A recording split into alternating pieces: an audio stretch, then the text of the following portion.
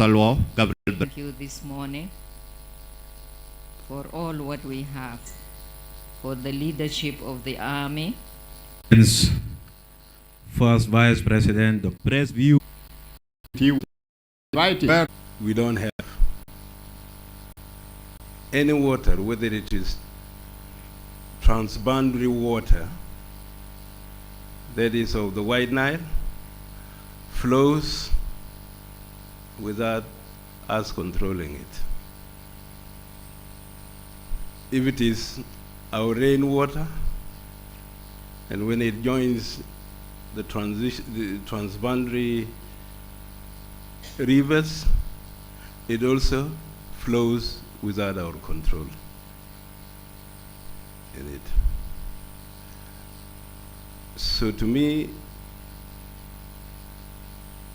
I hope our experts will address themselves to issue of development, to issue of management, and to issue of controlling the water resources. But since the focus today is flooding, dredging, then maybe they have prepared themselves only for this. But I hope they, all the Jonglei Canal, I hope they have prepared themselves. I don't want to preempt them, but the overall picture to me, how I look at it, is this. Is the development of it, it is management of it, it's control of the resources. Since main issues which prompted the public consultation are the dredging, with the perspective of trying to mitigate floods. This is important by itself, but is it enough? If you dredge the rivers, is it enough? I think this would be an issue to debate. I hope there are those who have prepared themselves for the Jonglei Canal as experts, because it's also good to listen to them. I happen to be a proponent of the Jonglei Canal. I happen to think it serves the interests of South Sudan. I don't shy about discussing it openly. From the development aspects, I don't shy about it. I hope some of the experts will discuss it, because the area of Jonglei as a state, Jonglei as a state is the largest state in South Sudan. And at times, if you have walked through it during the rainy season, you will find yourself in difficulties. Many areas get flooded, even the interior of it. And when it becomes dry season, if you have not carried enough water, you will die of thirst. So there are extremities in that state in terms of water, which is a problem that we must address. I do agree with Comrade Makwe when he said, Sad is an Arabic word. Sad is a block, and sit, you block. But to us it is touch. Also in dictionaries, Toj has become acceptable. In geography, it is also acceptable that you can call it the Toj wetlands. There's nothing in it, but we have popularized.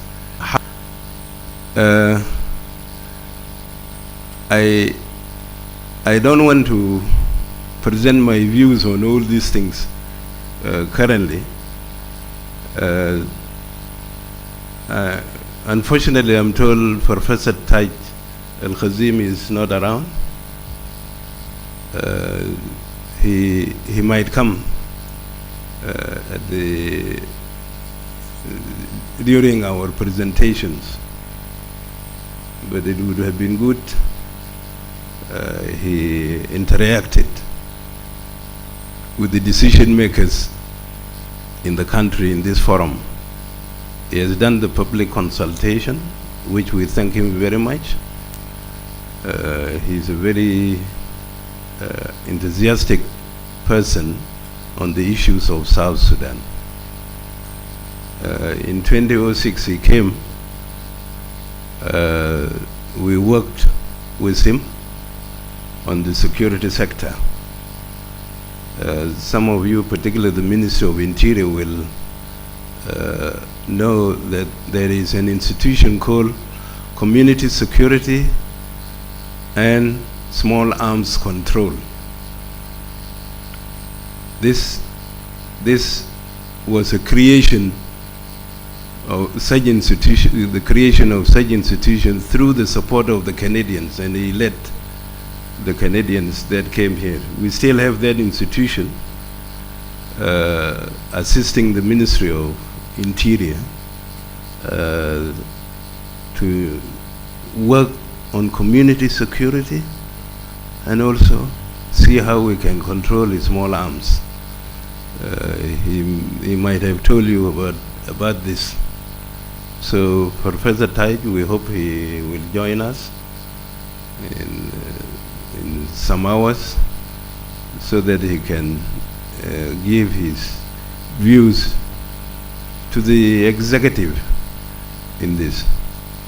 So I want us to listen to the experts. We listen to the experts and then we debate with them as openly as possible in areas they have prepared, but if also they want to touch the areas such as Jungle Canal, that would be good to listen from them, whatever they have about, because it's a project. There's one thing I would want to say. When we wrote the manifesto of the SPLM, one of the issues we mentioned was the Jonglei Canal, the construction of the Jonglei Canal. But our emphasis was on the fact that 3 million Egyptian peasants were going to be brought to do farming along the Jonglei Canal. We had a political issue why we did that. Although many people knew 3 million people to be transplanted on a place is not an easy task. But then it served the purpose for the struggle. Served the purpose for the struggle. And from my side, I would say, we want also to correct this. We want to correct this. We have no issues with the Egyptians.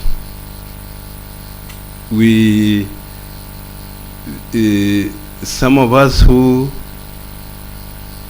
whether from the engineering background or from the political background, have no issue with them. We know what they have presented to South Sudan, the help they have given to South Sudan. So we cannot stigmatize our people against them. And those of us who are alive would want to correct those. We should not make our decision based on the fact that we have something against the Egyptians. No. We must make our decisions on our national interest. This is important. So if you refer to the SPLM manifesto, chapter 5, I warn you, we the authors of it, I'm one of them, Dr. Marial is one of them. We did that to persecute a war and to make this country independent. Its time is over. So our relations must be based on nation-to-nation relations. Any project we do it putting our national interests into consideration. This is important. You know, this is important for people to know. And when we make our decisions, not on any external factors, not also on any prejudices against any nation, but our national interest. Any project we do is our national interest. This has to be clear. I would have wished also, since we are the executive, and we have, I believe, in absence of Professor Taj Al-Khazim, we have our local experts. If we have doubts on some of the projects, because dredging, the machines came from Egypt, that's Egyptian money. We didn't buy them. We did not buy them. It's a grant from them. We have, in the Council of Ministers, have approved 28.3.2 million US dollars for procurement of similar machines. But the ones that have arrived to Bentiu, this is an Egyptian grant. This is an Egyptian money that they have offered to give to South Sudan, help South Sudan resolve some of their issues on water. The machines for dredging, the machines for clearing, and that. So it is people, the Egyptians, people's money. In 2007, they had also brought some equipment, which during the war after 2013 were destroyed. That was also their money. And this transparency is important for us to know. I would have wished if we had also involved them. I always say we have experts, because if my age group, my generation, is studied these issues that we are discussing, what about now? We must have people who have specialized, even in narrow areas, even on the microbiology of the wetlands. We now must have, even on ants of the wetlands. So it could have been good if we invited them. Let's debate Let's debate. This is openness. So that tomorrow, they don't blame us if we make a decision that they may not like. Today, in the Nile Basin, we are the share of the Nile Basin. Late Mana was the share, or let me say is, the share of Nile Basin Council of Ministers. He is the share. Our president is also the share of the Nile Basin heads of state and government, you know.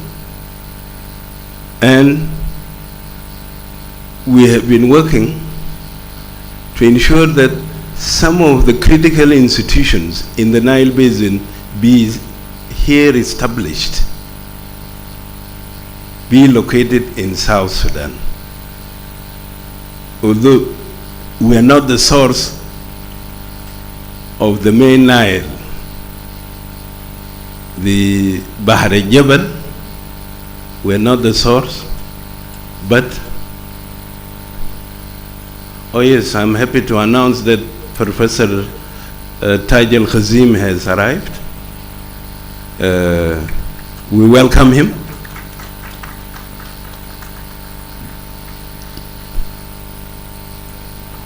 So although we are not the source of the Nile, we are we are big contributors to it. So we have a right even to claim some of the institutions running the Nile Basin initiative should be here in South Sudan, located in South Sudan, in it. I hope after this debate in the council, when it sits, we will also discuss the CFA in the Council of Ministers, which has been signed. I think about 5 countries have signed it, if not 6. But we have not yet come to sign it. So as I said, let us listen to the experts, and then let's debate with them. And particularly in the critical 2 areas of dredging of Bahar Ghazal and the canal, if there are people who have prepared themselves. So that in the end, from informed and also contribution of our public, we make the decisions, the necessary decisions within this respect. But I want to emphasize, the question is not flooding. The question is development, management, and control of our water resources. This is the most important. It's a key resource. I believe some will tell you that the wetlands, not only in tourism, but also in other aspects such as carbon credit, it is the biggest. This is where we could even construct the 5 dams from Fula to Shokoli, Laki, Beden, and Lologo. We could, using the presence of the wetland. So nobody wants to drain the wetland. Since you know, by tourism, it brings you money. By its own presence, that it absorbs the carbon, it also gets you money to construct the necessary infrastructure. But you have to develop it. You have to control your water. You have to manage it. you know. So, in short, I would want to declare this session open. We give more time to the presenters. And as I said, the key presenters, or the first presenter has come. If he's ready now, then we can give the floor to him. Thank you very much. Thank you so much, Your Excellency. And Your Excellencies, good morning.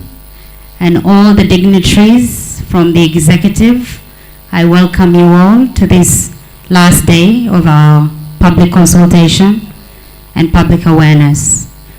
With this, I would like to request Your Excellencies to switch seats, and then we can invite our experts to run us through the sessions that we have prepared.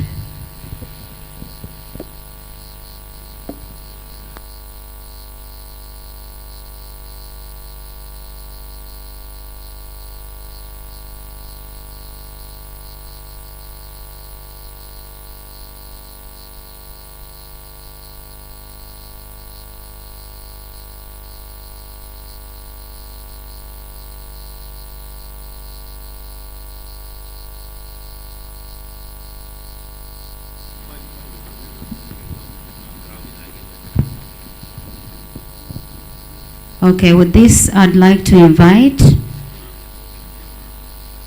our experts.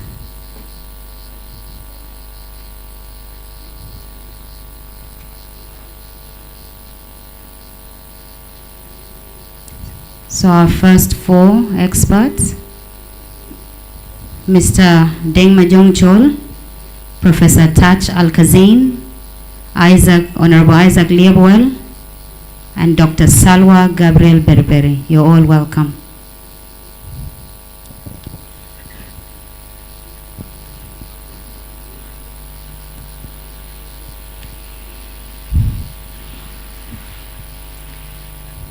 So while we're waiting for them to take their seats, I'd just like to set the tone for some housekeeping. Excuse me. So we do have our toilets, which are located towards the VIP section. We also have some pre-pops outside, if that's closer to you. We have prepared lunch for you today, so we hope that we can have you for the whole day, because it will be a very interesting conversation. So lunch will be served at around 1 p.m. We also have prepared plenty of time for questions and answers, so a lot of interaction, because this is the highest office for policymakers. So I would like to get as much information from you as well, and also for you to get a chance to interact with your international and national experts. Now, the other thing I'd like to mention is saying that this would be an academic type symposium, so a scientific type symposium. I'd like to request all of you to be open-minded, to excuse some of us that don't know protocol. Some of us have spent a lot of years in academia, and to also participate fully. As His Excellency mentioned before, this is an open discussion and all ideas are welcome. Would also like to mention that as I'm speaking, we're streaming live on Facebook. We also are on air, and we'll be on SSBC live TV. So, as our experts have taken their seats,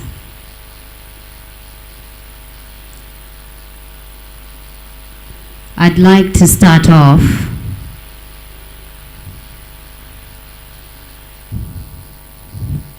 just excuse me for a second.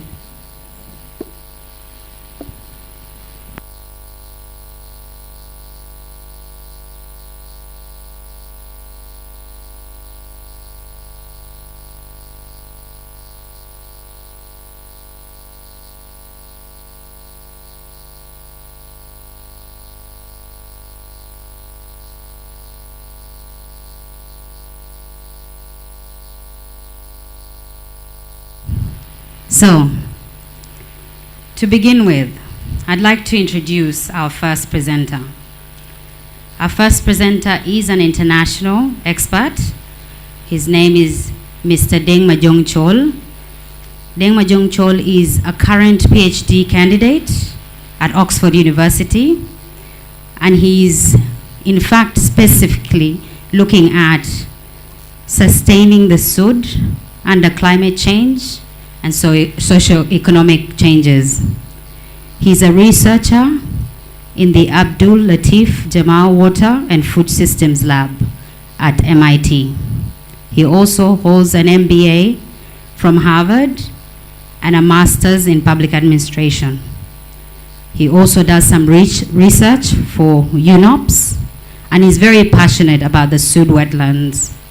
So without wasting much time, Mr. Deng Majok, the floor is yours. Thank you very much, the moderator. Your Excellency, First Vice President, Dr. Riek Machar, Your Excellency, Vice President, Dr. James Wani Yiga, all the protocol observed.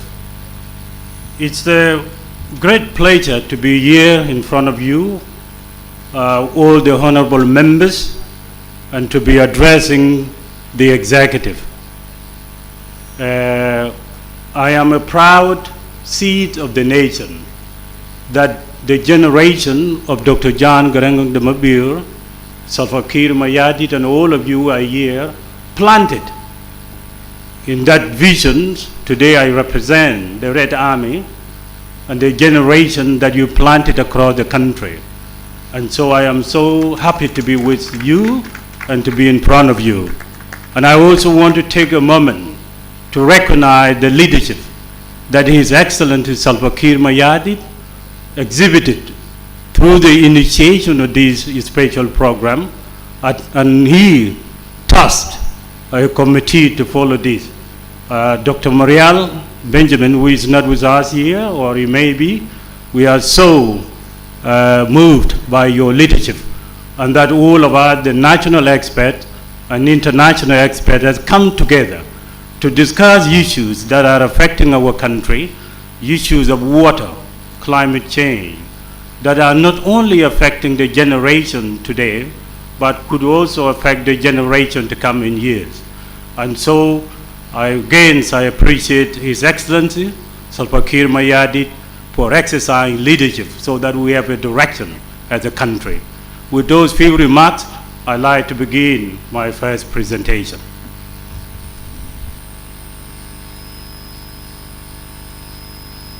You have seen on the first slide, this presentation is climate change and variability and the SAT.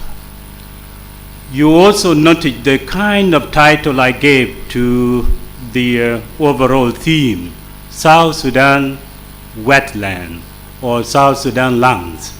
This refers to the SAT itself, the Bahar Kazal wetland, and the Machar March on the Sobat River system. All these three wetlands, I refer to them as lungs.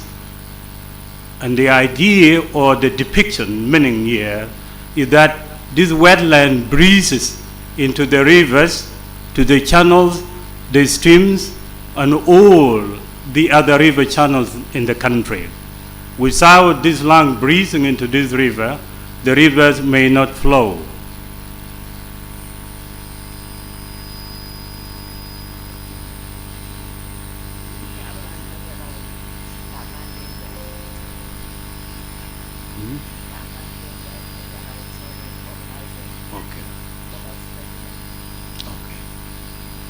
Yeah, I've been asked to recognize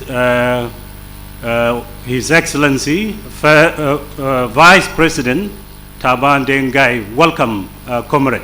Great to see you.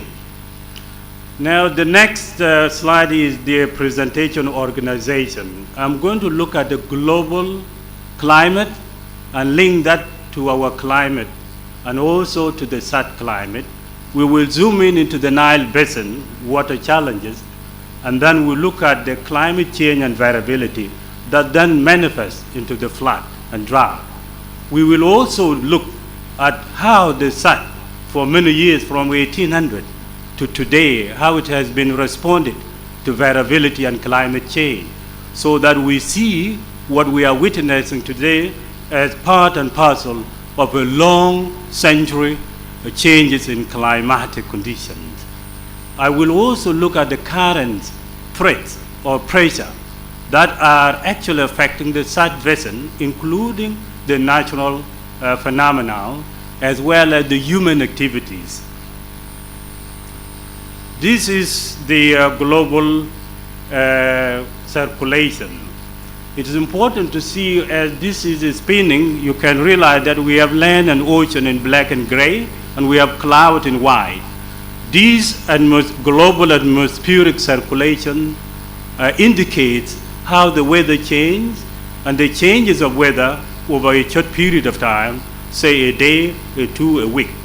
Then later on, it could get to years or even decades, and that translates to climatic change. This global circulation that we are seeing here, you can imagine over the sun, the same circulation is happening.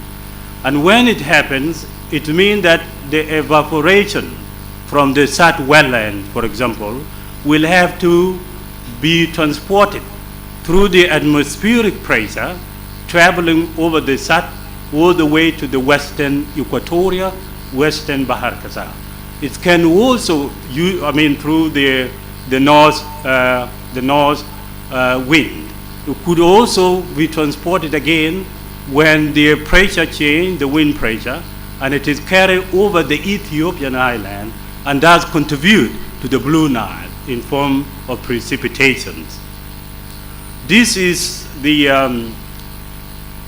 surface. This is the air surface.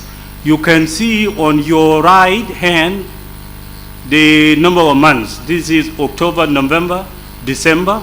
It changes, as you can see, with months and the kind of temperature. The bar below the map indicated the temperatures range. The darker the light, like the red dot, the higher the temperatures. And when you go to the left, the temperature reduces, and you can see how the pressure changes. This, again, is indicating that we have annual temperature range is higher at higher altitude, as you can see above the equator, where we are closer to. This is the basic water cycle, really. I won't go into it too much, but it's showing you the dynamic that happened between both the land surface in terms of vegetation, the open water surface, and the atmosphere as the energy changes. You see that radiation between the sun and how the vegetation and the land cover responded in terms of heat exchange is what we are depicting here. This is just, hinting into the idea of, the impact of deforestation and also the importance of having plants and vegetation. You will also see this as the geographic variation in rainfall. What we saw there were temperatures. Now, in terms of the global level, you can see that the variations start from zero to 3200. And so the pole, the North Pole and the South Pole, indicate lower temperatures, precipitation, I mean. And then you can see along the equator, the dark blue color depicts the amount of rainfall, and this is where the rainfall is most. This is zooming in to the regional hydroclimate and regional variation, now coming to Africa. It's range from 0 to 2400. It is just indicating how rainfall varies, and that water resources, even in South Sudan, be it rain, underground, surface water, are not evenly distributed. And this is what this is depicting. And that such changes or changes in patterns of rainfall does vary from year to year. You can see this is the impact of what we call intertropical convergence zone. You see the red wavy line. It is in July that it moves above Africa, above South Sudan and even Sudan, and it does also move to January when you see the blue line. And so these contribute to seasonal distribution of energy and available moisture.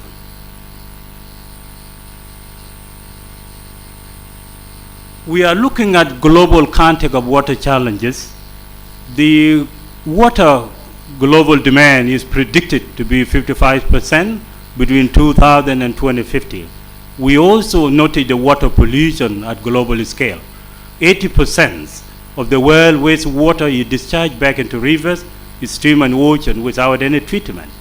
There is total value of ecosystem services around the world, like the SAT ecosystem services, is actually estimated to be 147 trillion around the world. Unfortunately, 60% of that is degraded or being used unsustainably. There is also a prediction that 3.2 billion people live in high or high stress. And this, according to the UN data, it means 2 million people live in countries that are experiencing high water stress. Global context continue in the context of water-related natural disaster. And South Sudan happened to be a victim of flooding in the last 4 years. It's also indicating that 90% of the natural disaster are weather-related. The number of people at risk with flooded from flood is projected to be 1.6 billion people in 2050. On the extreme side, the opposite side, 3.9 billion people will live in basins with severe water stress, very limited water. Now the Nile Basin contact. So here you can see in the middle is the SAT. I think it has not changed. 1 second. All right. So I will come back to that slide. But here is the water balance of the entire Nile River system. Both the Equatorial Nile as well as the Eastern Nile, also the Bahr al-Ghazal River system. And you can see on your left center is the SAT, where all of these converge. This has already been established by many hydrologies, the water balance. What goes into the SAT from Mangala, what goes out of the SAT from Malakal into the main Nile, what comes from the Bahr al-Ghazal into the SAT, also what comes from the Sobat, all of that is established. And it is indicated that half of that is probably lost through evapotranspiration. But the idea of loss has to be put in quote, because it's not only through evapotranspiration, but probably used.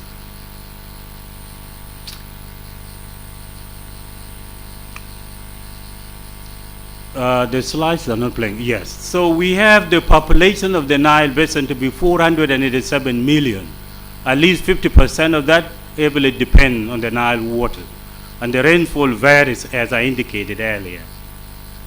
So the question to be asked is, how will this population be sustained in terms of food security, given that the agriculture, which is rain-fed, seem to be the main source of livelihood to this population? The countries in the Equatorial Lake seem to have woken up, and they are industrializing, they are also urbanizing, and they are feeding their population, meaning they have dams, they have water reservoir, so that their population do not have water insecurity and that they have food security. This is the same stand that the Ethiopian government has taken to ensure that the 90 million population that are increasing will not die of hunger in years to come should the climate change. This is a lesson that South Sudan, that sit in the belly of the SAT, will have to grapple with.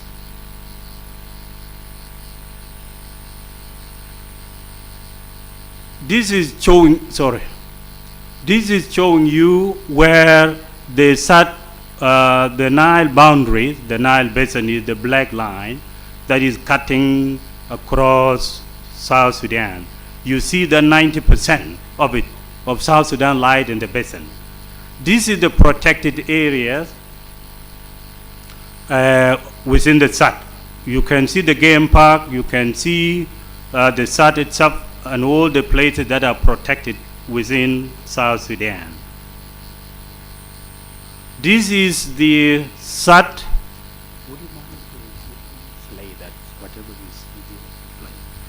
All right, this is the SAT environmental flow. Again, it's go to the idea of the pressure put on the SAT. On the left side is change in climate, agriculture use, any other infrastructure that has not been studied well. Industry, like the oil, for example, is part of the pressure on the SAT because all of the oil lie within the SAT. It's also talk about the social aspect of it, the communities that have lived here, their heritage, their culture. It's also talk about their livelihood, like livestock, for example, agriculture, fishery. All of that interaction is what is depicted there. This is an interactive impact of flooding and drought. And I would like to remind all of you, honorable members, and your excellency, that this is an issue of not only drought, but of flooding. While we have had flooding in the last 4 years, it is important to be reminded that drought and flooding are both derivative of the climate variability. And so this is just an interaction on how drought and flooding affect people.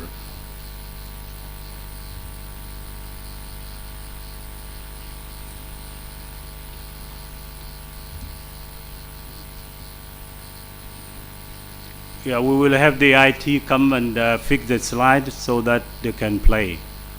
In the meantime, let me continue. On the idea of droughts and flooding, here is what is quite interesting with our water that is not balanced. Imagine the table I'm sitting in front at the SAT basin, all of it. On this same basin, two things are happening. On one side of the basin, there is a family that would like to plant and would like to cultivate for food security. But they cannot cultivate because their farm, their village, their town is submerged under water. That is what is called water insecurity and food insecurity. On the other side of the table, which is now our basin, there is also one family that want to plant and cultivate for their food security. But that family too cannot plant because of drought. The rain has not fallen this year. This is the irony of the SAT basin. And this is where a country like this will have to examine how to ensure that that person, that family that does not have water, has water. And that family that has too much water have some of the access of water moves. The technology, the innovation, and the modeling technique in the 21st century can allow us to do that. All we need is governance, for example, and leadership, and to have the fundamental basis of what we are talking about.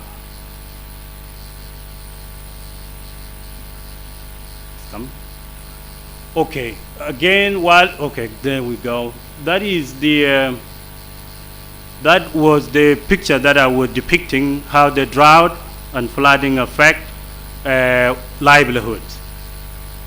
This is the story from 1820 all the way to 2020.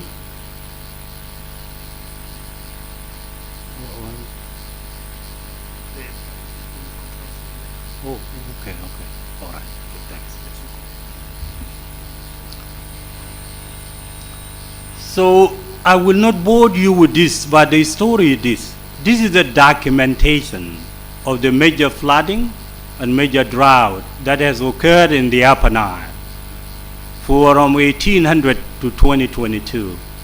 What all of this indicates, it shows you the source of the flooding. Some of the source of flooding has been Bahar al-Jabal. Some of them have come from the Buma Plateau through the Pijbor area. Some of them have come from the Sobat River Basin, and some have come from the Bahar al-Ghazal, and some have come directly from the SAT. That indicates that the multiplicity of the source of flooding is part of what we need to address, because there is no single panacea solution to the flooding that comes from all around the country. It does require us to examine what kind of solution could address this flooding from all of this angle. The other lesson to be learned also here is that drought, same documentation of the drought here. From the same year, this was done by a man called Douglas Johnson. Again, the drought has also a similar impact. It has displaced people. People have moved away from the SAT because of flooding, but they have moved closer to the SAT because of drought. And also causes of drought has been listed: low Nile, lack of precipitation, and the impacts have been recorded as well. What all of this establishes mean that the people living in the SAT basin, all of them, all the tribes, their livelihood is closely linked to the local environment, and that need to be factored into this. We are looking at the flood risk in this. This is the flood risk indicating. You can see the states of Jonglei, Hapanai, Unity State is dark red. Also, you come slices lower to Western Equatoria, you can see a red line going down. You go to Western Bahr Ghazal, next to the border of Central Africa. This is indicating that we are more likely to have some flood risk there. These are images of the last few years. Some of them were taken in Hapanal, Unity State, and Jonglei. No doubt about the impact of this large-scale flooding, and that there need to be a solution. Here is the unique of this flooding. As I mentioned, it is concurrency occurring from multiple sources. 7 of the 10 states are submerged underwater. It is unprecedented. It has the dimension of temporal, meaning it has lasted for a long time. It's all of this should be understood. It is underpinned by the climate change and variability. The mystery of the Nile lay not only in its source, but also in the predictability of the rise and falls of its flood. This is the drought. You can see this now. Again, the red one stayed extremely high, and then the dark red, the light red is high. Even Unity State, this need to be important. Look at Unity State. There is that red line above it. That is drought. You go to Upper Nile, that red up. You come down to Eastern Equatoria. You can see the red down on your right hand. This is the a point about oil as a threat. You see the dark boundary line of the SAT. Look at all the oil fields. They are placed here. So that it is important today to recognize that it is not only anything that comes from outside that is a threat to the SAT basin. It could be our own initiative as South Sudanese, our own activities that could threat the ecosystem of the SAT and the livelihoods of the people in the SAT. So oil has been documented as a major threat. These are just images of the oil that were taken right there. Oil is spilled.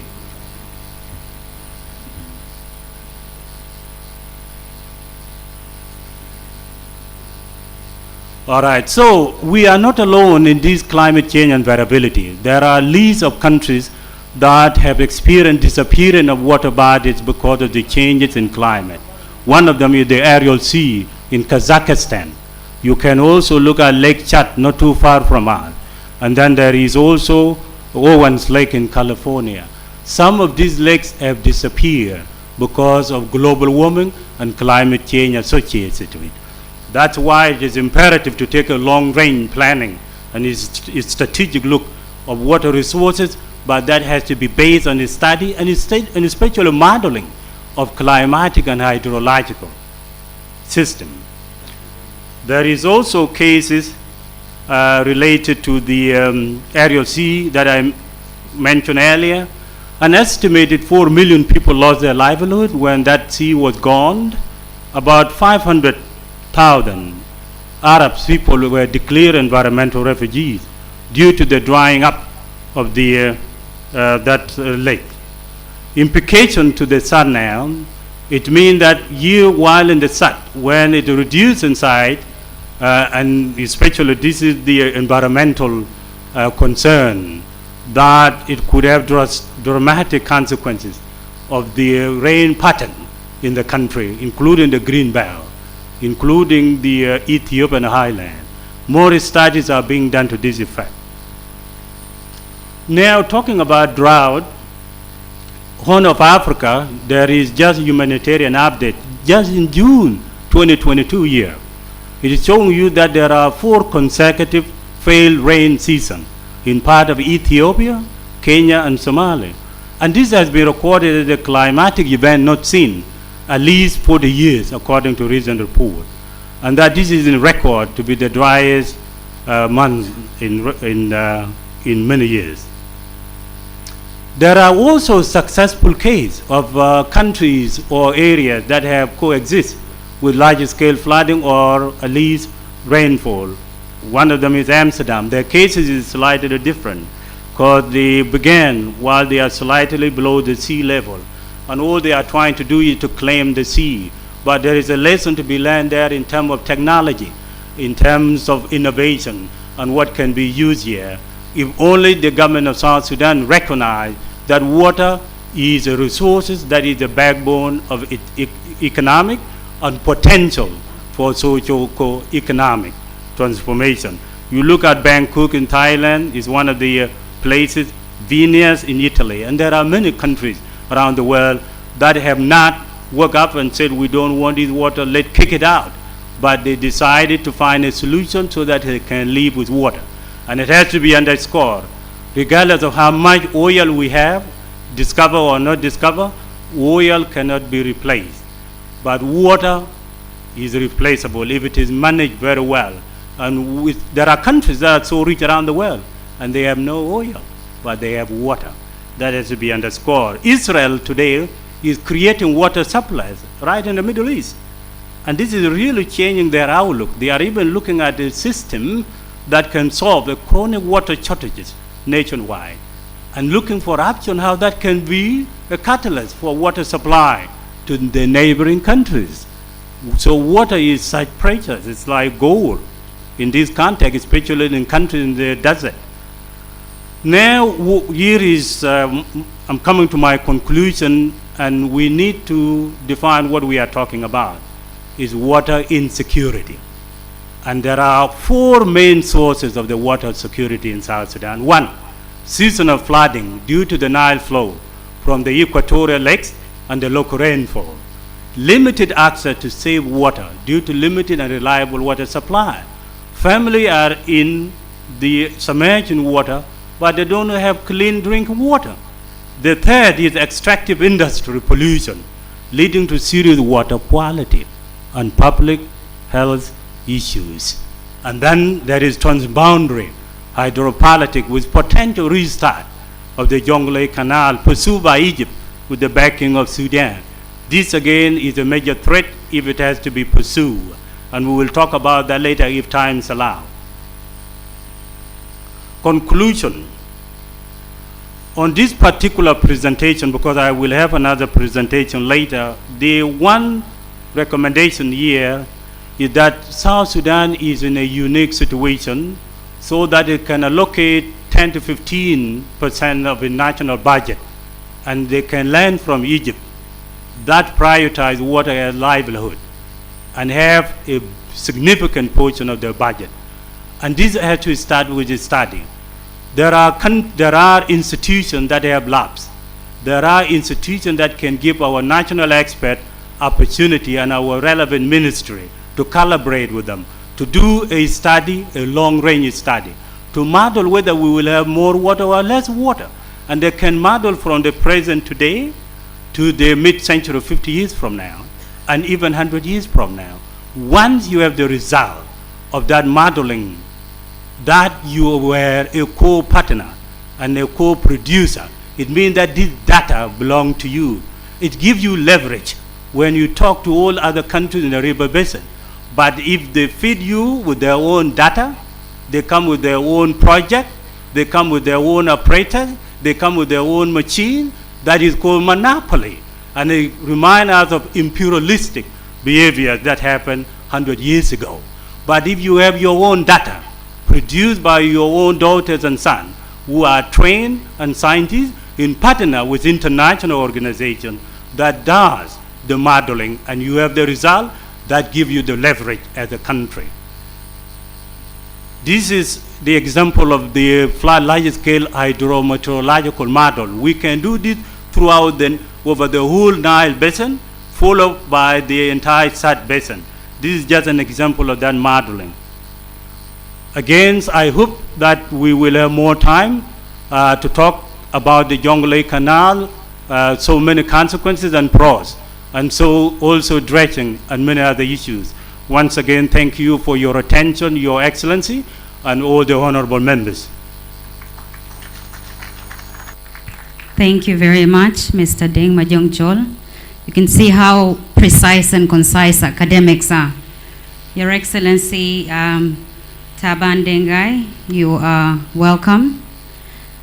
As you've seen, I think Mr. Deng has already set the tone. He's talked about the overall global climatical changes and the patterns, history of patterns of floods and droughts within South Sudan, and also highlighted the large dependency on the SAD, as you've seen in the pictures.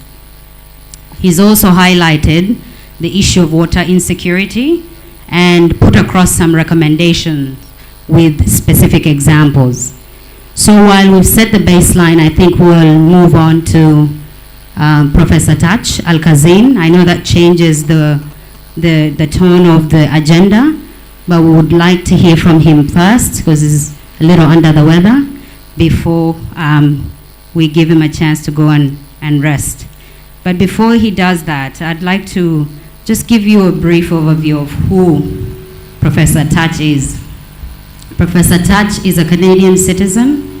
He's a retired professor. He has over 50 years experience in the area of water resources and water management. He has had continuous engagement with South Sudan since 1972, and he has traveled across from places like Wau, Lanken, Bor, and other places. And so Professor Touch has a special place here, and I think I'll give him the floor to share with you some of his experiences. Thank you very much, Prof. The floor is yours. Thank you very much, and my greetings to a good number of friends who are sitting over there. We go a long way back with Dr. Riek Machar when I came here as a lead consultant to work on security sector reform, and he was then the vice president of the country. He took charge and he said he was the focal point, and we did our best to do that project. With General Taban Deng, we have been in contact virtually, and I hope that I will have the opportunity to communicate with you in person if you will give me the honor and the time. Madam Angelina, we go a long way. It is always a pleasure to see you and to see all of you here. Right. Before I do the presentation, I want us to manage our expectations. Consultations are not feasibility studies.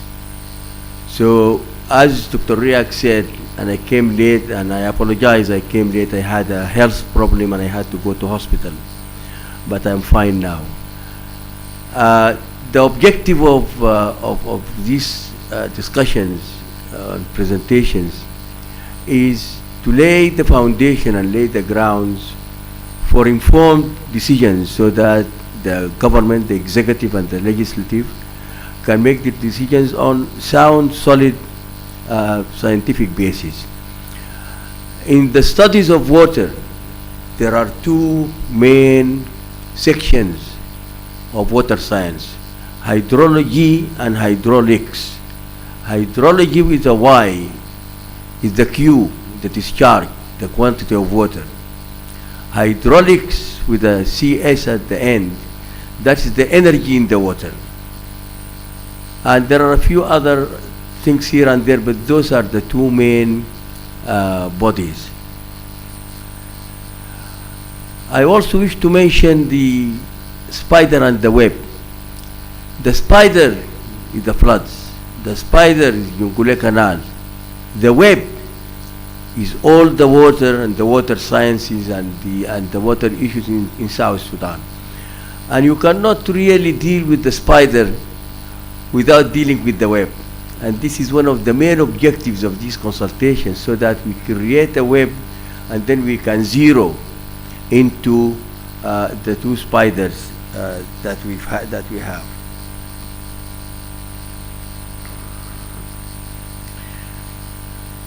If we take the case of South Sudan, and let me just talk about Jungule Canal a little bit. I was very close to that file, especially at the time when late Gama Hassan was the commissioner for Jungule Canal. And I followed the sciences of it very closely. The canal started, the idea started in 1904 as a colonial project, 100%. A British fellow who was in charge of hydraulics and water in Egypt came down, took a look, and he decided that he's going to drain the sea and give the water to Egypt. And at that time, the scenarios were either let us dry most of the Sudan, and that would have given them 10 billion cubic meters of water. And then they said, well, there are people living on the wetlands. So they came with the figure of anything between 4.4 billion cubic meters to 4.8 billion cubic meters. That's the figure that's being talked about today. And I see no connection really between floods and Jungule Canal. The Jungule Canal was designed to siphon out water of South Sudan into the Nile and into Egypt. If you want to build a house, and you bring an architect, and then you bring a structural engineer, and then you bring a contractor, and then you bring the equipment to build the house, all that is designed for the objective. One cannot turn around the next morning and say, I am going to build a luwak, and I will use the same studies and the same drawings. So Jungule Canal was designed to siphon out water. It was not designed to mitigate floods. If we wanted to mitigate floods, we need to do a study. And I will talk about the main elements of a feasibility study if it is to be credible and to be informative. The fact that we talk about ecology and we talk about, so there are 8 or 9 areas if we are talking about such serious matters, and I will address this in my second presentation at a later stage.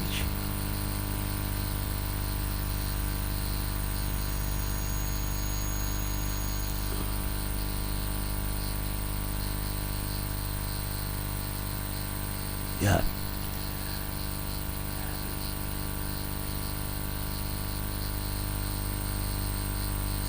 The catchment of the wetlands is estimated at 30,000 to 70,000 square kilometers, depending on the season.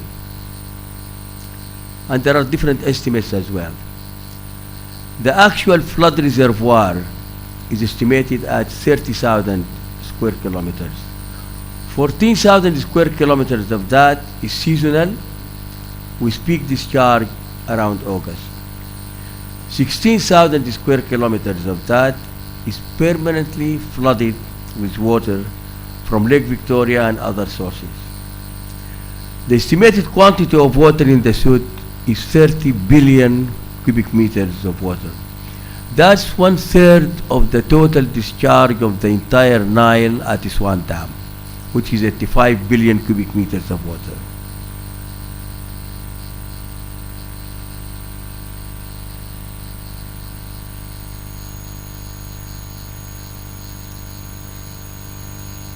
Yeah. Floods do not need canals. I mean, I never heard of it in my life. Over 50 years, I never heard that any nation built canals to drain water in a main passage of a river to control floods, especially if they are seasonal and especially if they are a natural phenomena that we have got no control over. A British wise person said, For nature to be mastered, it must be obeyed. We cannot oppose nature. If the rain wants to fall, the rain is going to fall. Dikes are designed primarily through satellite imagery. You commission a company that works on that. They will tell you what the catchment, they will tell you the runoff, and we can actually calculate up to the quantity of water to be stored. From the 75, 80 hafirs that I designed and the 30 that I implemented in South Sudan, that's what we were doing, including soil analysis. I mean, soil analysis is important because you take disturbed or undisturbed samples to see if the water is going to seep through or stay where you want it to stay. So there is quite a bit of engineering that goes into anything that deals with water. Dikes are designed to satellite imagery, identifying catchments, runoffs, and discharge. Floods are not rivers. They will change direction.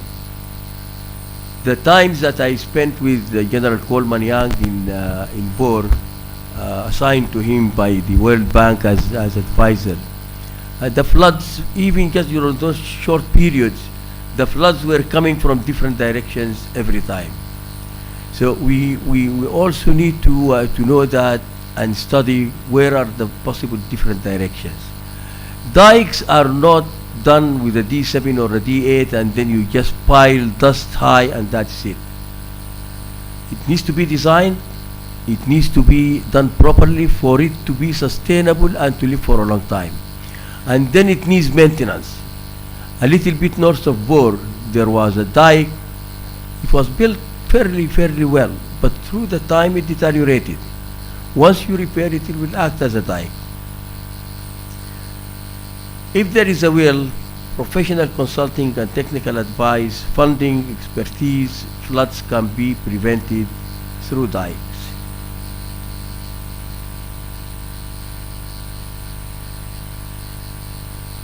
Yeah. All right. I just want to digress a little bit here because about 50% of our population in South Sudan are either pastoralists or relying and dependent on pastoralism, a very large percentage of the population. And as we said, hafirs are not ponds. Hafirs are dams that needs to be studied, designed, and constructed in an engineering manner. How long can it live? The sedimentation in places like Jungule Plains, there is 20 centimeters of sedimentation every year. You build a hafir of 4 meters depth, in 1 year it will be 3.8 meters, in 10 years it will be 2 meters only. So we have got to cater for that and every now and then do the proper maintenance. Capacity, I have seen hafir that are literally a hole. You design the hafir so that it suffices the needs of a certain population, human population, domestic animals population, and wildlife population, and there are ways to calculate that.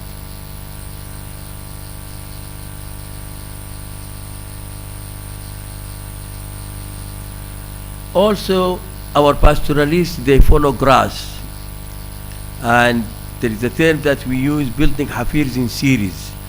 You don't just build one hafir simply because the people ask for one. You might be causing trouble there.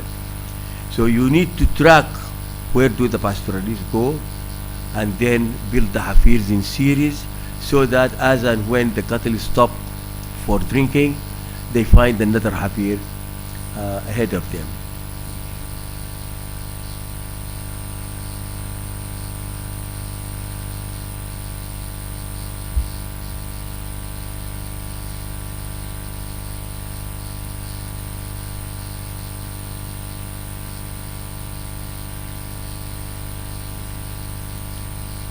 It is DD. DD.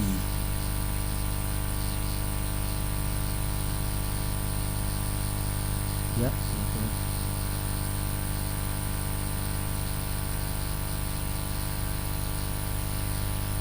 In 1992, Canada came out with the concept of rights and benefits. And they were asked to study the situation. How do we resolve the needs of Egypt while the upstream countries get some rights? Because the 1959 agreement, which is a horrible agreement actually, divided the total discharge of the Nile between two countries out of 11. 55.5 billion cubic meters of water went to Egypt and 18.5 billion cubic meters went to Sudan. And there is a clause in there that even if in the future there is more discharge, it will be divided between those two countries, and the upstream countries can go and eat coal. So we need to study those agreements. And I mentioned the other day two cases, the Bakassi Peninsula case between Cameroon and Nigeria. Nigeria sometimes back took their army and walked into the Bakassi Peninsula, very rich in oil, just annexed it overnight to Nigeria, and as we speak now, they are pumping out oil from the Bakassi Peninsula, which is 100% Cameroonian. The International Court of Justice ruled that Nigeria should give back the peninsula to Cameroon. And then Kofi Annan sometimes back brought in General Obasanjo and brought in the President of Cameroon and the representatives of all the 5 members, the permanent 5 members in the Security Council, and signed a new agreement. Still, there was no implementation. And if you go to Badme, which was the fight between Eritrea and Ethiopia, if they give me Badme and they give me $1 million, I wouldn't take it. There is nothing, absolutely nothing there. However, when Badme was to be decided by the Court of Arbitration, it was the colonial agreements that helped them to get to that decision. So I would strongly suggest that we study the main 9 Nile agreements. If they are not available, they are in my archives and I am willing to share them. We need to start full research and study international law on water, which is very weak. It started with the Helsinki rules, and international law, it is a big name, but it should not frighten anybody. It is really a paper tiger. If the country does not want to oblige to international law, nobody will arrest someone and put him to jail. So the goodwill of the country is the main implementation tool for international law. We need to build a library, and that is the library concerned with water issues. I would have wished if His Excellency the Chief of National Security was with us, because water security is part of national security. No doubt about that.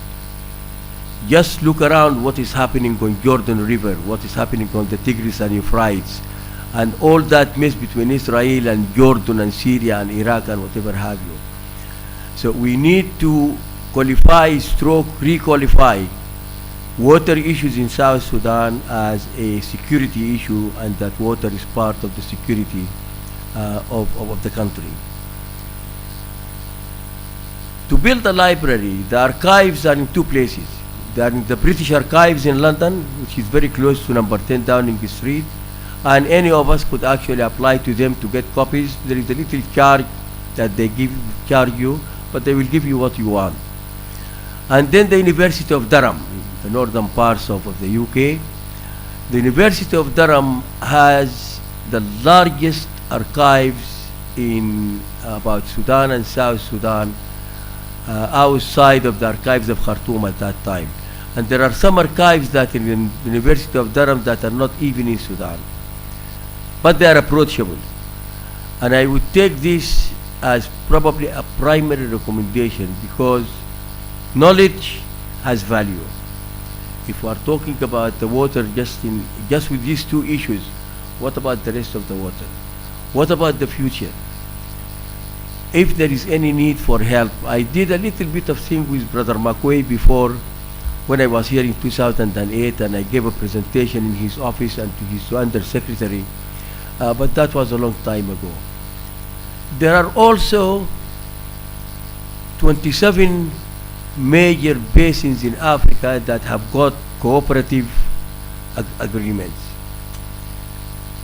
We are still not part of that. The Nile is the longest river in the world, and we don't have a cooperative framework agreement. And we know that the whole problem is Article 14b. If we follow the version of Egypt, there is no water left for anyone.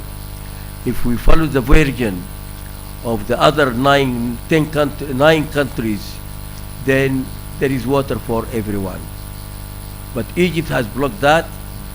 Not only that, but they work hand and foot to play down and to remove the cloud from the Nile Basin Initiative.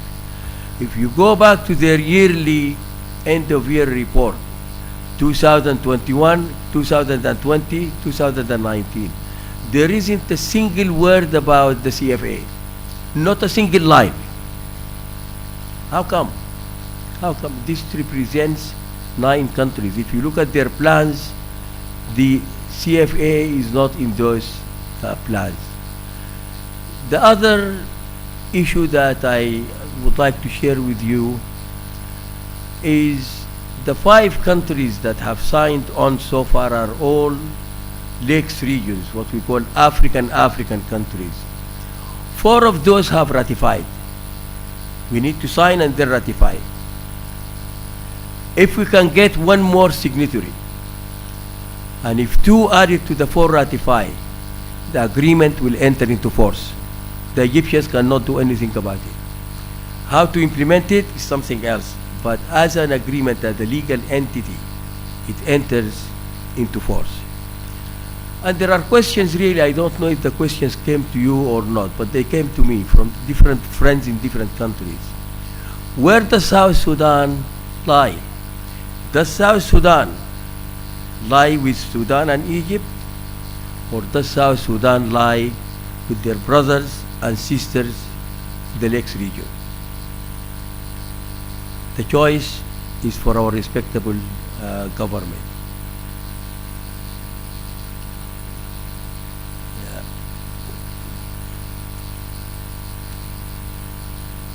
South Sudan, as I said, needs to start that debate, and where do they want to fit in the Nile Basin Initiative. Prepare to have policy on how to deal with the soothwaters. Sell, keep the rights, do nothing, but there needs to be a government policy that comes out of national consensus. I don't think that the issue of water is closed offices' decisions. If we want to do that, because it impacts the life of every one of us, every human being is impacted by the policy of the water. And I would also add, there is a big difference between water policies and water politics. Our concern here as experts is water policies.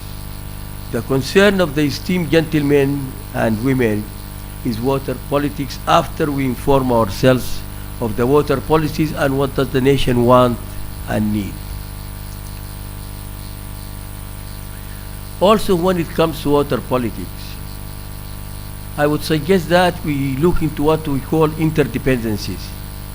If somebody wants water from me, what do I want from him? What can he give me? And that needs to be equitable. You cannot give me $1 and take $10 away from me. You cannot give me something that's not permanent and take something that's permanent for me. So the value has got to be equitable.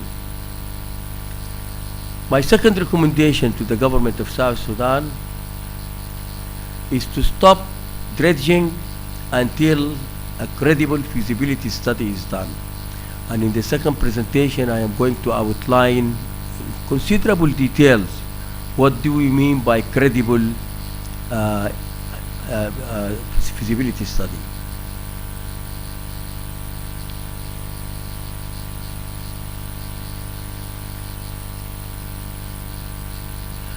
I would recommend that the government of South Sudan, in both the executive and the legislative to form an all-party parliamentary committee. Go back.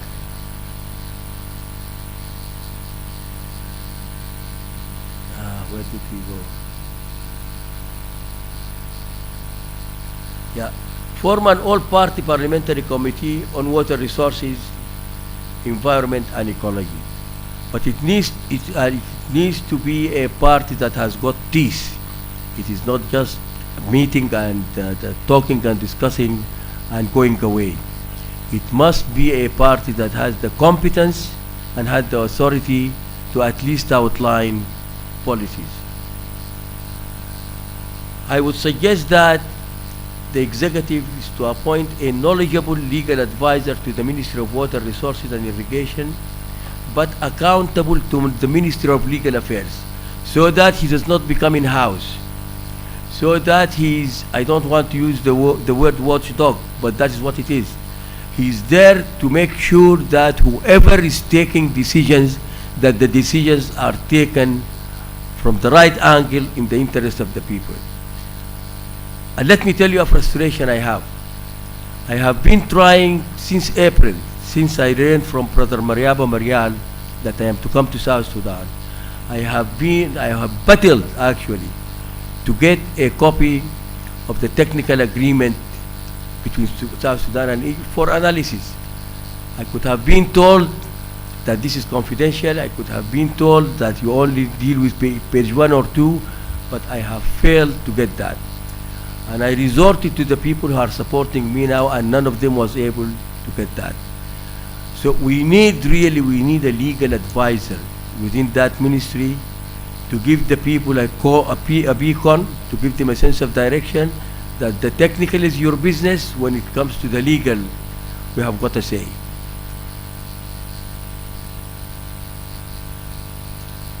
The Vienna Convention on Succession of States, that is a must study for us because it deals with the exact case of South Sudan.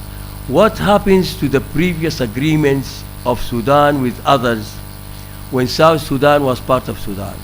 And where does South Sudan stand now from those agreements? Nobody has an answer. We cannot jump up as if we are in an Ugara and say we do not recognize this and we do not recognize that. It doesn't work.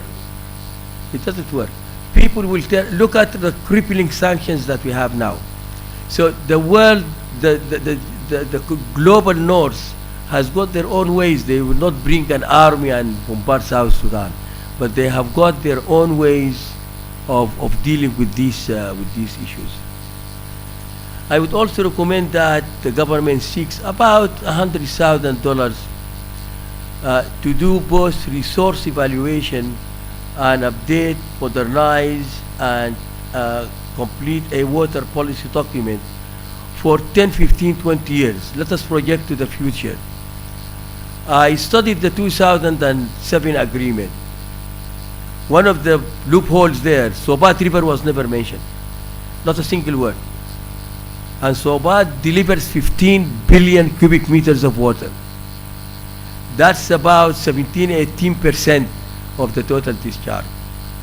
And if we build a dam upstream on the Barrow in the Ethiopian highlights, we can generate up to 350,000 megawatt of electricity. Share it equally between Ethiopia and South Sudan. And then Brother Isaac, he updated the 2011 into 2009. I have a copy of that as well.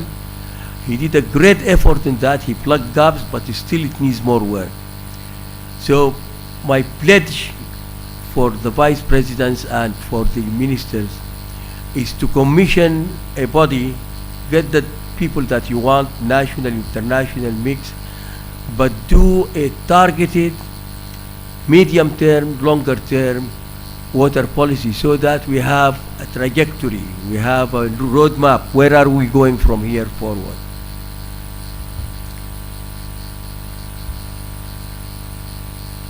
This will take a team, probably about 5 or 6 people with different disciplines.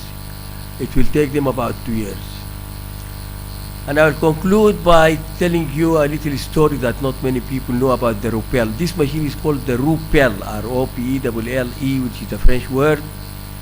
It was built by France, and then it was given to CCI, Company Consultation International, who brought it from Pakistan to do the drilling there.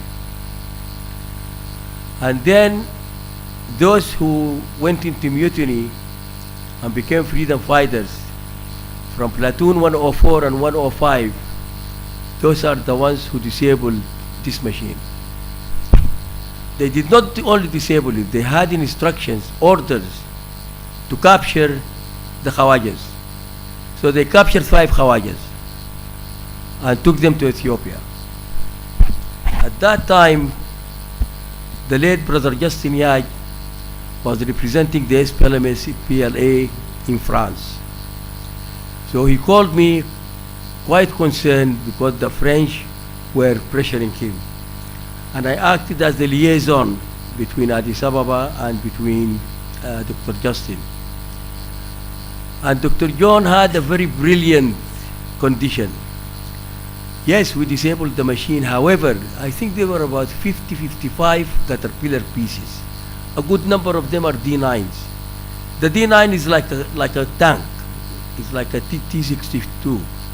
So Dr. John demanded that he wants the entire fleet of the Caterpillar equipment to be delivered to him before he releases the Khawajas. And that's what he did. God bless you, and God bless South Sudan.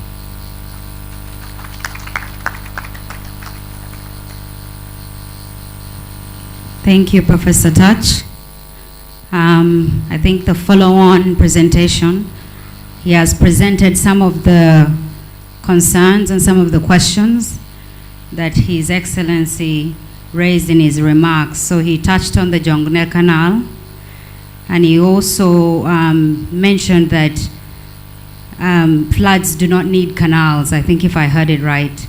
He also looked at hafirs and dams, highlighted the rights and benefits specific to the Nile Basin Initiative. From his recommendations, there were 2 specific ones that I thought I would reiterate. One was building of archives, South Sudan archives, from the British archives and Durham archives.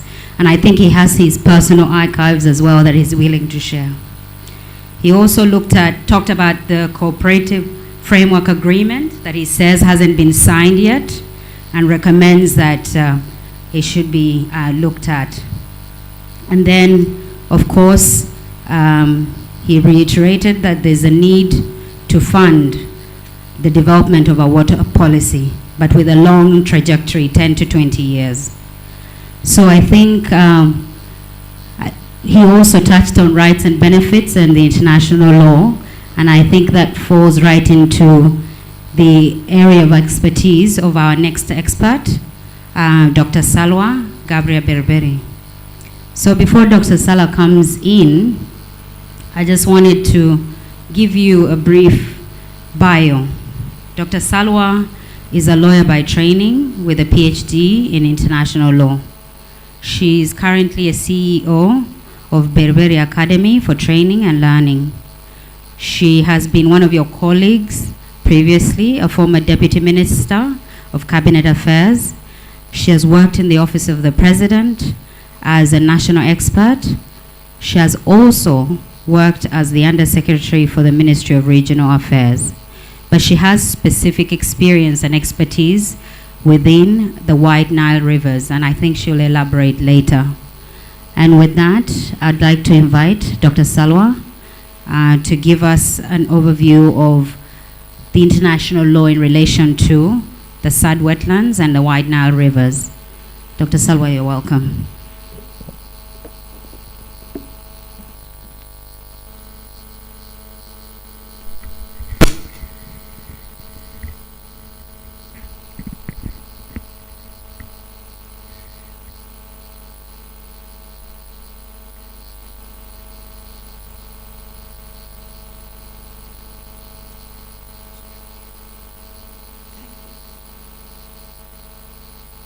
Thank you very much.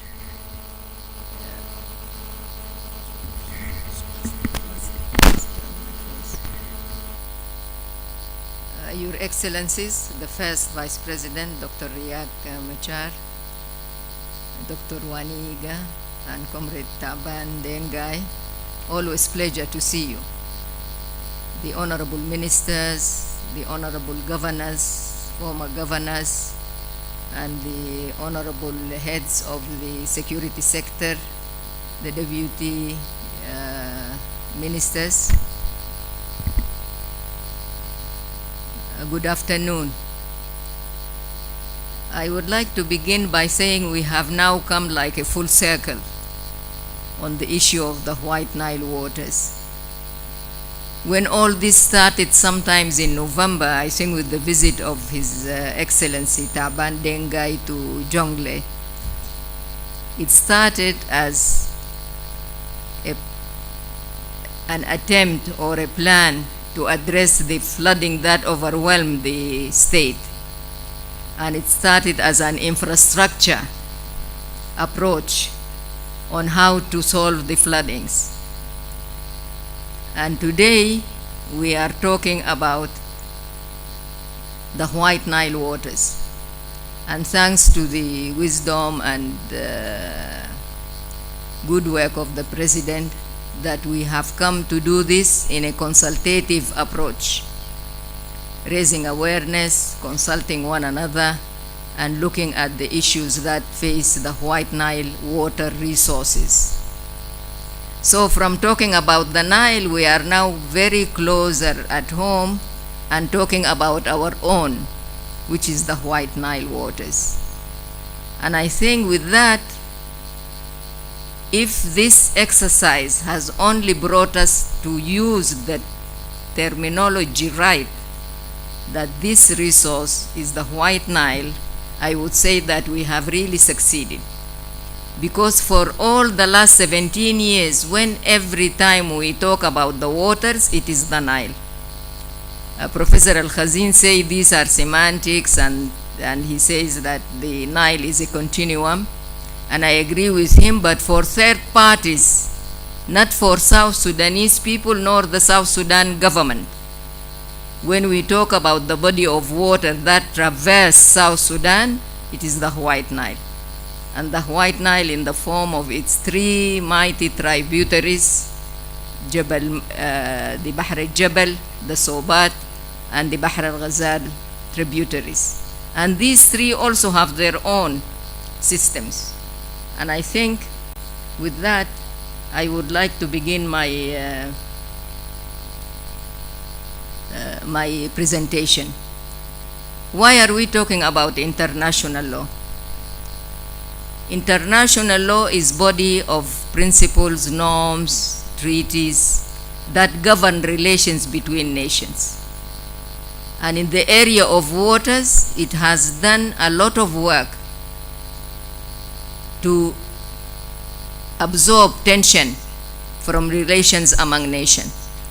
And the last attempt was through these cooperative agreements in all the major rivers of the world, so that especially the rivers that traverse more than 2 countries are governed in such a way that it removes tension and it creates relationships that are based on sovereign equality, territorial integrity, and so on. Following the Second World War, the United Nations embarked on an extensive and big project, and that is progressive development of the international law and its codification. Because the law is customary, it is built on state practice, what states do and what states don't do. In a progressive manner, these practices are developed into customary, stable, and settled rules. And in the process, the community of nations come together to codify them into the form of treaties and agreements, or sometimes exchange of notes. So what are the sources of this international law? I mentioned treaties, I mentioned customary international law, and also the writings of the scholars and researchers in all nations, those who have authority or have developed authority in the relations among nations. And the subjects of international law are states, although these days with big organizations like the United Nations, the European Union, Africa Union, Organization of American States, and so on, these have developed the character of having to qualify as international subjects. For the issues of tension and crisis among nations, peaceful settlement of dispute between states are more encouraged than to go into war directly. And there are techniques to do that through negotiation, inquiry, mediation, conciliation, good offices, and so on. Disputes among states beyond peaceful settlement can reach a court. And at the international level, we have the International Permanent Court of Arbitration. South Sudanese know about it because we have an experience during the interim period of the CPA. We went there for the ABA issue. And then there is the International Court of Justice, and recently the international community has developed the International Court, Criminal Court.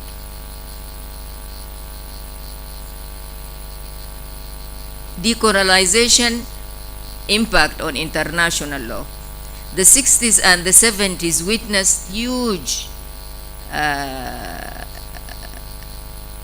accession from colonial rule to independent status for many, many states in Asia, in Africa, in Latin America, Caribbean, and so on. And why do we talk about that? It is important because it has created at that point a conflicting relations between the colonial powers and those who are seeking independence. The colonial powers were worried about the treaty relations among nations. If they declare states independence, what will happen to the repertoire of treaties that a specific state has acquired during the colonial period? So the community of nations sat to codify a law for the making of treaties, and it is known as the Law of Treaties, 1969. Another important document, and Professor Al-Khazin mentioned it, is succession of states in respect of treaties. At that point, when Tanzania was seeking independence, Nyerere did not buy into the idea of you are gaining independence, it means you inherit everything that the colonial power did as a by the way of treaty making. And so he advanced the concept or the principle of the clean slate. You begin from a premise that does not oblige you or bring you down to accept everything that the colonial power did in a treaty. And so the argument was that the newly independent states would begin with a clean slate and taking into consideration the treaties one by one and choosing which area of those obligations they are ready to meet and which areas they are declining to meet, and taking them back to the colonial powers. Why do I mention this? I do mention this because recently we have acquired our independence through decolonization process, through the self-determination referendum which occurred in 2010, September 2010. So I think this is important for us to know where this comes from and why is it relevant when we are talking about the Nile Waters Agreement. The issue of the Nile Waters Agreement has the treaties themselves, but the archives regarding the White Nile waters with Britain, Egypt, and even Turkey before both of them. Also, we can ask Italy, we can ask France, we can ask Ethiopia, not because Ethiopia was a colonial power, but Ethiopia had treaty with Britain regarding the White Nile from the source of Nahr el-Gash, the Gash River. And that is important. Why? Because at one point, the government may need to look at all that critically and develop its own policy, its own strategy regarding the current discussions we are carrying on and on about regarding the Nile Basin Initiative and the cooperative framework agreement. These are very important. You cannot begin of what you have now in front of you. This has a long history, and you have to take it back until you get to the source. I've mentioned the colonial era agreements, and besides the 1929, why is it important? Because that is when the issue of ratio and shares started coming into the scene between Sudan and Egypt. And it was the British who started arguing regarding the shares of the White Nile waters. Another point important about the 29 is that the British developed a policy and declared it to the world and to Egypt that Egypt has natural and historic rights on the White Nile waters. And I think Egypt is using that to this day. And that is what is delaying their accession to the CFA, because they are arguing about the natural rights and the historic rights. And if you have been practicing that for decades and decades and decades, it won't be easy to give it up just because the realities on the ground have changed for them, changed in terms of their rights and their regards with respect to the White Nile waters. So I think beside Britain, the government should approach formally, officially, through foreign affairs, also Italy, France, Turkey, and I mentioned Egypt and Britain, and Ethiopia, please. Now, regarding the international law of transboundary rivers, before I start about our own, I would like to state two things, and in the consultations of the 3 days and yesterday, these are one of the lessons we have learned, really. Most of us are not hydrologists or hydraulics or working with the water specialists. So we have learned that the sources of waters for South Sudan are four: the surface water, the transboundary water, the aquifers or the groundwater, and the precipitation, which is rains and hails. And I think that is important, because when I talk about the international law of transboundary waters, the White Nile is exactly that. The Nile from a point in Lake Victoria all the way to the Mediterranean Sea traversed 10 states, and it is transboundary because of that. So the White Nile sector of the Nile are regulated by a series of documents that started developing, or codified rather, not developing because there have been practice among states, but that have been codified. We start with Helsinki rules in 1992, and these have really detailed certain norms that regulates this kind of body of waters, the transboundary. And then the Berlin rules, also 1992, worked on that even further. The United Nations Economic Commission for European states also worked on that and added to the transboundary waters added the international lakes. Then the Ramsar came. The Ramsar on the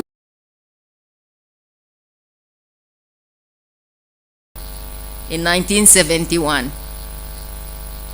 Why is the Ramsar significant? Because it classifies and categorizes the wetlands of international importance.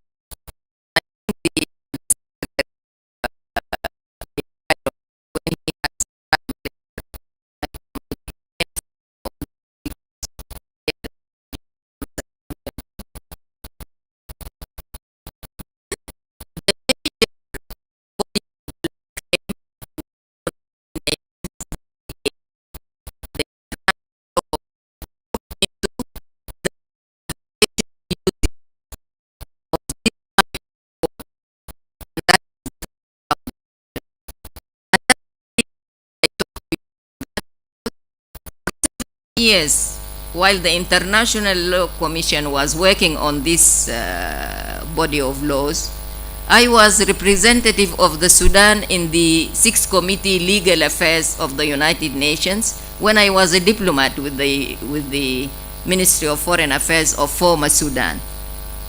And every 2 years, the ILC will come to the United Nations General Assembly and report on the development and progressive evolution of the rules and norms of law in that field.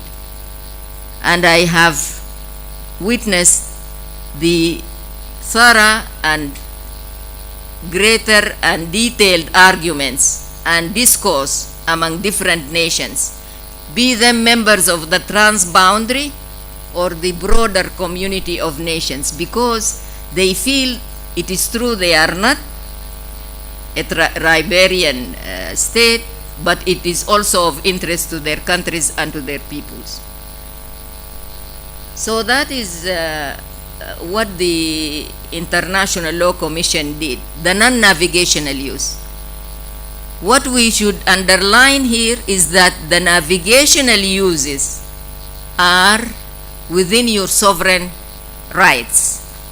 So anything you do with respect to navigation on the White Nile River or the White Nile tributaries here in South Sudan is within your rights. You don't need to talk to anybody, you don't need to inform anybody. These are within your rights. There are three established norms by now, and they are part of the core key rules of international law in this regard. The first one is the equitable and reasonable utilization. The second is obligation not to cause any significant harm.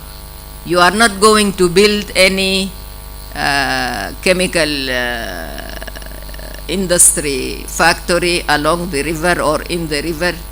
You are not going to establish a nuclear power plant, because these are very, risky. And it could, at any time, if there is an accident, the damages and the injuries would go beyond your territory, and it may affect the waters. So for the non-navigational uses, obligation not to cause harm is key.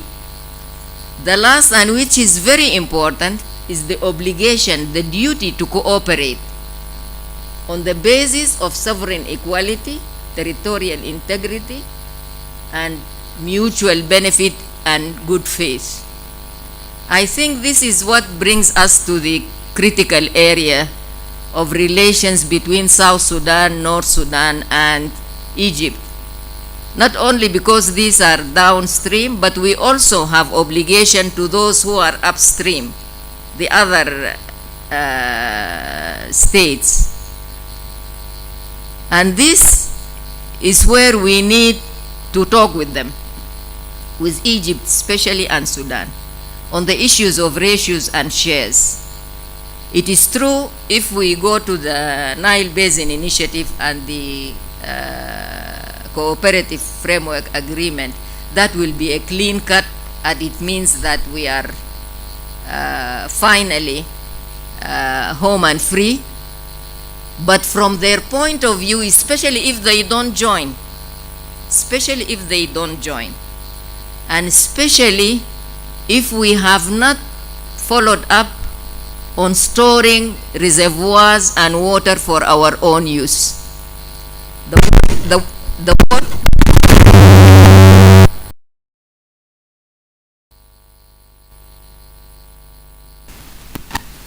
water that is running through here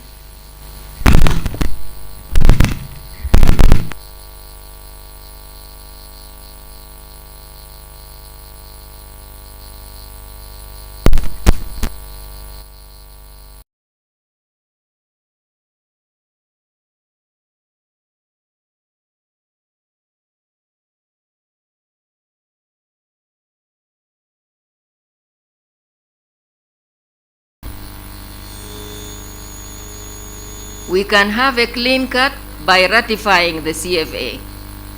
But from the point of view of Egypt and Sudan, they are both still under the 29, or rather the 1959, as far as Sudan is concerned. Egypt psychologically is still in the area of natural and historic rights. I am not saying this because I want to advocate or stand for Egypt or the Sudan, but I want to draw the attention of the government to the two sides of the arguments. And yesterday, I think it was Dr. Barnaba who mentioned that we have good relations with Egypt. And I think today it also came out clear that we don't have any issues with Egypt. And if that is the case, we really need to balance this and to talk about it. While we are doing this, we are following the general trend in the region, the general trend of the transboundary group. They are 10, and if 5 have already ratified and they are waiting for the 6th, and that could be South Sudan to tip the balance, we need to be doing some talking. We cannot initiate it. Those who have the interest would initiate it, but we need to be prepared. We need to prepare our arguments, our position, our final decision, so that when any of them approach us, we are ready. Now, utilization of the international waterway in equitable, no harm, and in a cooperative manner is a platform for identifying and integrating legal, scientific, and policy issues. And this is what I want you to be preparing for. And all this will be taking into account relevant factors and circumstances such as geographic, hydrologic, climate, ecologic, as well as socio-economic and the affected people, which is important. And in the area of affected people, not only the IDPs because of floods, but the host communities as well, because they too are affected people. Now, also among the things we learned in the last 4 days, because my paper is the White Nile waters regime, and the environmental group and the environmental scientists speak of ecosystems. And in both cases, regime or ecosystems, it is a group of network of systems that are interrelated and interconnected and affected by the White Nile waters. And I want to spell out some of these, like Bahr al-Jabal and its system, Bahr al-Ghazal and its system, the Sobat and its system, even including their creeks and khors. All these are relevant to the ecosystem. Al-Sad, the mighty Sad, and the Toj and the floodplains is part of this ecosystem we talk about. The fisheries, the wildlife, the birds that migrate certain times of the year, they are here on the wetlands, the irrigation, the food security area, the meteorology, we are talking about weather, climate, and atmosphere. We are talking also about evaporation and precipitation, which is our rain system and so on. Then we are also talking about floods, flooding and the drought patterns, the aquifers or the groundwater, and affected population, livestock, biodiversity, and so on and so forth. I think I won't now, because my attention is drawn to the time and that you people may be hungry. Before I leave the floor, I have two things to tell you. Gap in the national laws and recommendation to the government. If you look at the transitional constitution of the Republic of South Sudan 2011, you won't have anything reference in any of the provisions to the White Nile waters, to the underground resource, to the wetlands, and throughout the Constitution no reference. Whether in the general principles, there are general terms, but no specific reference to these resources. Until you go to the schedules, Schedule A, in paragraph 29, there is a reference to the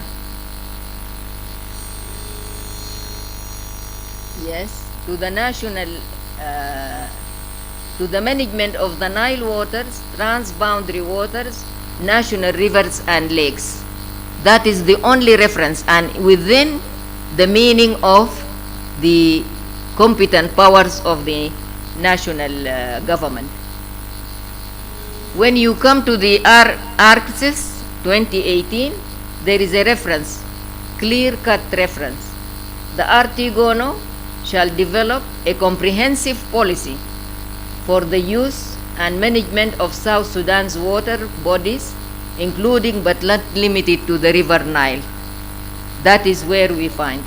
If you go to the national legislation, no national laws exist to govern utilization, development, management, and control of the White Nile waters, the groundwater, and the wetlands.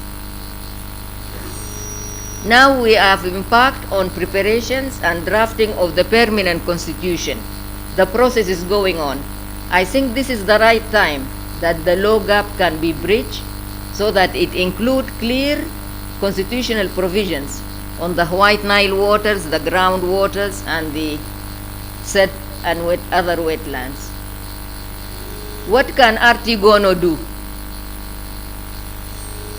Artigono, the executive, could collect primary and authentic sources to analyze, assess data, statistics, satellite images, technical studies on the White Nile water resource, its ecology and ecosystem. It could also gather primary source and authentic records, archives, colonial papers, treaties, reports, maps, etc., along the lines I have explained earlier. Also, the government could review the Jonglei Canal project in view of contemporary knowledge, scientific research and assessment, environmental awakening, and public opinion. Commission current scientific research on environmental and social assessment on the impact of the Jonglei Canal on the White Nile waters and other wetlands, and on the groundwater and the other ecosystems. Commission also technical studies in climate on climate change, extreme weather phenomena, and their impact on the White Nile waters, the said region, and the rest. And promote capacity building. I think this is very important. To promote capacity building in respect of the White Nile waters, and it should be interdisciplinary and integrated, both institutionally and professionally as well. And finally, categorize and describe the White Nile water's job opportunities across the discipline, professional and technical grades. Earlier there were questions about why do we use the term sud or sad in Arabic.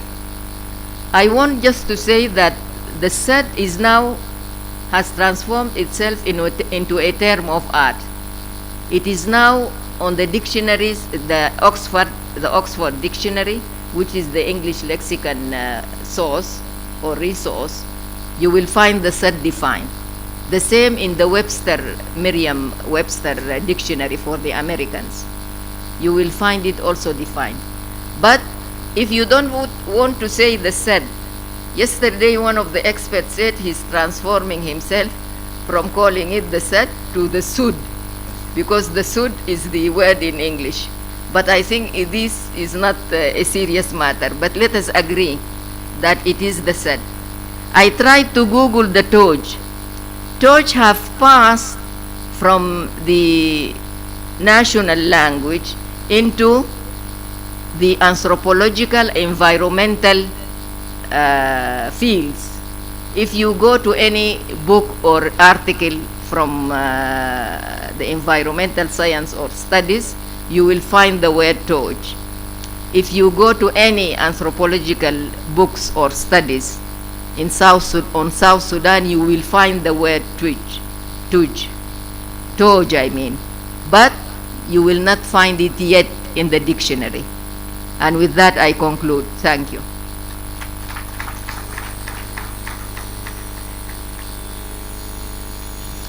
Thank you very much, Dr. Salwa.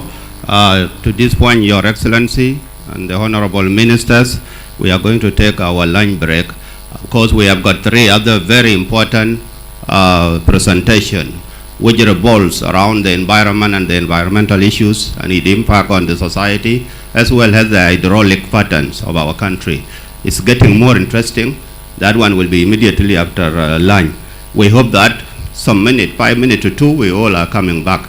The arrangement is this: Your Excellency, the Vice Presidents, and the three of our experts, including Taj and Deng Majuk and Dr. Salwa, you will go to the VIP lounge, and then the Honorable Ministers, the buffet has been arranged in that corridor.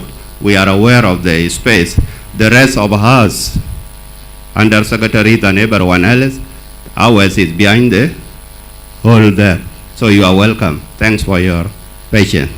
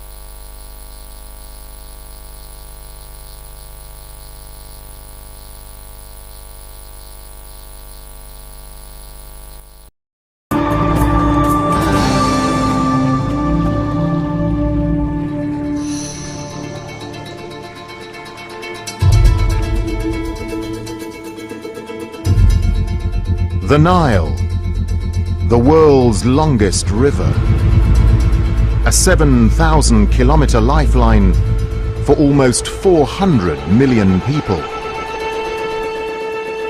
Flowing north, the Nile runs through 10 countries, from the highlands in the heart of Africa to the shores of the Mediterranean Sea. A source of sustenance, but also one of tension, even potential conflict. These tensions between countries along the River Nile have their roots in the 19th century. Colonial decisions of the past are a point of bitter dispute today. And new political realities on the ground are increasing the sense of uncertainty over who owns the River Nile.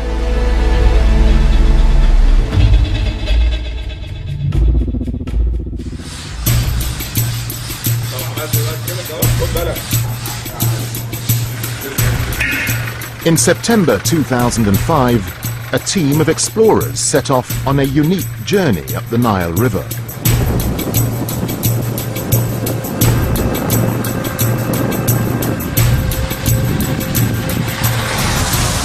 We're floating in the Mediterranean Sea at the mouth of the Nile. We're about to begin the longest river journey in the world. Led by New Zealand adventurer Cam Macleay, the team aimed at being the first expedition to travel up the Nile to its furthest source. The first stage of the trek through Egypt and northern Sudan proved a breeze. But then the explorers encountered the Sud, the world's largest swamp.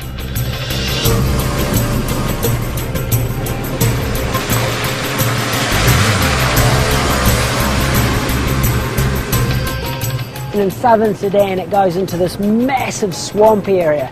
It's 1,000 kilometres long and 300 kilometres wide. There's no hills, there's no trees, there's just bird life and water. It's absolutely incredible. The Sud means obstacle in Arabic, and it has proved just that. A labyrinth of waterways that has hindered past expeditions up the Nile. Macleay's team managed to navigate their way out of the swamp. After 90 days of travel, overcoming tremendous obstacles, they eventually arrived in Rwanda. At a tiny spring which they determined to be the southernmost source of the Nile. Yeah. Thank you.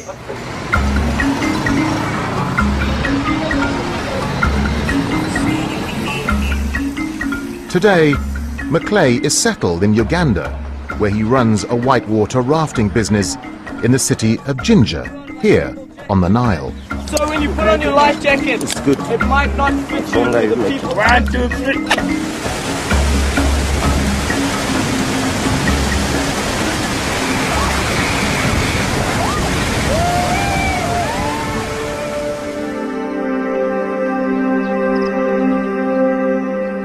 Just a few kilometers away from Macleay's business stands this obelisk, a monument to a past Nile adventurer, John Hanning Speke. Speke was a British explorer who arrived here almost 150 years earlier in 1862. He came in search of the answer to an age-old question: where is the source of the Nile?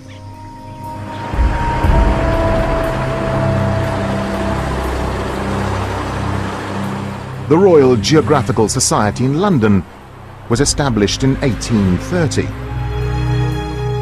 It houses the maps, navigation tools and personal belongings of famous explorers from the 19th century.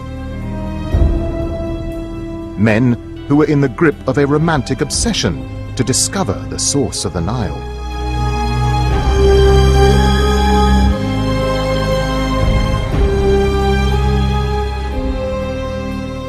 For Europeans, the exploration of the Nile is probably the biggest goal that drives their enterprise in the 19th century, because it's seen as the largest and the most important river, and also because there is this long heritage or history associated with it.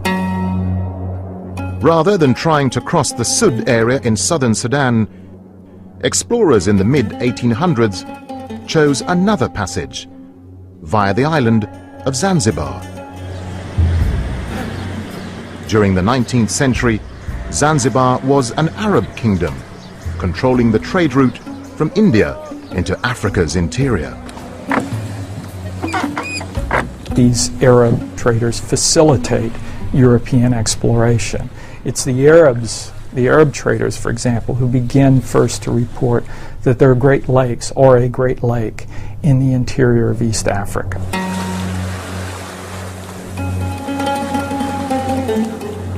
Based on this information, the Royal Geographical Society sponsored expeditions into the heart of Africa.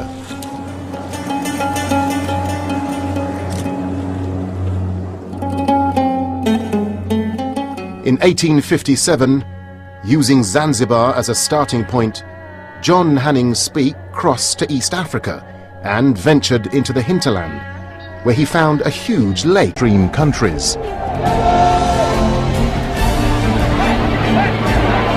The winds of change were blowing, creating new states and new demands for a share of the waters of the Nile.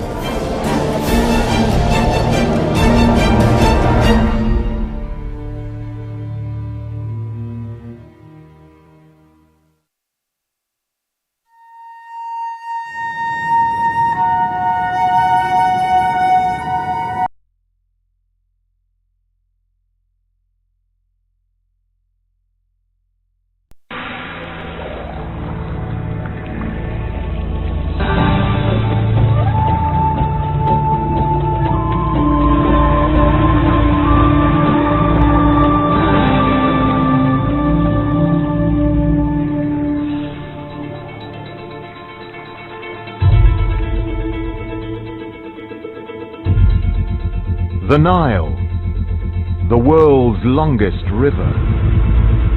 A 7,000-kilometer lifeline for almost 400 million people. Flowing north, the Nile runs through 10 countries, from the highlands in the heart of Africa to the shores of the Mediterranean Sea. A source of sustenance, but also one of tension, even potential conflict. The Nile is the key to a geopolitical rivalry in the region. At its heart is Egypt, where suspicions about former enemies and tensions with an age-old civilization reveal deep-seated fears about water scarcity and losing control of the River Nile.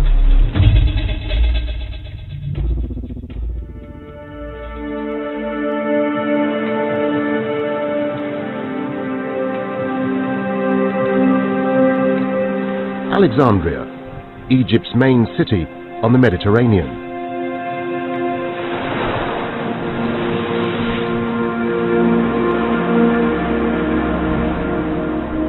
Here, in March 1903, the founder of political Zionism disembarked on a special mission. Theodor Herzl's goal was to secure a homeland for the Jews.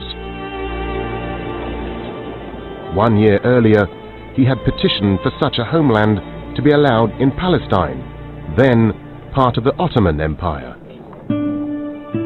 The request was rejected by Sultan Abdul Hamid II. So, Herzl took a contingency plan to Egypt, a country then under British occupation. Some British officials floated the idea, and Herzl even initially toyed with the idea of accepting a small temporary Jewish entity, Zionist entity, in northern Sinai around El Arish. The Zionists said, well, it's a step from there to Palestine, so it brings us closer to the homeland. The plan involved a first-phase settlement in the Sinai of some 20,000 Jewish immigrants, to be followed by successive numbers to total 100,000. There was plenty of space in the Sinai desert, but the area lacked one basic element of life: water. Herzl, however, proposed a remarkable solution: to divert some of the Nile waters to the desert region. This settlement was going to need water. Herzl's plan was for the water to be carried from a branch of the Nile via 8 pipelines under the Suez Canal. The water would then travel over 150 kilometers to the settlement. The British High Commissioner in Egypt, Lord Cromer, rejected Herzl's proposal. Egypt, at that time, was the main source of cotton for the British textile industry. Irrigation engineers warned that diverting the Nile waters would damage Egypt's cotton production and therefore affect British economic interests. The idea for a Jewish homeland in the Sinai was never implemented. But over 70 years later, plans to divert the Nile waters re-emerged. In November 1977, Egyptian President Anwar Sadat arrived at Tel Aviv's Ben Gurion airport.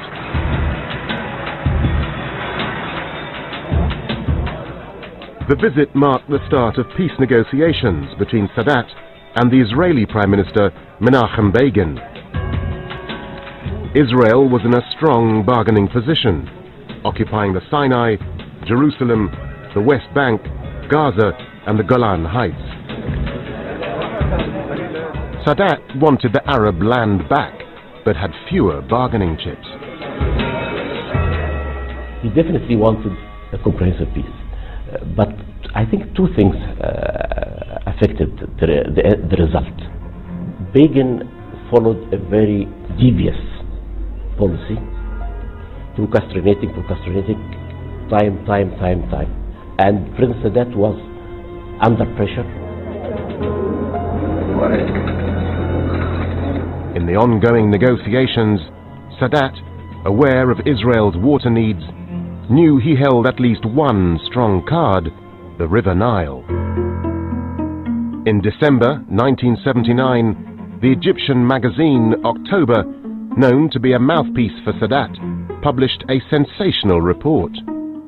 The headline on the front page read, "The Nile to reach Jerusalem."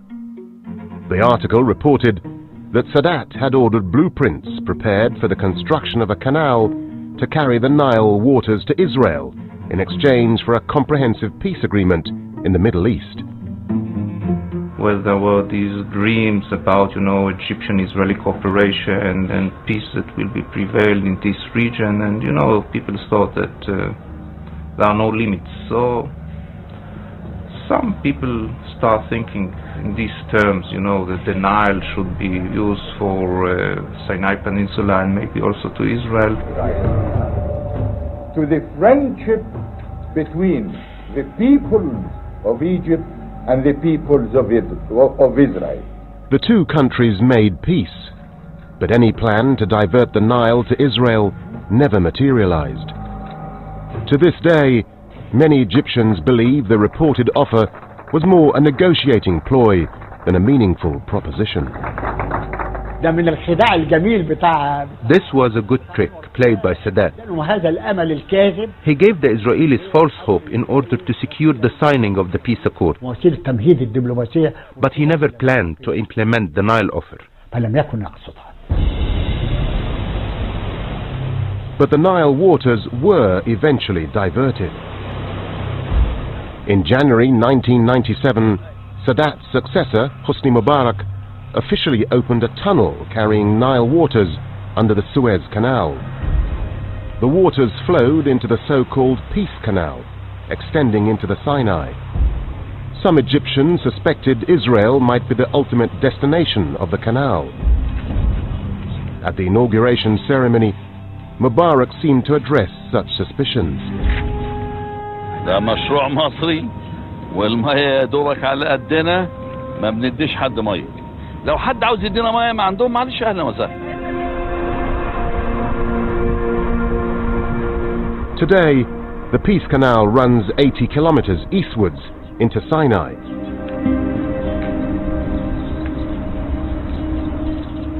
It allows for the irrigation and development of farmland reclaimed from the desert.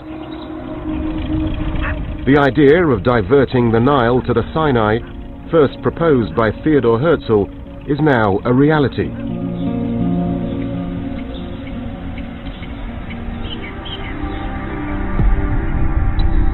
Just 115 kilometers from the end of the canal and across Egypt's international border is the Negev Desert. Forming over half of Israel's total land area, the Negev as a land thirsty for water. The Israelis have sought to manage their limited water sources and deny the need for the extension of the Peace Canal, saying it would be surplus to requirement. If you are talking about the relation between the Nile and Israel, there are no such relations, and we don't see that we are going to use this water in the future. We solve our own problems in the Negev, in the south, with no connection with the Nile. Faced with a water shortage and keen to reclaim the desert, Israel has needed to find innovative solutions. Israel is the world leader in efficient water use in agriculture, more crop per drop, using the drip irrigation, other technologies and techniques, and the technologies that are here are being utilized elsewhere, India, China, South America, Africa, wherever you go, you will find Israeli technology.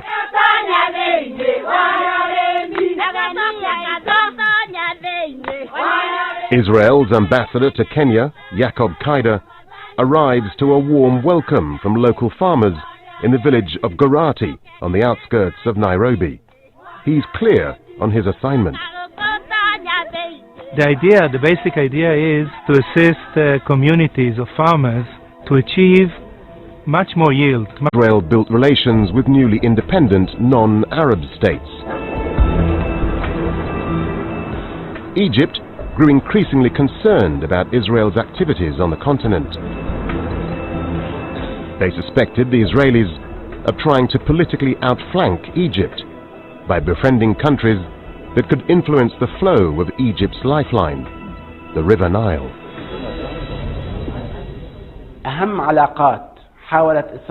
Historically, the most important relationships Israel built on the African continent were with Uganda, Ethiopia, and Kenya. And it's no coincidence that all of them are upstream countries where the Nile originates. They did build relationships with other countries, but the River Nile was the major factor behind the formation of Israeli policy and strategy. President Nasser of the United Arab Republic arrives in style by yacht for the summit meeting in Morocco of neutralist African leaders. But Israel faced tough competition for friends in Africa. Egyptian President Jamal Abdel Nasser was also building allies of his own in the region. His struggle for independence and non-alignment resonated with many Africans. In 1963, Egypt became one of the founding member states of the Organization of African Unity.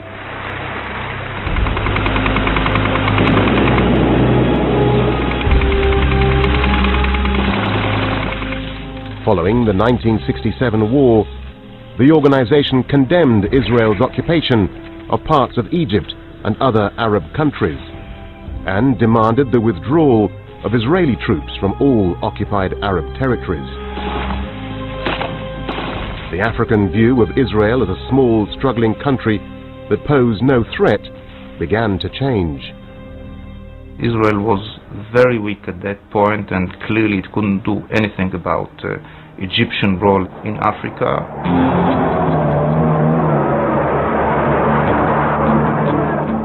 Shortly after the Arab-Israeli War in October 1973, the majority of African countries severed relations with Israel. Nasser's successor, Anwar Sadat, failed to capitalize on Africa's strategic shift away from Israel. Sadat didn't want to just follow in Nasser's footsteps, he wanted to blaze his own trail. He chose to focus on building relations with the West and securing peace with Israel. He turned his back on the Pan-African policies Nasser had pursued. Egypt once played a commanding role in Africa, but in the 1970s, Egypt neglected this role. This resulted in the withdrawal of Egypt's presence in Africa. Countries there started to think Egypt had abandoned them. Hosni Mubarak followed a similar strategy to his predecessor. In 1995, an event took place that would set the seal on Mubarak turning away from Africa. In June of that year, arriving in the Ethiopian capital Addis Ababa to attend an African summit, Mubarak's motorcade was ambushed by Islamist militants here on the airport road. Mubarak's bulletproof car saved his life. His bodyguards shot dead the gunman. Following this attack, and for the rest of his term in office, Mubarak chose to send ministers or delegates to African summits, rather than attending himself. Egypt's friends in the region believe this presidential absence was a strategic error, allowing Israel to once again gain a political foothold in Africa. As a poet once said, "Gentlemen, our enemies did not break through our borders. Instead, they crawled like ants through our weaknesses."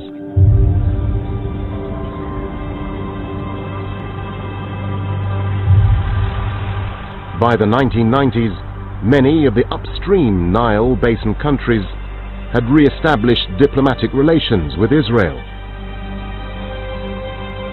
and reopened their embassies in Tel Aviv.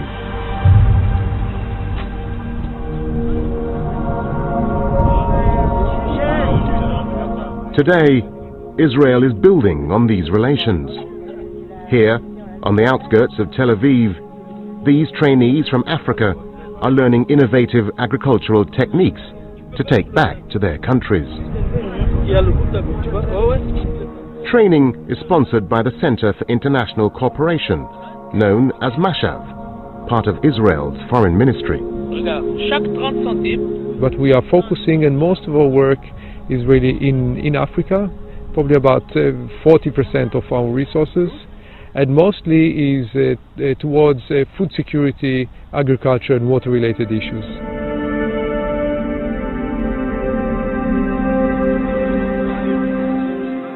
Beyond training programs in Israel, Mashav also takes its aid overseas. Back in the Kenyan village of Garati, women farmers grow fresh produce in a greenhouse donated by Mashav.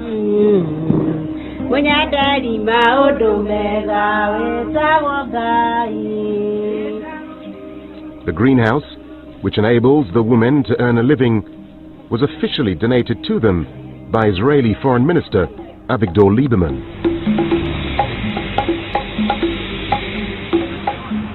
Lieberman arrived in Africa in September 2009. At the head of a large entourage, he visited 5 African states, including 3 of the upstream Nile Basin countries, Kenya, Uganda, and Ethiopia. The minister came with a big economic delegation, representatives of more than 20 of the biggest Israeli companies. We had business seminars with them, business meetings, and we see a very, very big follow-up in terms of business deals and opportunities for investment. Lieberman was the first Israeli foreign minister to go on an African tour since the 1960s. Thank you for coming. The sight of Lieberman making friends and doing deals in the Nile upstream countries aroused concern in Egypt. Egyptians were once again worried the Israelis were meddling in their backyard, in a region holding the source of the Nile. The African countries Lieberman visited dismissed Egyptian suspicions, stating the visit was strictly business. We look to Africa to help. Israel is not dictating the will of Ethiopian government. Foreign minister has paid a visit. He came here not to ask Ethiopian government to reduce the water Nile to Egypt. Simply, this is a government-to-government business, nothing else. But Egyptian fears were not so easily appeased. Lieberman's visit coincided with a particularly tense point in Egypt's talks with the other Nile Basin countries to reach a new agreement over managing the Nile waters. Egyptians suspected Israel was behind the renewed pressure Egypt faced to make concessions.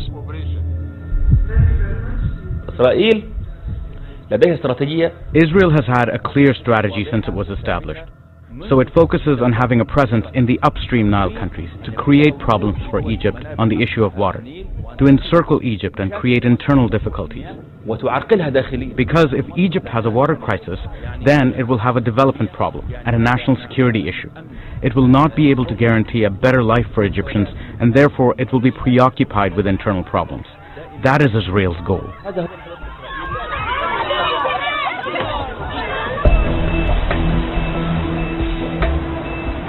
For their part, Israelis reject such notions that they are plotting with African states to outmaneuver Egypt. I think this is another one of those Arab conspiracy theories, which unfortunately there are so many of them going around. Sometimes, I can't stop myself laughing from what I read in Arab internet sites about all kind of conspiracies which describe us, the Israelis, as demons and people who come up with scenarios that the craziest screenwriters in Hollywood couldn't even think about.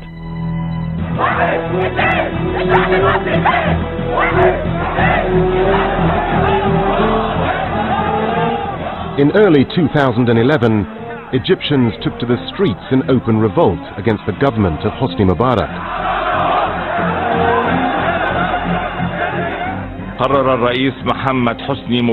On February the 11th, Egypt's vice president announced Mubarak's resignation from power, ending 30 years of rule.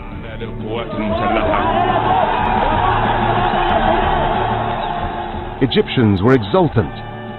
Their complaints had been many. Among them was criticism of Mubarak's failure to engage in constructive diplomacy with the other African states along the Nile. Egypt has been absent from this arena. These 10 states are supposed to be members of the same family, the offspring of one mother, which is the River Nile. They are like brothers, sharing the same lifeline. We should have engaged with them, rather than with the US, Europe or Asia. These states should be the closest to us, because they share the same life and the same fate.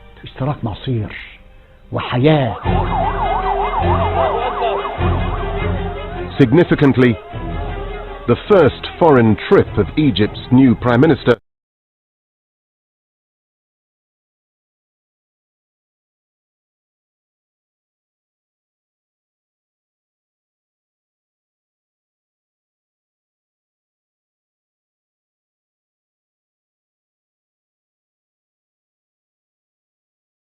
we have to be back to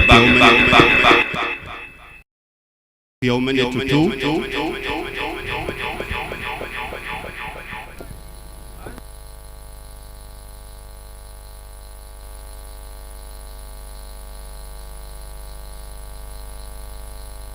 Yeah, so the organizing committee protocol redirect, but I inform, I can see a lot of people are relaxing under the trees out there. Remind them to come back in, please.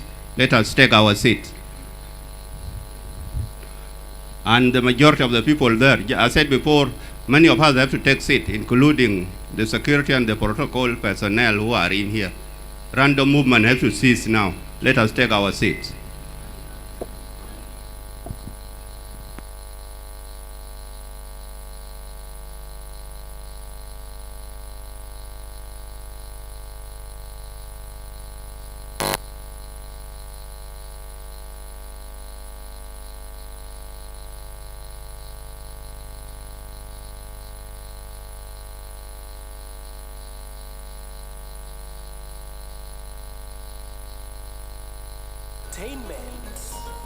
Alright, Sudanese child. Ooh yeah, yeah, yeah.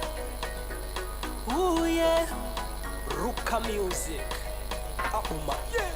Jere jere fi dunia de. Jere jere. Si una si sambala. Jere jere.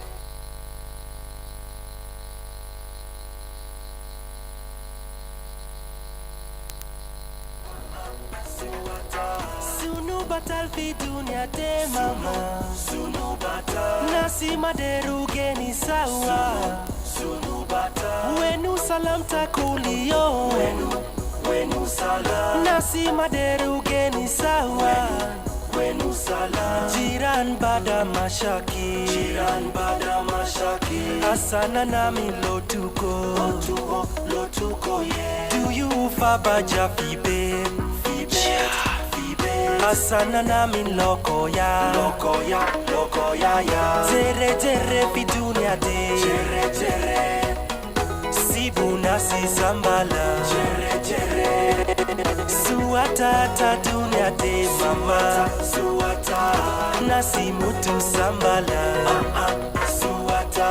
Police dugu wana kofsaki. Galiana min America. Galiana min America. City muana sakit mama. Yeah. Galiana wewe min Uganda. Honorable MPs and dignitaries, if you can take your seats so we can commence the second session. We are time bound, and if there's anyone that hasn't completed their lunch, you can maybe sit at the back and eat while listening in. We don't want to keep you here for too long, so we want to get as much out of this discussion as possible. So while we're waiting, we're going to invite a music interlude by, there's a song about the White Nile rivers by Kodakon. You're welcome.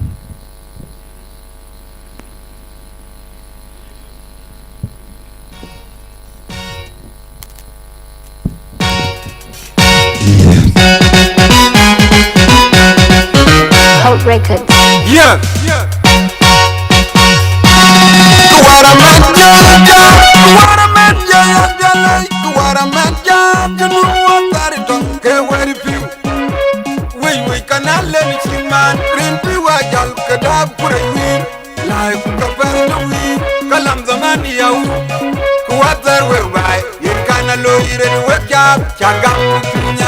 Kalam zamani yau, we can all let it man. Kuwater we buy, you gonna load it and wake up. Chakam Pinyai, Chakam Pinyai, in this all, a little dance in Sudan. In this all, a job in Sudan. Kilimazamani yau, Kuwaran and Yal Kagon Garan, Carbino Quine, William Yuan Bank. We can all let it man, Rindy Wajal, Kadam Puri. Like we compare you, now wake up, Jagam Bunyai, now wake up, Barkadan, Jagam Bunyai, now wake up, Bernal, now wake up, Watoria, Balaba, the Kirmaya, soon in the bay in the what, from where they jam. Why you got to you have your Sudan. Why you concon? Rinpi wajal kadab kurewi. Life to the you know. Alabama came my own soon in the bay in the train what? From where they travel. Why you got to you can you Sudan. Why you concon? Rinpi wajal kadab kurewi. Life to the you know. Now wake up, Jangam Punyai. That you can't even.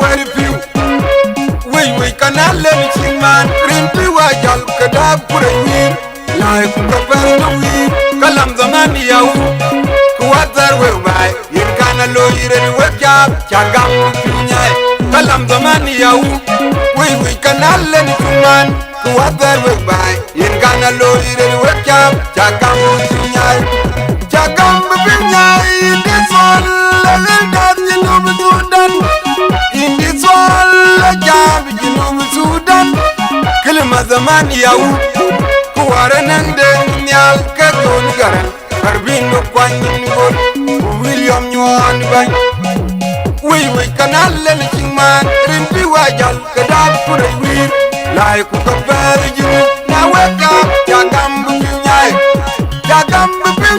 na weka barkadan jagam bu nyai na weka bernal na wajam watoria ajungam nyai bala bayna kirma ya din sunin bayin yetwat pungwade jamle uga ju kwel pio kai yo kabin Sudan piwa chu konkon rin piwa jal kadab kurewi lai ku kabad jinu ala bayna kirma ya din sunin bayin yetwat pungwade jamle waju kwel pio kai kan junub Sudan waju konkon rin bi wajan kadal kurewi lai ku ka bel da jinu na waka jagam nyai kadir kanabren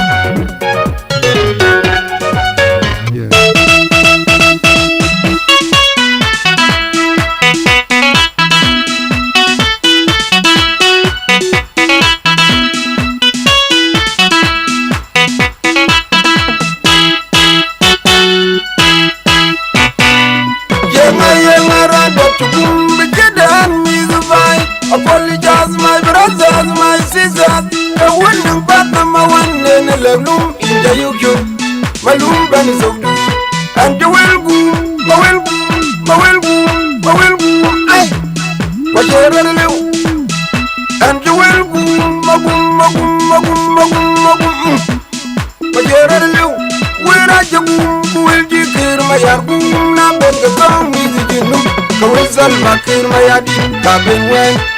Kapche kai bare will jagu will jirang majari tangu na benga song will you know the will Victoria majatan kabin when kapche kai bare arati mil pandan jiran yada belagen we akiro min tanken ajinda ya yo wotya mizba yentan wutan ajinda ya yo wotya ajinda ya yo wotya kanami kwen alitatin jigarati begam Madam Bingaw ni alikonya anjin wal kuran cheben jinde yayu wata karamel kwen alidatin ajigarar tin kwegaw Madam Bingaw ni alikonya ande lum yo waloju now we buy Banda kereji kong yu edit karamal wal ni chenyai ran war che wadino wadi de jubupe wa kan jubupe amul wal kumang bay na we die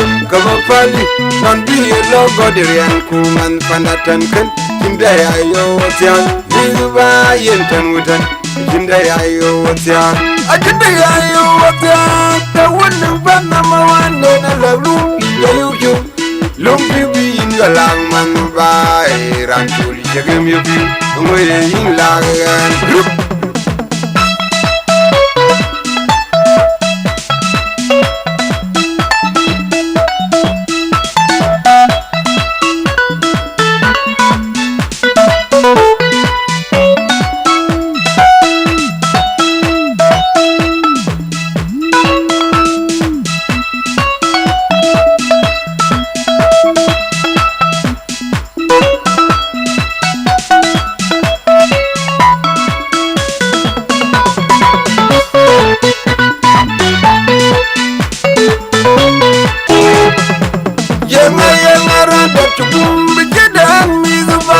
Apologize, my brothers, my sisters.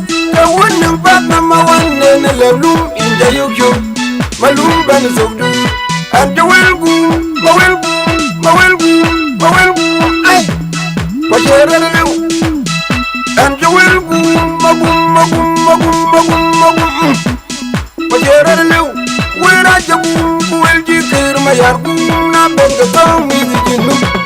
sal bakir mayadi kabinwen kapche kaibere win jabu wil jirang machari tangu na bonga song wil junu the wil dictoriang machatang kabinwen kapche kaibere yanaroti milu pandan jiran yadam belagen we akiram min kan jinde.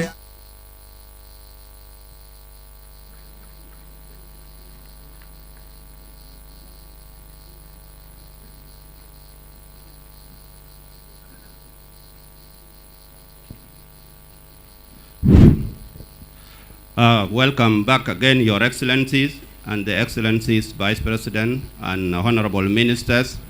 We are coming back now to the next presentation. I have said before we went for a lunch break that there will be a presentation specifically on environment and the impacts on environmental issues on the society. So we will welcome now Dr. John Leju. He will present, and then shortly followed by Young Kwai. They are all environmentalists. Young has done something in Bantiu Rubicona Bridge. We will see that one.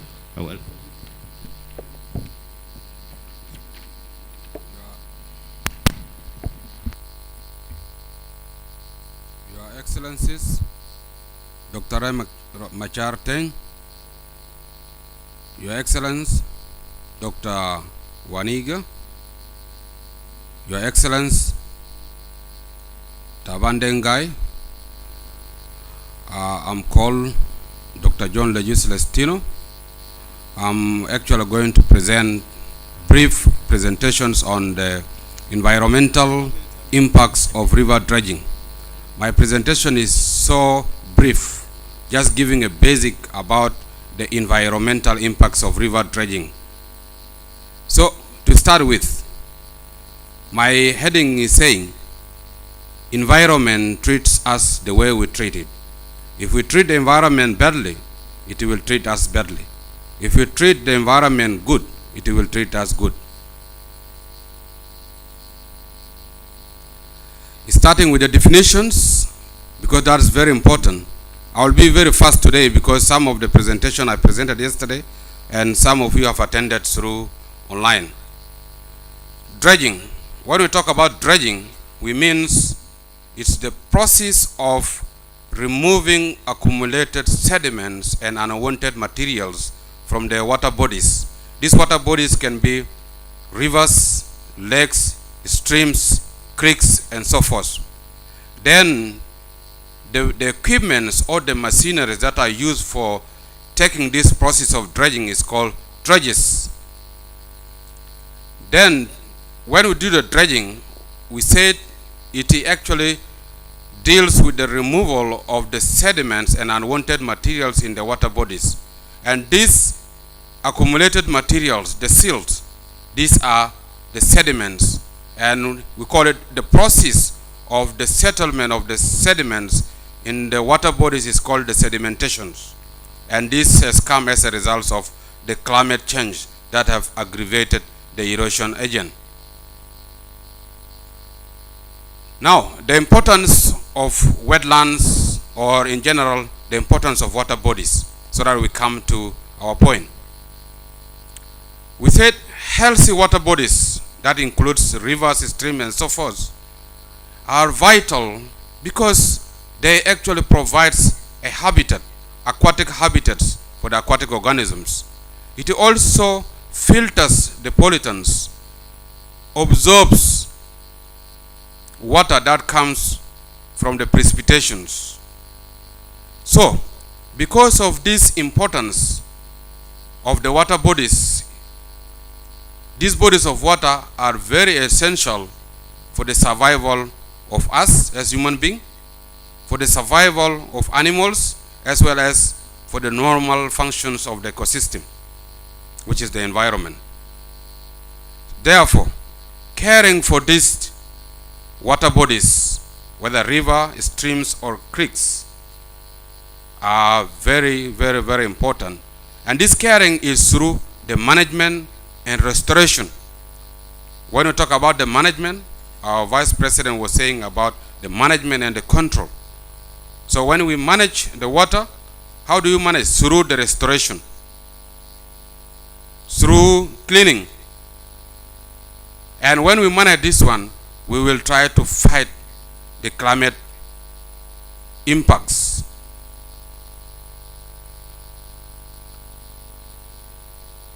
My saying is this: dredging cannot destroy a river if and only if it's done in an environmentally and sustainable manner. Dredging or cleaning, it is very crucial if we want to maintain the ecosystem, the aquatic ecosystem, to be in a healthy situation. However, and I usually say, dredging or any developmental activities have the pros and cons. So, dredging is often associated with also pollution. I will come and explain later. Contamination, emissions of the carbon dioxide as one of the greenhouse gases into the atmosphere. So, by its nature, the act of dredging definitely will change the environment, the aquatic environment. Why do we dredge? So we dredge actually to maintain the existing waterways. Some of our existing waterways got blocked. So when we dredge, we are trying to maintain those previous waterways. This is one of the motives we want to dredge. Second, when we dredge, we are either creating new waterways. Yesterday I talked about it. There is crude oil that is need to be transported from Tarjas oil field to Juba. Then how can that one be? Maybe we need to open a new waterway so that those commodities can move. Increasing the water depths. I want to say that since our water bodies have now been affected by deposits of sediments, now the water bodies become shallow. By removing those sediments, so we try to increase the depths of the water, whereby our buoyancy, which is the boats or the canoes, can easily move. However, dredging procedures can also apply to a very specific purpose. One, we can use for industrial functions, or we use it for environmental function. What are these industrial or environmental functions? I just want to go very fast. Industrial function, for example, if we want to excavate the minerals, some precious minerals are retained in the water bodies through these sedimentations.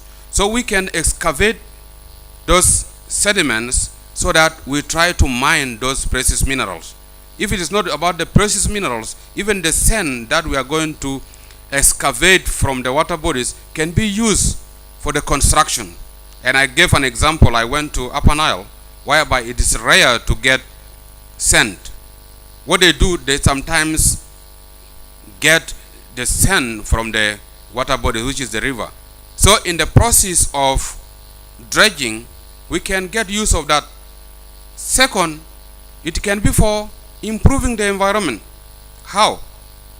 You know, dredging, not only dredging, but these accumulations of sediments or sands in the water bodies makes the water murky, makes the water fault, having a foul odor. So once we remove those dead plants, animals, detritus, unwanted materials in the water bodies, we enhance the water quality, meaning that we preserve the aquatic ecosystem. So the aquatic ecosystem becomes healthy, the aquatic organisms enjoy their previous life as it was, once we carry out this removal of the unwanted materials in the water bodies.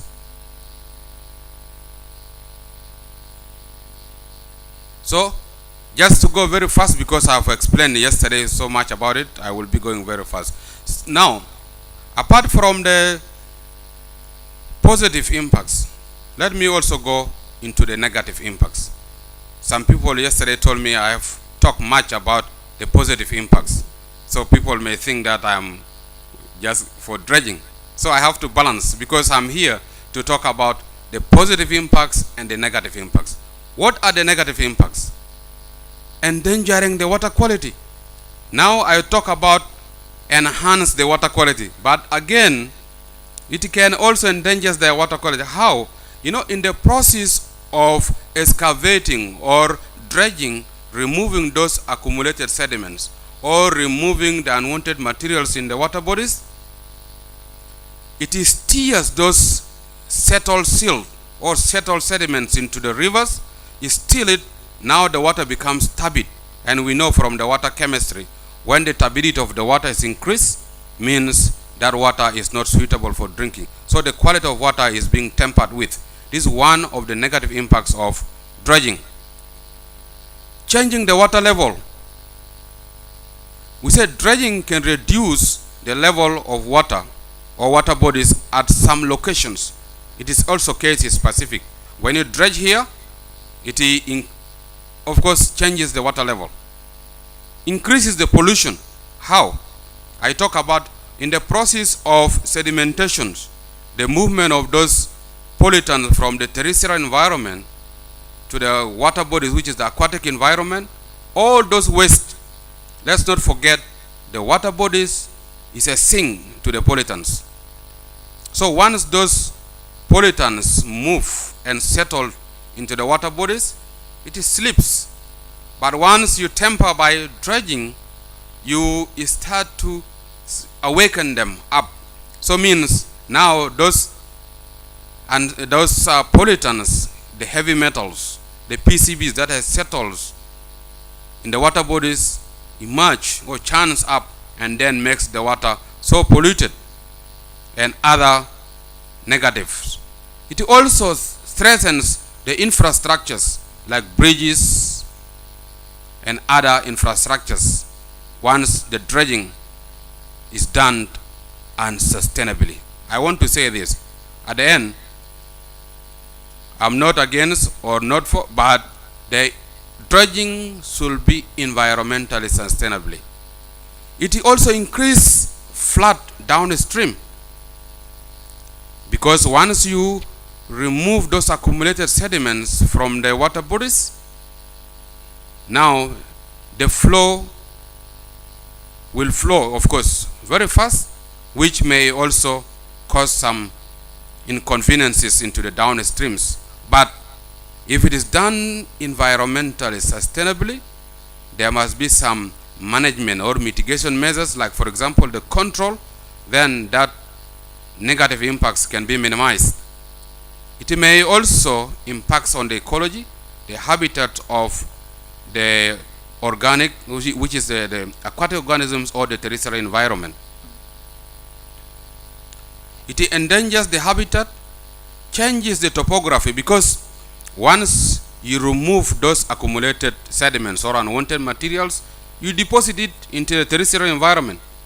When the topography was flat, now you will see that some undulating or some topography started to appear because of the debris that has been removed from the water. That one will now create some unnecessary topography. Conclusion. Projects related to the development and the use of the resources such as this water is very crucial.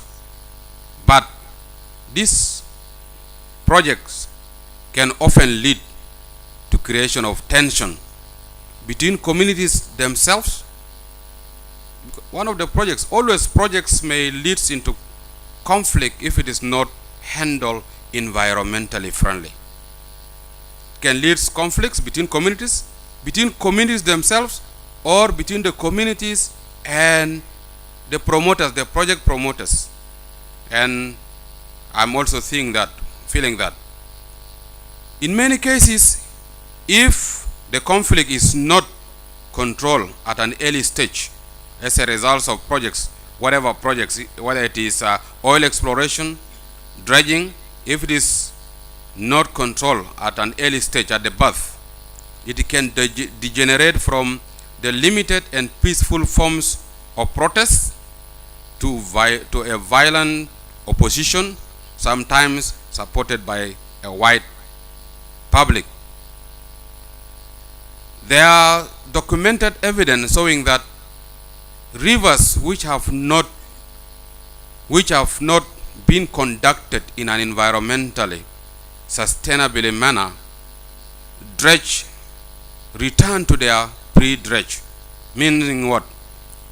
When we are doing the dredging, it must be in an environmentally and sustainable manner so that we don't repeat, because if it is not conducted in an environmental and sustainable manner, meaning the dredging must repeat itself every year, and that is so costly. Lastly, these are the points which I think it will be tackled during the feasibility or the environmental and social impact assessment. One, dredging equipment size, which we don't know still, because the equipment used for dredging rivers are not the same for equipment using to dredge oceans or seas. So when we want to dredge, for example, Nam River, we need to assess the equipment that is going to be used for dredging. Otherwise, we say small is better than bigger, and it depends on the size of types of dredging methods. There are some methods that are environmentally friendly, that can be acceptable. Then we said easier, which is already being mentioned by our able president, that a comprehensive environmental and social impact assessment be carried, and that one can involve the national and international expert. Thank you for listening. Thank you very much, Professor John Leju, Associate Professor, University of Juba. We go quickly because they are similar subject, Your Excellency. The next one is a young man, professional, Young Kwai. He has done environmentally and social impact assessment. We will hear all his terminologies. You are welcome in your next 10 minutes. Our expert is a bit under the weather, as they said. So after Young, we will allow Professor Touch few minutes of remark, and then before we have the next presentation, we will line up, that is hydraulic, from the former Undersecretary, Isaac Liabuel. Thanks for your patience. Please put on the projector.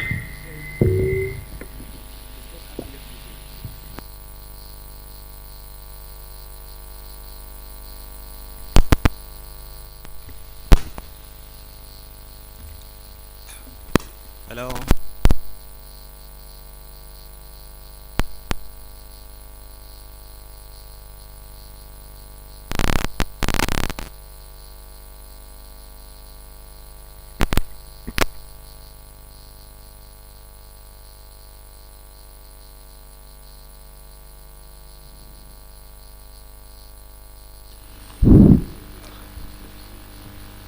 Your Excellency, Dr. Riek Machar Chang, First Vice President of the Republic. Your Excellencies, the Vice President, Dr. Wane Iga, and Taban Dengai, Honorable Ministers and Deputy Ministers, ladies and gentlemen, I am going to be very quick because today we are going to give you an overview of what we have done over the last 4 days. So what I'm going to start with is a demonstration of the area that is in question, the area that we are talking about, which is Unity State. I'm going to show you the river Bargazal, which is being discussed.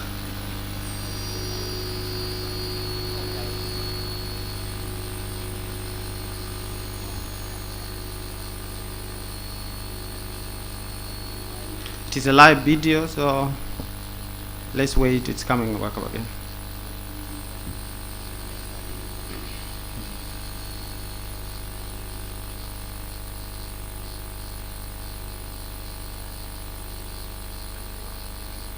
The internet is coming. Network, yeah. I'm sorry, bear with me for 2 minutes. It's the network that's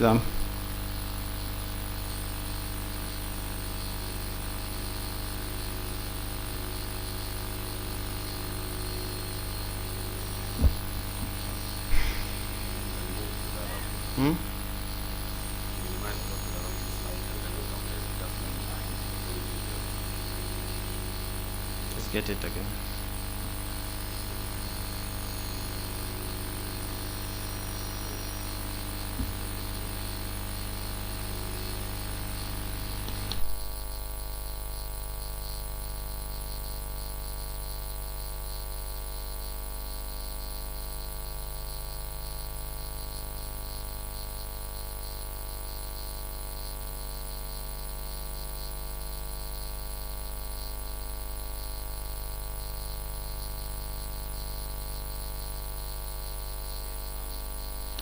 While we are waiting for the internet, let me first take you to the area that I was going to talk about, and that is the EIA. That's the subject being discussed for the last few days, and I'm going to give my case on the infrastructure that have been done before, and the way I see it, that it didn't work, and because that infrastructure was done without feasibility studies. So I'm going to give my case on the case of Bentip Bridge, Bentip Rubicon Bridge. That bridge is low, and that's how it's appear. So you can see that bridge, there is nothing that is passing underneath that bridge. It was constructed in the 90s, and that picture is old, but you can see not even a steamer can pass under that bridge. So there is a build-up of aquatic plant under that bridge, and it blocks all the aquatic weed that are supposed to come upstream to downstream. That one is a picture of the bridge. I was there a few months ago, and I went to the bridge, I visited. The picture that is looking left-hand side is the upstream. So when you look toward Wankai, you see the Paifaras are blocked the river, and it is all the way to Wankai. That's what I wanted to show you in the satellite imagery. When you look in the picture, that is downstream, that is toward Lake No. So you can see the water is clearer as you see your right hand side.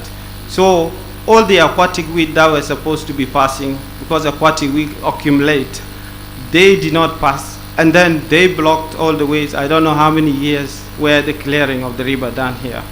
So with this one, it shows that the river is blocked, and I'm hoping the internet comes so that I show you, you all see that the blockage of the river is the one causing this.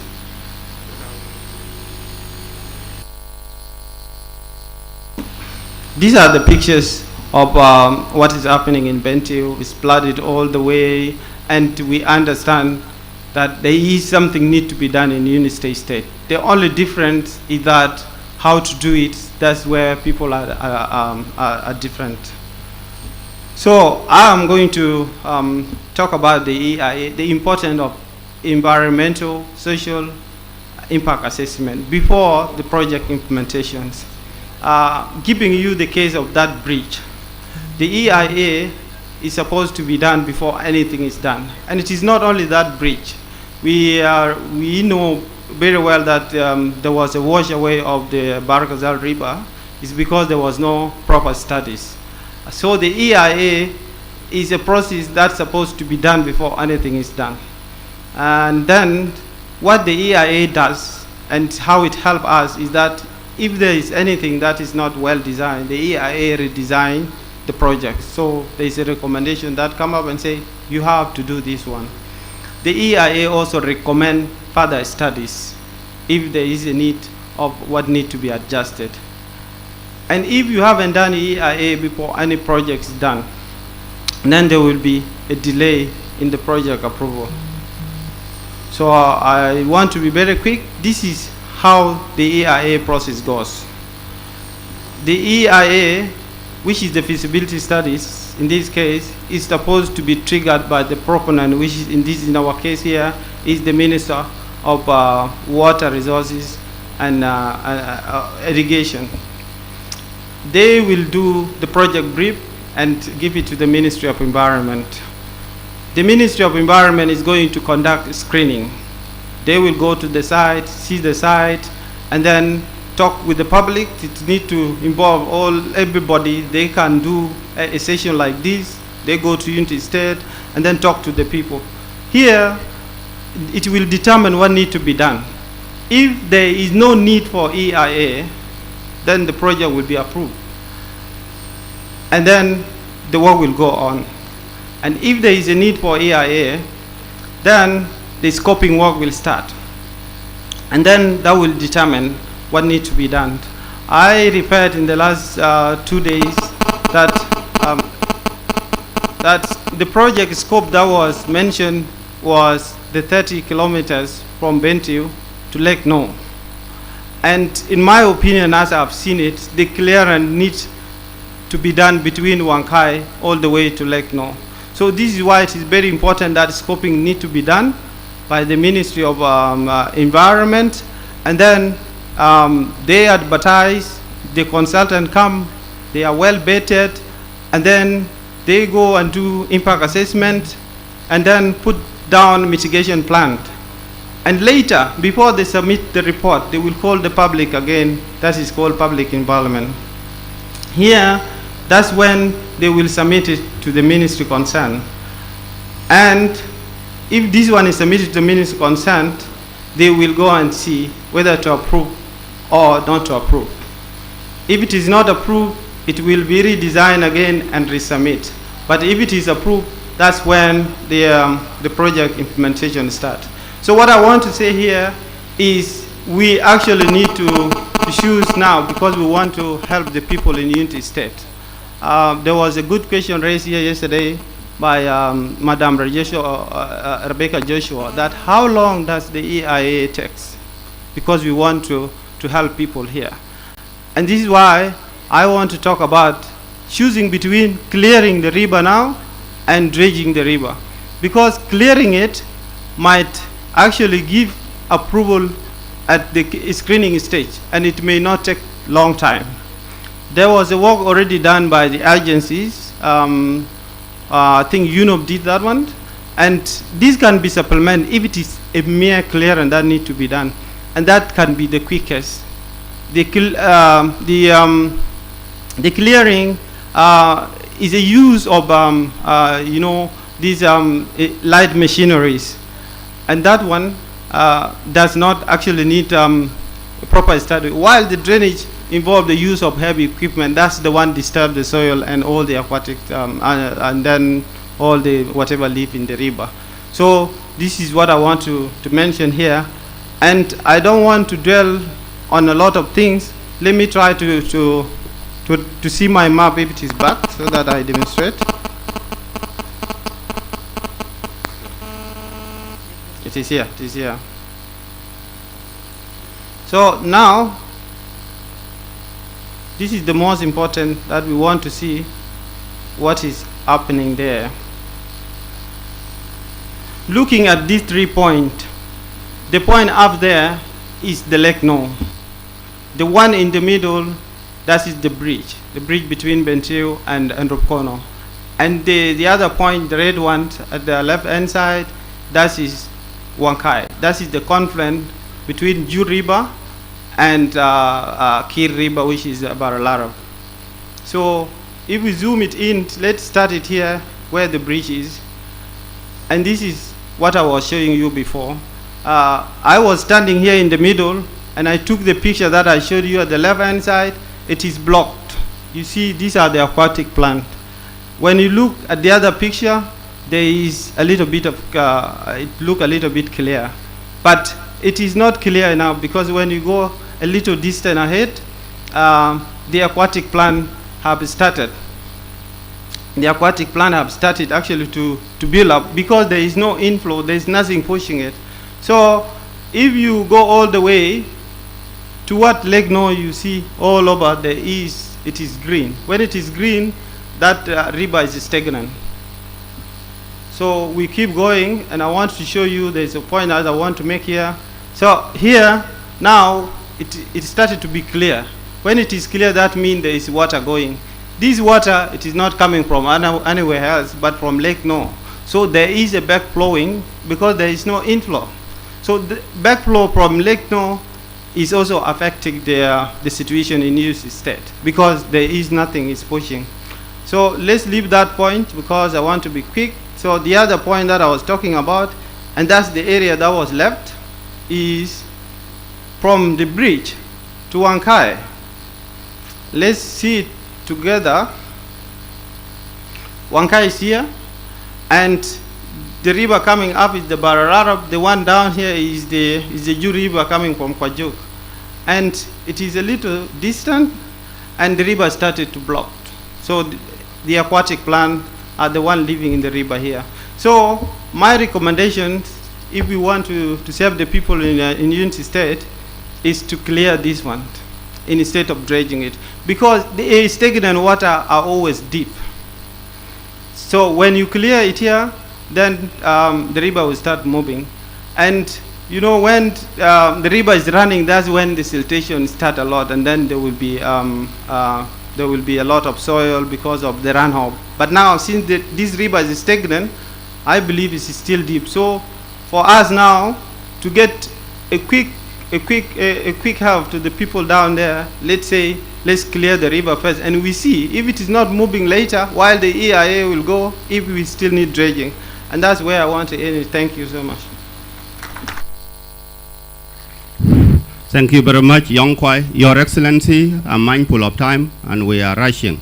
Our next presenter was supposed to be Isaac Liabwell is coming, but we'll allow Professor Taj 10 minutes to emphasize the feasibility study. We'll move to Isaac and we'll allow you ample time to then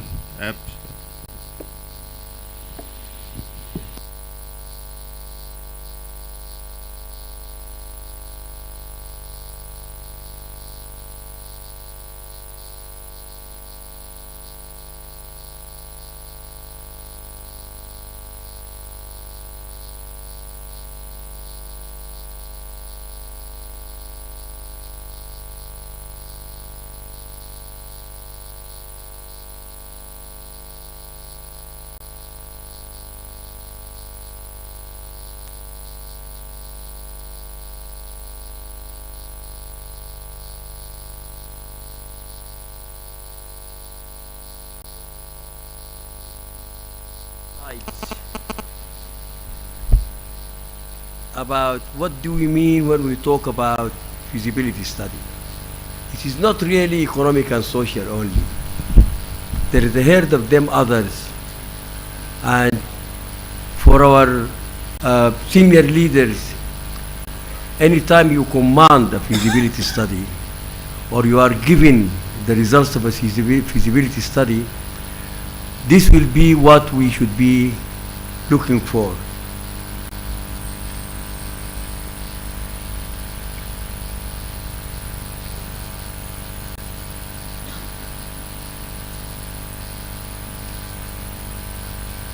Economic impact and value added feasibility study. You can do a feasibility study and on the face of it, it looks economically viable. Does it have value added for the people or not? Is it worth it to go all the way or the another way? Does it add value to South Sudan? That's of course the primary objective. Any project for which you want to do a feasibility study has got to add value for South Sudan, otherwise there is no reason to go for it. Will it create better and more conducive atmosphere for investment? And let me share with you a small incident. When I was advising Coleman Young in Bor, an American delegation came to look at Buma. So Qualt asked me to go and just do a quick reconnaissance of Buma, and I came back with fascinating results. A lot of potential. You can put a cement factory there and it will run for 100 years. But how do you take the extractive components out of the area? There are no roads, there is no roadway, whatever have you. So will it create better or more conducive atmosphere? We want to build a hotel is not going to really impact on the population. to do a housing compound. Yes, it will relieve, but it wouldn't have a major impact. And I think that we need, whenever we are thinking of any element of development, we must think of the impact on the population. Cost and benefit feasibility study. If we do the project, will we get out of it more than we have spent on it? That's another area of the studies. Peace and conflict impact assessment. This is a very important tool. It is a tool that has been very well researched. It started about 15, 17 years back with a very brilliant man who made it, but now it is universal. If I build a project, am I going to generate unintended negative impacts that will affect either the same community or another community? Are there mitigating measures that we can consider?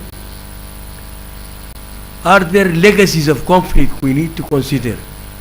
Because a conflict that breaks out and it has a lifetime of only 10 days is different from a communal duel that started 20 years, 30 years and went on. It is much deeper, and we call this legacy conflicts. Ecological, climate and environmental impact assessment, and the three are different and we need to research the different. What are the internal national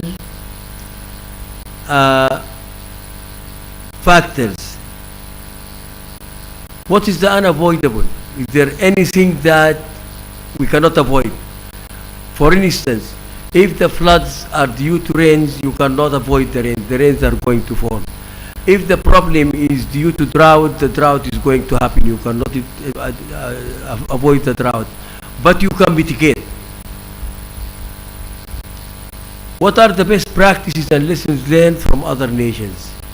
We don't seem really to care much about that. In British Columbia, in Canada, we have floods. There are best practices. The International Joint Commission, which is regulating the Great Lakes between the United States and Canada, has got a wealth of practices on how to manage waterways. And as we progress a little bit, we might succeed in inviting them to give us a hand. How and where will the project have a fallout? For argument's sake, let us suppose we dredge or clean around Bantillo. Then you are putting more water into the river. This water is going to go forward. Is it going to flood another community downstream? Yes or no? It needs to be researched.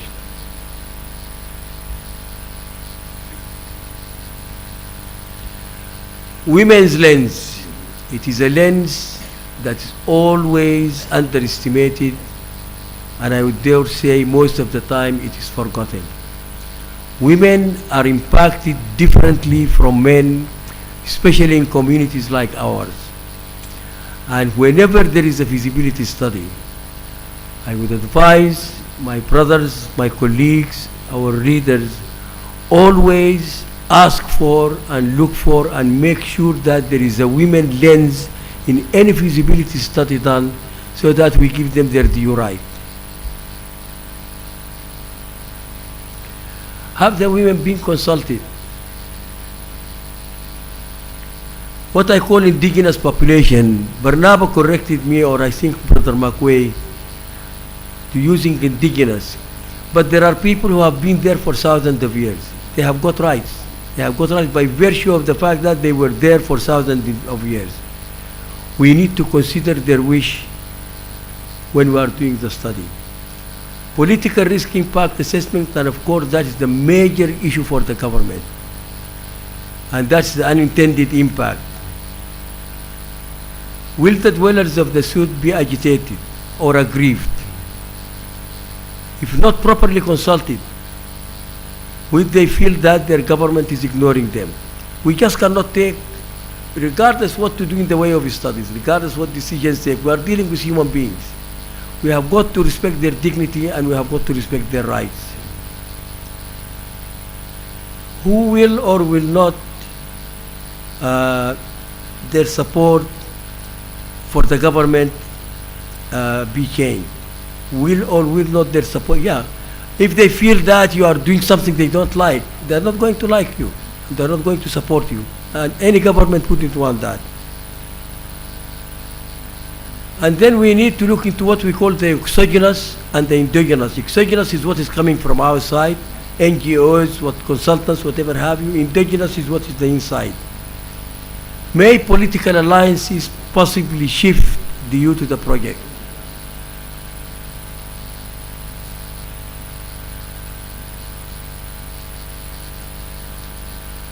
Water security and impact assessment. Will the project reduce or increase the parameters of our water security? Can the principle of right and benefits come into play, thus South Sudan gains from passing water to other users? Has patterns of climate change?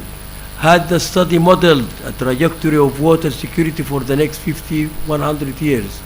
You don't plan, when you are planning with basic water resources like water, you don't plan for 5, 10 or 15 years. You have to have a very long trajectory. Collateral damage. Example of Western Equatoria. When I went to study the Hafir of Louis, and it was later implemented by the GTZ,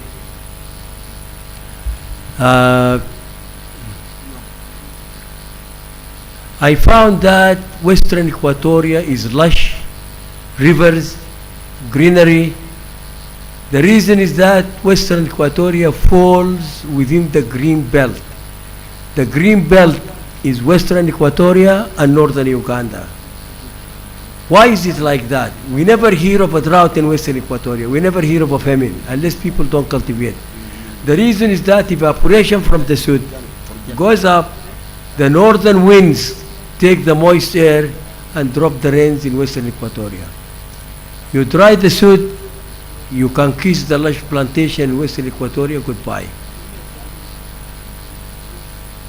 Will rains in northern Sudan, Abyei, South Darfur be affected?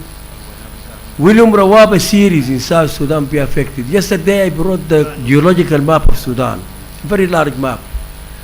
Where you have our groundwater, underground water is where there is Rawaba series. Rawaba series is fed through the water of the Sad because it's stagnant water and it seeps through.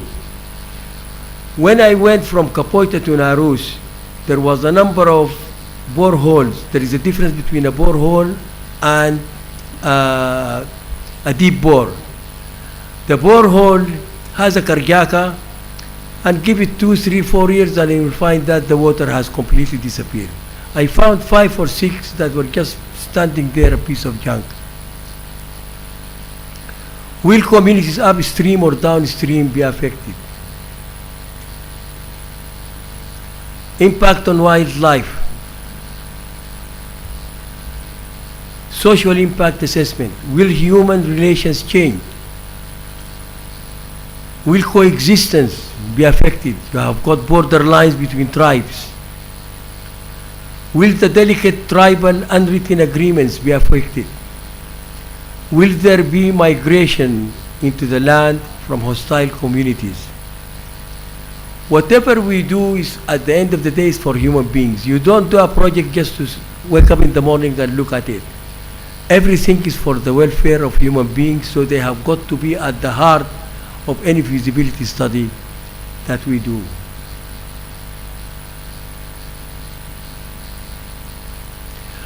And then when we are doing the feasibility study, we don't go like a rhinoceros just straight to what we want to study. We have got to study different alternatives, and then there are methods, technical, solid methods of evaluating those alternatives. So if a feasibility study is to be brought for approval for any minister or any vice president, the first question I would ask, okay, you are recommending this, did you consider other alternatives? Yes, we did. How did you evaluate the alternatives and how did you know that this is the best alternative? That's a critical part of the feasibility studies that people normally ignore. Livelihood impact assessment. South Sudan has the highest per capita in the world of the number of cows per person. It is the highest in the world. And the saying goes when we were young that in South Sudan, people follow cattle, the cattle does not follow people. The reason is that it is the currency. If you want to get married, it is cattle. If one of your boys kills somebody else, the dowry, the compensation is in cattle. So it is the currency of the people. Will the modalities of earning be affected? Will their level of income in cash or kind be affected? Will the stable food be affected because of the change you want to impact? And then when we are doing studies, we have got to identify the people we need to deal with. There is what we call primary stakeholders. The primary stakeholders are those stakeholders who can affect positively or negatively the job that you want to do. If you go against the chief can tell his people to come and sack you out of the area or probably chop your head off. So we have got to be aware of the area in where we are in. What are the powers of the people in that area? Who are the secondary stakeholders? Who are the beneficiaries from the project? If you get a project and the beneficiaries are 1,000, and you have the same project if you take it elsewhere and the beneficiaries are 10,000, then this is a matter for a new evaluation.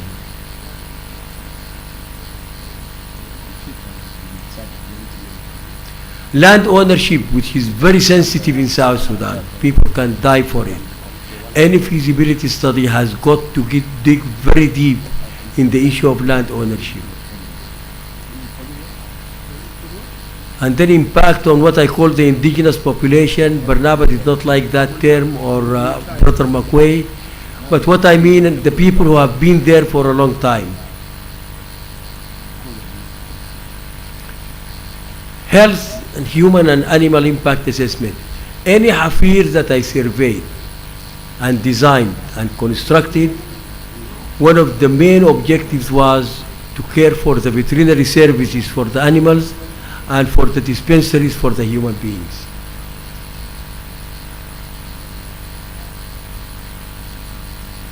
Species of plants and animals and microorganisms introduced by human action outside their natural habitat. What we call invasive alien species. Invasive alien species are elements that are alien to the area. They could actually destroy the whole ecology. So we need to make sure that if we execute a project, we are not introducing these invasive elements. And I will stop there and thank you very much for listening. Thank you very much, Professor Taj. It is 3 o'clock. Let us be mindful of the time. The next presenter, who is the last presenter, be mindful of the time. We are going to allow our leaders ample time to do the interactive session. The next presentation is on the hydraulic, and Isaac Liabwell, please present that one to us. There are more than 1,000 South Sudanese following us online. We've got to be reminded of this, and they are in fact interacting. They are sending in their comment and question as well as the program goes on. And after the presentation, it will ship later after the comment of the two undersecretaries of 2 minutes, 3 minutes each. Honorable Michael will take over to do the next interactive session with our ministers. So thank you.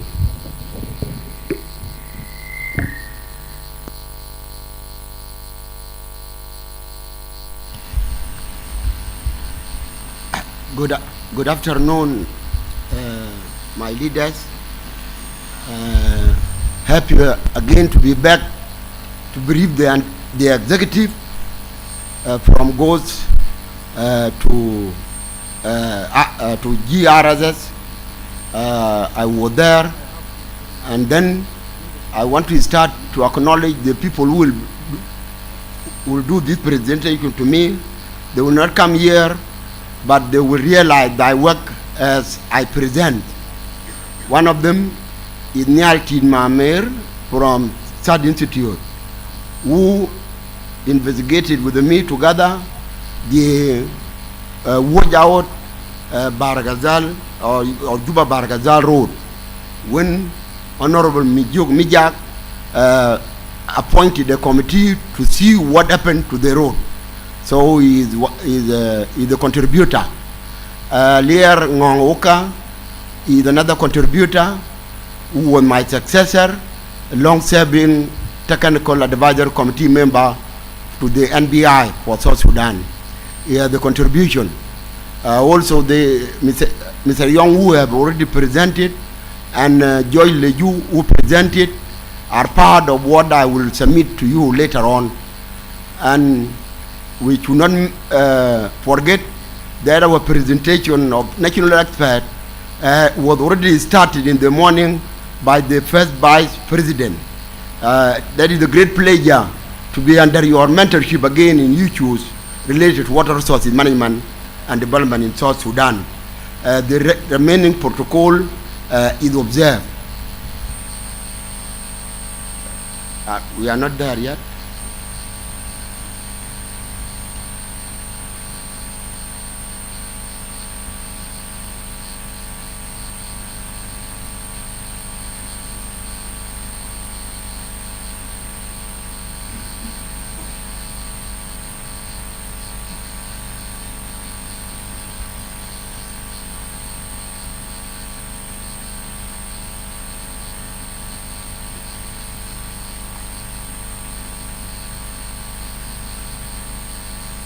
I have sent it to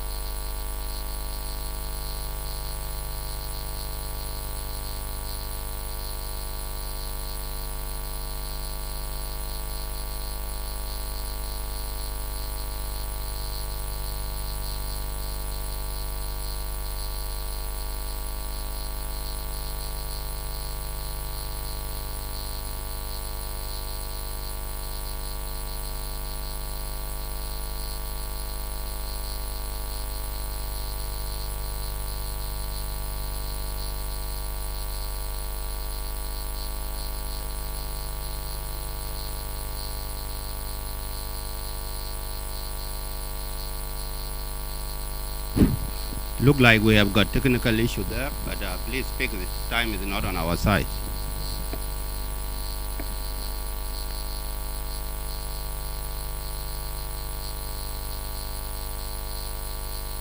Jibal pelaj lo kotupi pelaj jibu bejai.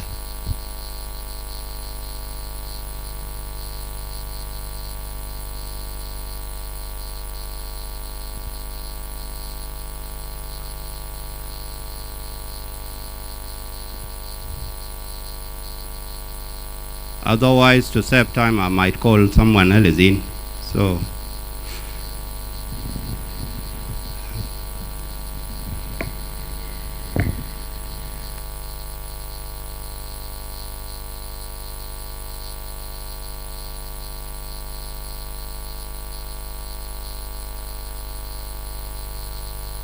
let me present the thing which I will show you later on, and you will look at them and they will go. First of all, I want to start by the plans of South Sudan. We had the Irrigation Development Master Plan that has assisted us with the help of Japanese to quantify the water of South Sudan in surface, from rainfall to runoff in rivers and lakes, to groundwater. That one we have done. We have also identified the uses of water, and we embarked on an SWWNWRM approach, integrated water resources management, and we managed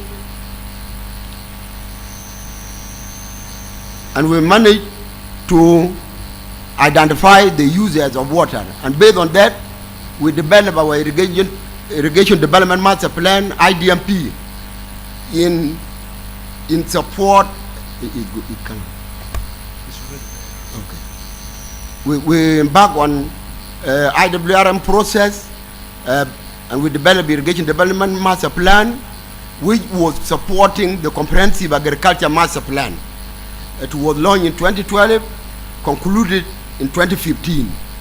Some of you who got chance to listen to the finalization, they got it. The first BP is the one who launched it in Nyakuren, and after the thing went the other way, now it's good that we can inform him about it.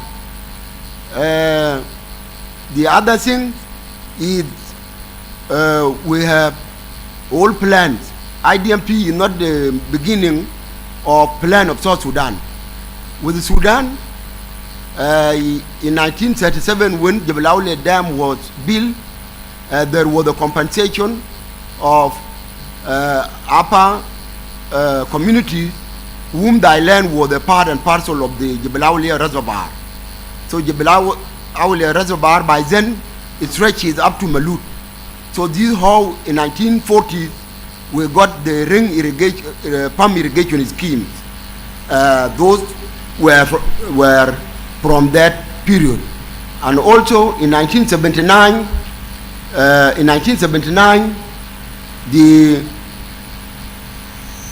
are people following, or I'm just talking? Okay, then it is not appearing here. Okay, fine. Then that is great.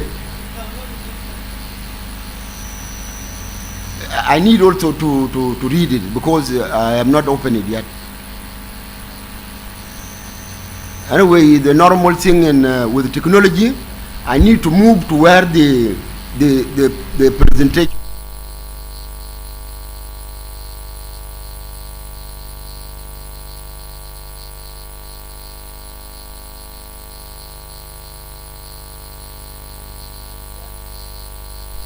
Apologies. Will continue.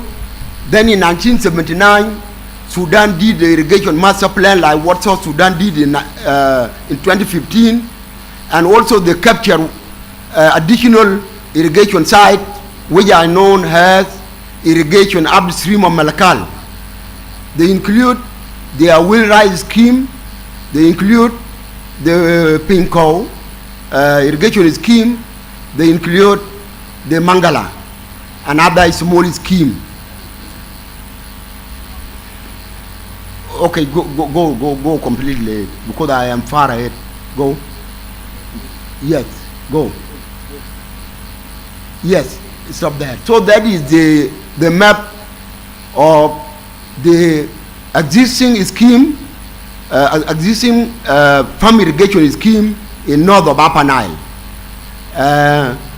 If you go to the next slide, that is the map of the irrigation scheme upstream of Merkal as per 1979 irrigation master plan of the Sudan. We can go.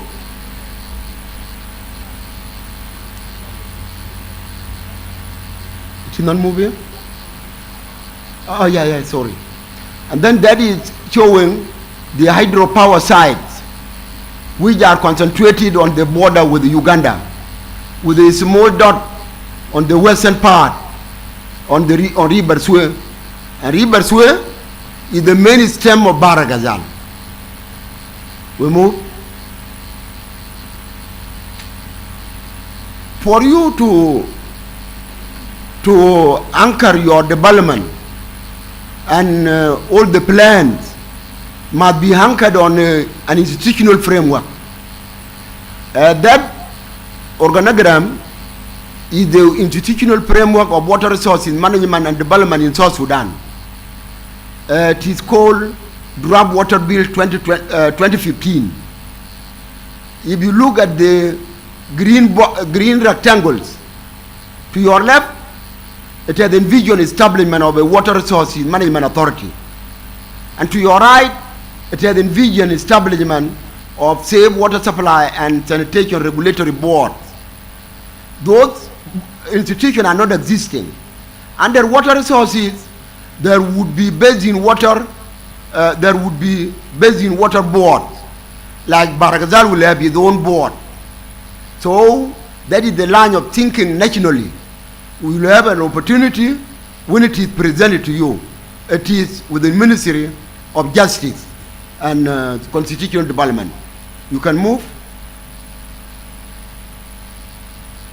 Now, continuing with the laws, as Dr. Salwo emphasized, and Professor Tai, even Majuk, that we are part and parcel of connected with the other countries through regional moisture circulation, through physical running of rivers. So we are part and parcel of the Nile Basin. So the White Nile and its tributaries drain 97.5% of South Sudan. It is in the Nile Basin through the White Nile. 2.5% remaining drain into Lake Victoria, Lake Turkana. So we are part and parcel of Lake Turkana Basin. So now South Sudan has started to participate in the Nile Basin initiative since 2005, when our government was formed in October 2005.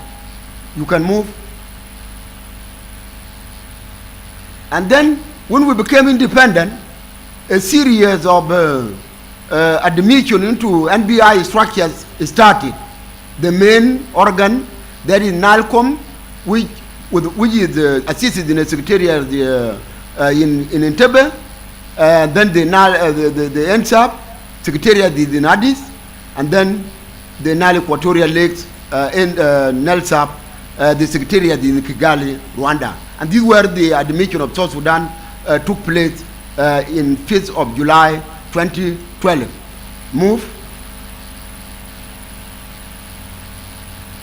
Yes, the cooperative framework we was alluded to by the first Vice President. I want to show just one important thing. That is bullet number 2. It was signed by 6 countries in May 2010. Now it has been ratified by 4 countries: Ethiopia, Rwanda, Tanzania, Uganda. Then now what is remaining is that it has, because for 10 years the Nile Basin countries agreed to negotiate a new framework to replace the bilateral colonial agreements. Of course, I reserve the right of Dr. Salwo in cognizance of that we may not replace them, but in the spirit of cooperation, this was the intention, because the cooperation was started in Tanzania in 1999, and that is the meaning of Nile Basin Initiative. It's an initiative to arrive at the legal framework that is acceptable to all the riparians. Move. Now, the CFA, South Sudan started to assert itself to it. You call it accession.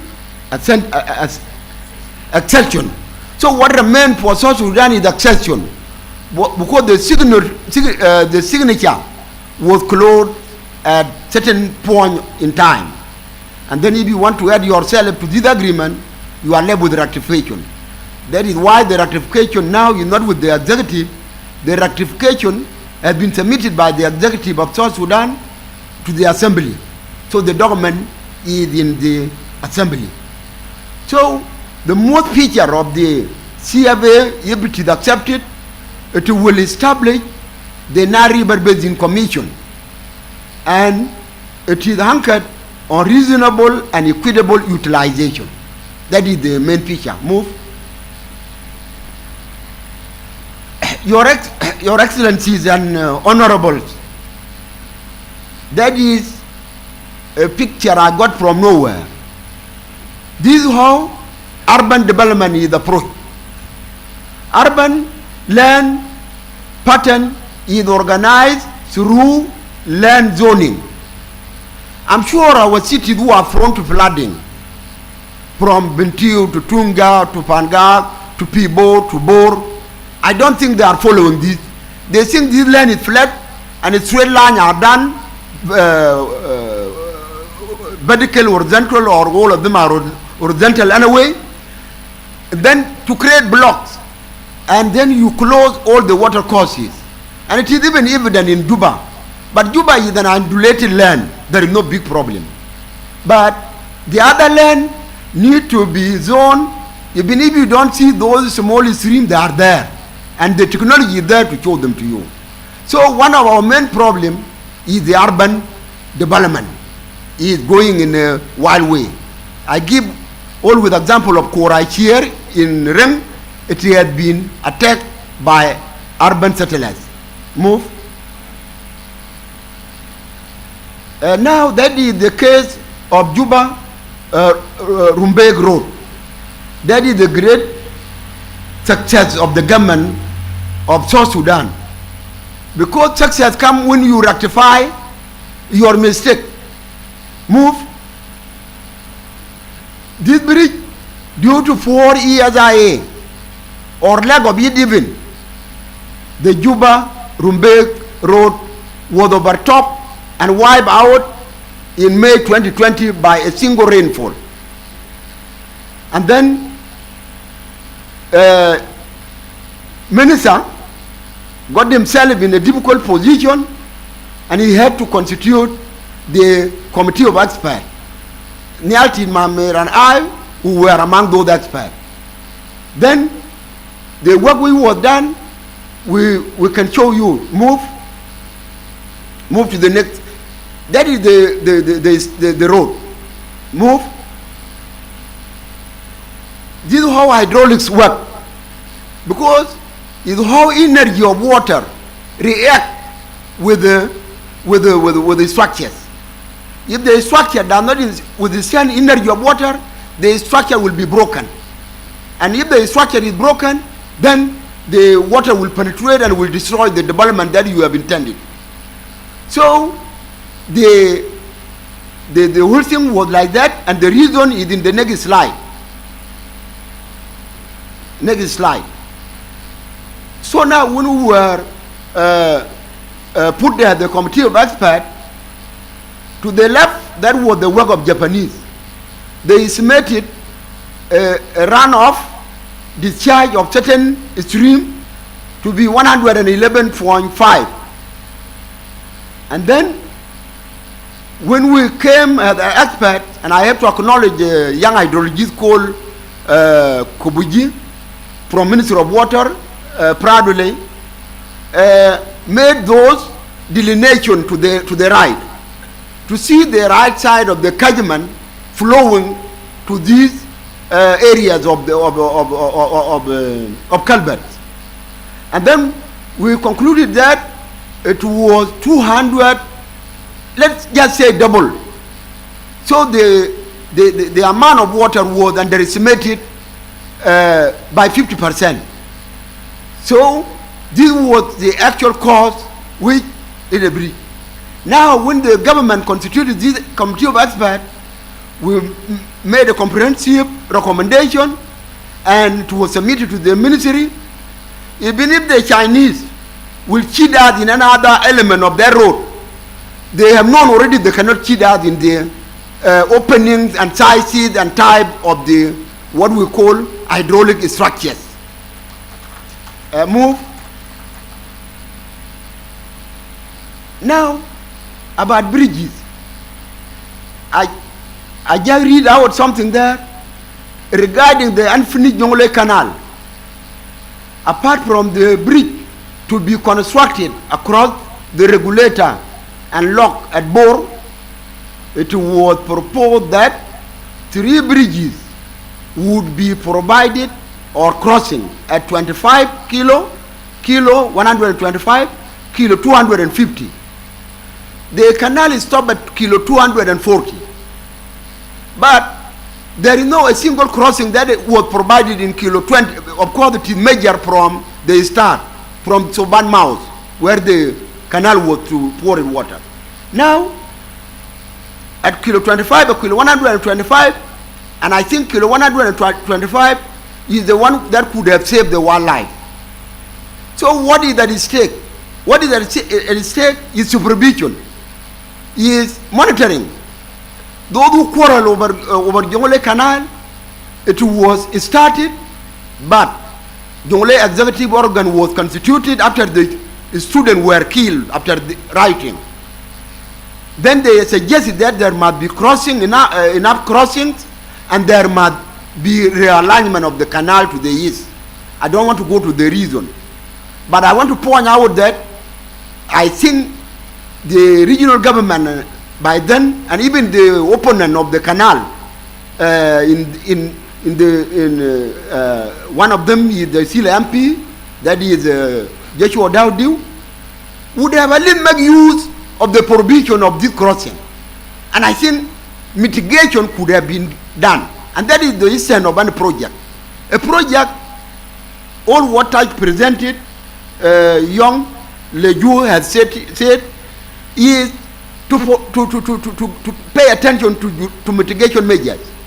But many project promoters, where the cost goes is mitigation, and they don't want it, they run away. And then why? Apart from Juba, Baragazar Road, which was brought into the light by that situation, the rest of the road are still being constructed now without enough culvert, without enough bridges. I must submit, because I went to board, I was doing a consultancy, and I look at the road, and I asked the advisor of the government there, who was with me in the function, and I said, Honorable Dina Kol, why do you do this? Why do you construct roads without bridges and without culvert? He told me, Isaac, we will just improve as we go. So that is the situation. Because the promoters of the project, they don't want to do technical job. I think we can move. That is about Jonglei Canal. That is the situation of South Sudan. The oil blocks are everywhere. And the web, it's called a web, the Lagan Kabut, the web, and the crisscross Winal system, and with it, third wetlands are completely being compromised by the so-called oil access road. You look to the right, that is oil access road, and I don't think you can see any passage of water underneath. There are no culverts. So the oil access road, like what they did in Bentiu Bridge, which I must declare that from Thomas Young to Alier Oka to myself, the ministers who came to that ministry, the people who were in administration in unity, even the communities of unity themselves, we are all mistaken completely. And I agree with the opening of the first vice president that we are not managing our waters. How can we monitor the vegetation to accumulate, and we are watching until our river died in our hand? It's a pity. If there is one thing I will move with my head down in this country, is the situation of Baragazal basin. At least I should have said something wrong is happening, but I did not do when I was under secretary, and I'm sorry for that.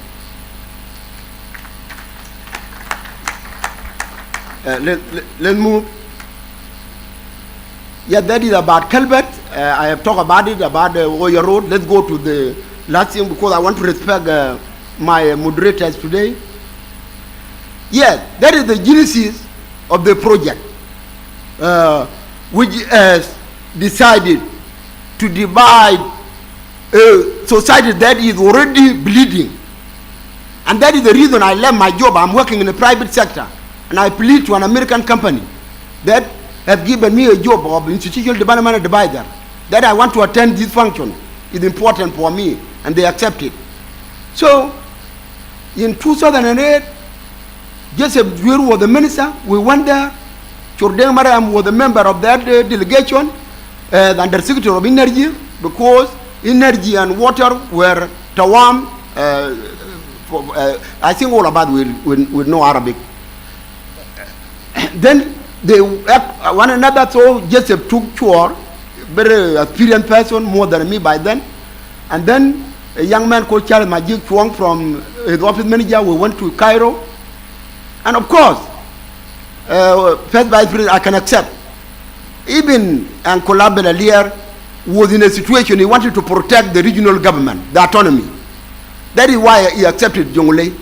And he wanted mitigation to be done, but they did not focus on mitigation. When I went with Joseph, the agreement that was presented to us was a bad one. Then we tried to make a use of a bad situation. South Sudan wanted referendum, and Egypt is the giant in the region. So they said that agreement has 10 points, but I will only read out 4 of them. One of them is they wrote immediate resumption of the Jonglei Canal. And then Joseph was there. They make sure that Joseph was not interacting with us for a long time. And then they brought the document late. And then when I look at the document, the language was bad anyway. But I just write to some area, then I got it, immediate resumption of the Jonglei Canal project. That was the intention. I said it will not be done like this. And they were there, they did not allow us to talk alone. And then 3 voices asked me, including my own minister, why? And I said, because over 20 years is a long period. If this project is to be done, it has to be subjected to review. Therefore, resumption, review of the Jonglei Canal is a part and parcel of that MOU. But when we came to Khartoum, already the news had come that these people are signing bad agreement. Alfred Taban wrote, Alayramu. Gone are those days when executive officials used to commit countries or take away our resources. Jonglei Canal will not be dug. Then when Joseph saw this, he said, why is he doing this? I said, Kaladma, you go to the media. Joseph went to the media and told them, so this is what I brought to you. If you don't like it, Alakebkum. They review. The next day, Alfred Taban apologized to Joseph. And that was the great thing we have done. So to make it Hilu, come on, we added one good point. That is, feasibility study for construction of the multipurpose dam on Rivers Way at the vicinity of Wow. And then we added cleaning and clearing of the aquatic weeds and other deposits from the rivers of Bahr el Ghazal Basin. This was our intention. Now, down there, I don't want to talk about it. It's not necessary. Let's move. What is the dredging process? I want to read that out because the second before the last slide. The dredging process mainly involves carrying out excavation of either natural deposit as Dictology said, sediment, or man-made debris like SPLA, who had been sinking many barges into the river, because that is all about we are complacent. We have buried a lot of these rivers. So, and that's why Dr. John told you one day that you burn everything, you will sit down and bring government from your head. So this is the day we could have not allowed Bahr el Ghazal to die in our eyes. Sorry. So the dredging involved cutting. Sorry. Okay. Allow me to stand to continue, Your Excellency. Okay, good. Yes, it's a process, deposit sediment or man-made debris, such as rocks, bottom sediment, construction debris, and the rest, other refuse. Aquatic weed control, on the other hand, is the process of cleaning and clearing of vegetation from water channels. Both the dredging and aquatic weed control processes are for maintaining water channels, ponds, lakes, ocean, port, harbor, and the wet cutting is related to creating of port. Like our river port, you can dredge an area in order to open it to have a place to park your ship.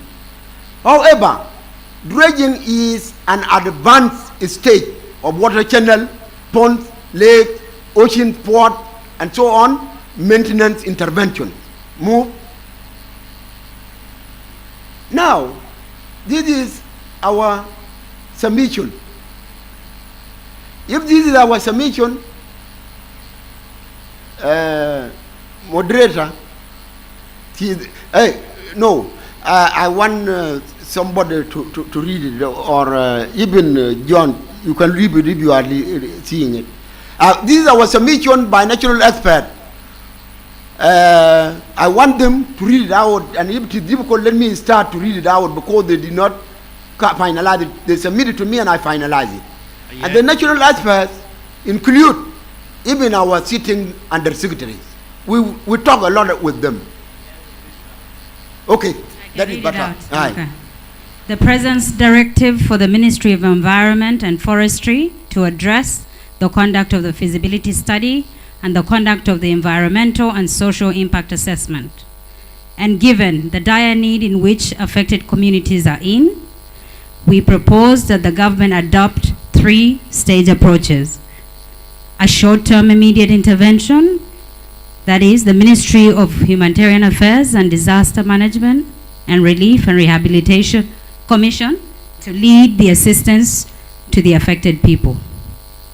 A medium-term intervention, the Ministry of Water Resources and Irrigation to make a proposal for the clearance and cleaning of aquatic weeds from the reaches of Bahr Ghazal and its tributaries, and submit to the Ministry of Environment and Forestry to screen it. If this phase 1 stage does not need only preliminary feasibility studies or ESIA scoping, then the other implements, machinery or equipment of the project be assessed, and the project is green lighted for clearance and cleaning of vegetated sections of the Bahr Ghazal River system. While doing so, the stakeholders, government and partners need to think on how to replace the Rubkona-Bentiu Bridge. A long-term intervention. After a season or seasons, if the clearance and the cleaning of the aquatic weeds does not adequately restore the river regime, then the government can embark on a dredging project proposal that is subjected to a comprehensive feasibility study and a detailed EISA. And because why it should be now subjected to EISA, one of the contention, and you said, why the downstream population can have problem with the dredging. If a slope of a river is changed, then if it is changed to a mal situation, you will aggravate the situation. The deposition and accumulation of quarter wood will increase. If it is done to move from mal slope to a steeper slope, then more water will leave the area. And what we have known so long about Bahr Ghazal is that the river, much of its drainage remain within its basin, Why? God knows. And that what made the population of that region to be more, and even to the number of cattle with the bull can only match the amount of cattle in the eastern Nuer and to Ethiopia. And it is that system of that river. Water is stayed in the system. And even the population among the populous district, 2 of them are in that basin. The Bentiu and Awil, the more populous in this country. So that is the reason I want to say that one is a stage 3, because it will involve the change of river slope if it is not done in a right way. Thank you, honorables, and your excellencies, my bosses. Thank you very much. Isaac Liabwell. To this point, Your Excellency, we are now coming to that crucial part. It is now 34 minutes past 3. Our Undersecretaries, 2 of them, one will have 3 minutes each, and I will hand over to Honorable Michael. I will start with Honorable Emmanuel Ladu of the Ministry of Water.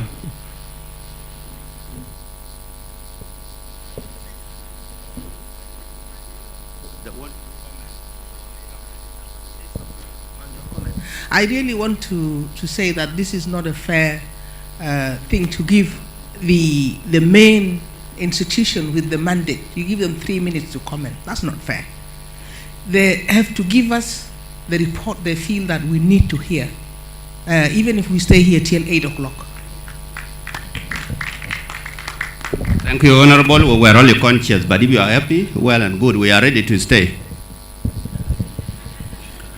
Okay, thank you very much, Honorable Minister of Defense, for that stand, and that means the strength of the women. You have spoken your voice, because water is very important for any household. I was going to make about 2 presentations. One is about comments of issues which have been arising over the last 5 days. I really give, okay, the protocol remain observed, Your Excellencies and Honorable Ministers, my colleagues, the Undersecretaries. I would like to acknowledge the presidential statement and the gift to the nation of the people of South Sudan when he declared that we need to do a credible environmental and social impact assessment study in this country before any project starts. And that has always been our cry in the Ministry of Water Resources and Irrigation. We had started to dredge the Bahar Ghazal River when equipment from Egypt arrived in Wau and Bentiu respectively. But the result was nasty, Your Excellencies. Within the short period of dredging, the cores which the communities used to water green vegetables during dry season dried up. And I think probably that was one of the reasons the equipment were later relocated to Bentiu Unity State. And all along, before I became Undersecretary, under the leadership of Isaac Liabwell, we insisted that for the environment, for any study to be done, we need to do a credible and environmental and social impact assessment. But donors normally, when they come with their funding, they select what they want to do. And so when I became the Undersecretary, this issue popped up on my desk, and I advised my minister, late Honorable Manawa Peter Gorkoth, that for us to proceed, we have received the gift from the government of Egypt. Let us ensure that we need to do environmental and social impact assessment. And it was grateful that IOM came to our aid and promised to carry out that environmental and social impact assessment study. Within short time, I reached out to my colleague in the Ministry of Environment and proposed some terms of reference, which we're still working on it. There was one question which came up yesterday about the issue of equipment. That equipment, agencies and donors have their own ways of sending aid to foreign countries. USAID, if they're sending support, it comes through USAID. The government of America sends the support to the people of South Sudan through USAID, and it is addressed to South Sudan through USAID. And it is USAID based in South Sudan that gives that support over to the people of South Sudan, whether it is Ministry of Health, whether it is Ministry of Education, etc., etc. The same thing applies to Japan. The government of Japan gives us donation, especially the water treatment plant which is currently being constructed. All the equipment which come there are directed to JICA. They are not directed to the South Sudan Urban Water Corporation or to the Ministry of Water Resources as per se. And so we have not complained that the government of Japan or the government of USAID is establishing parallel institutions in the Republic of South Sudan. This is something I would like to make a little submission. And the equipment which came into the country have been here since 2010. The dredging equipment which were in Bentiu, they were later on vandalized because of the war which came up during that time. The same way bill was submitted to the people of South Sudan. So this is not something new. We should not make a very great story about it. From the submissions yesterday, I'm very grateful that our doctor from Oxford suggested that the Ministry of Water Resources and Irrigation be financed substantially. And he proposed a percentage of 10 to 15% from our national budget. I think if that one is accepted, this submission was made yesterday to the lawmakers in Parliament. If that submission is also accepted to you at the executive, I would really very much appreciate it, because I think this is the time we really want to ensure that our people in this country start to receive water in their taps through their households. For the issue of construction of Hafir, if we say that we need to construct Hafir for the millions of cattle and livestock in this country, it's going to cost us a lot of money.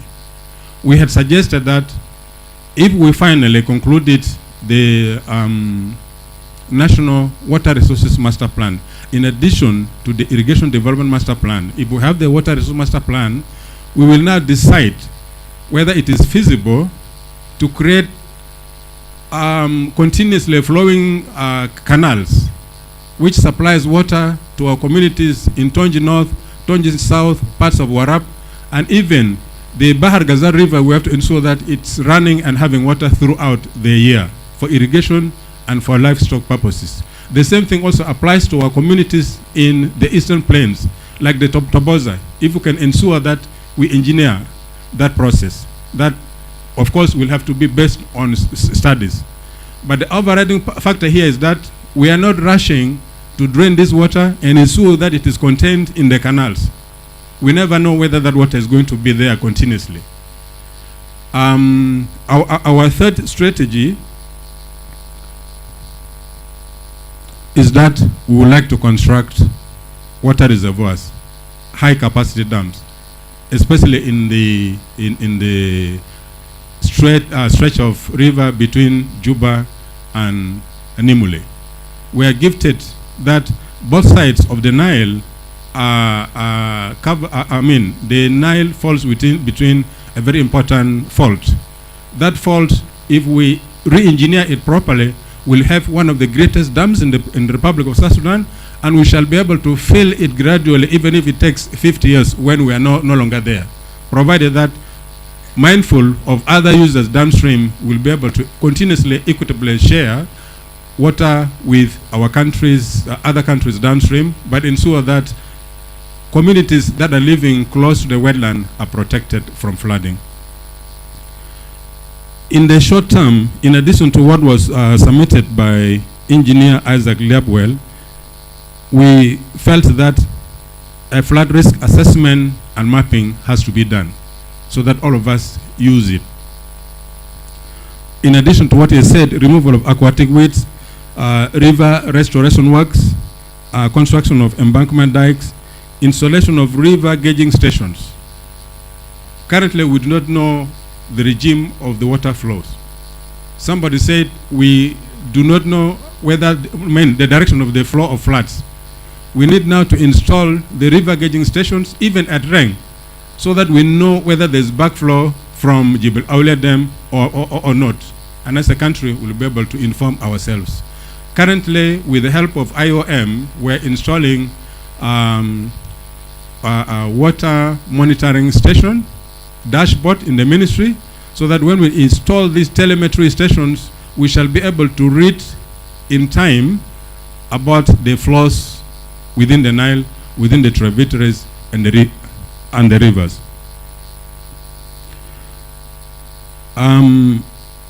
Then once we have that infrastructure in place, we'll have flood forecasting and disaster risk early warning system.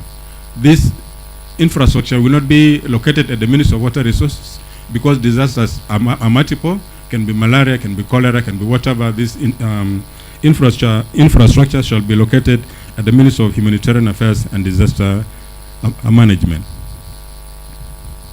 In the medium term, we plan as a ministry that we would like to develop the Water Resources Master Plan and the Water Resources Investment Plan. As a country, we need to be mindful. And this is something which will eventually in the future allow us to negotiate for how much water we would like as a country.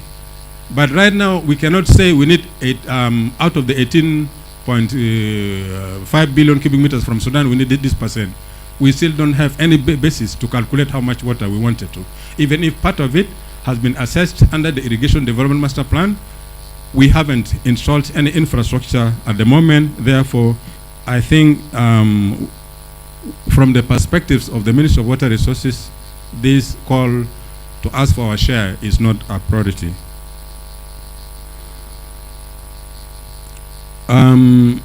Yes, as I said, the long term we need to develop these dams. Your Excellency, you had mentioned that we would like to have one of the bodies within the NBI to be based here in the Republic of South Sudan. Most of the institutions, like the Nile Equatorial Lakes body, is based in Rwanda. The Nile Basin Secretariat is based in Entebbe, Uganda. And ENTRO, which is East Nile Transboundary Regional Organization, is based in Ethiopia. And the ICPAC, the Integrated Climate Prediction and Assessment Center, is based in Nairobi. For us in South Sudan, we do not have any infrastructure at the moment. Therefore, we are trying to discuss with the members of the NBI and the executive if we can create a body within the Nile Basin, within the South wetland, a component that can address issues of wetlands all over the Nile Basin countries, so that this unit is based here in the Republic of South Sudan. But our negotiation will be stronger if we were to pay our annual subscription to the NBI. Since we became members of NBI, we have not paid our subscription, and this has weakened our position to negotiate within the NBI.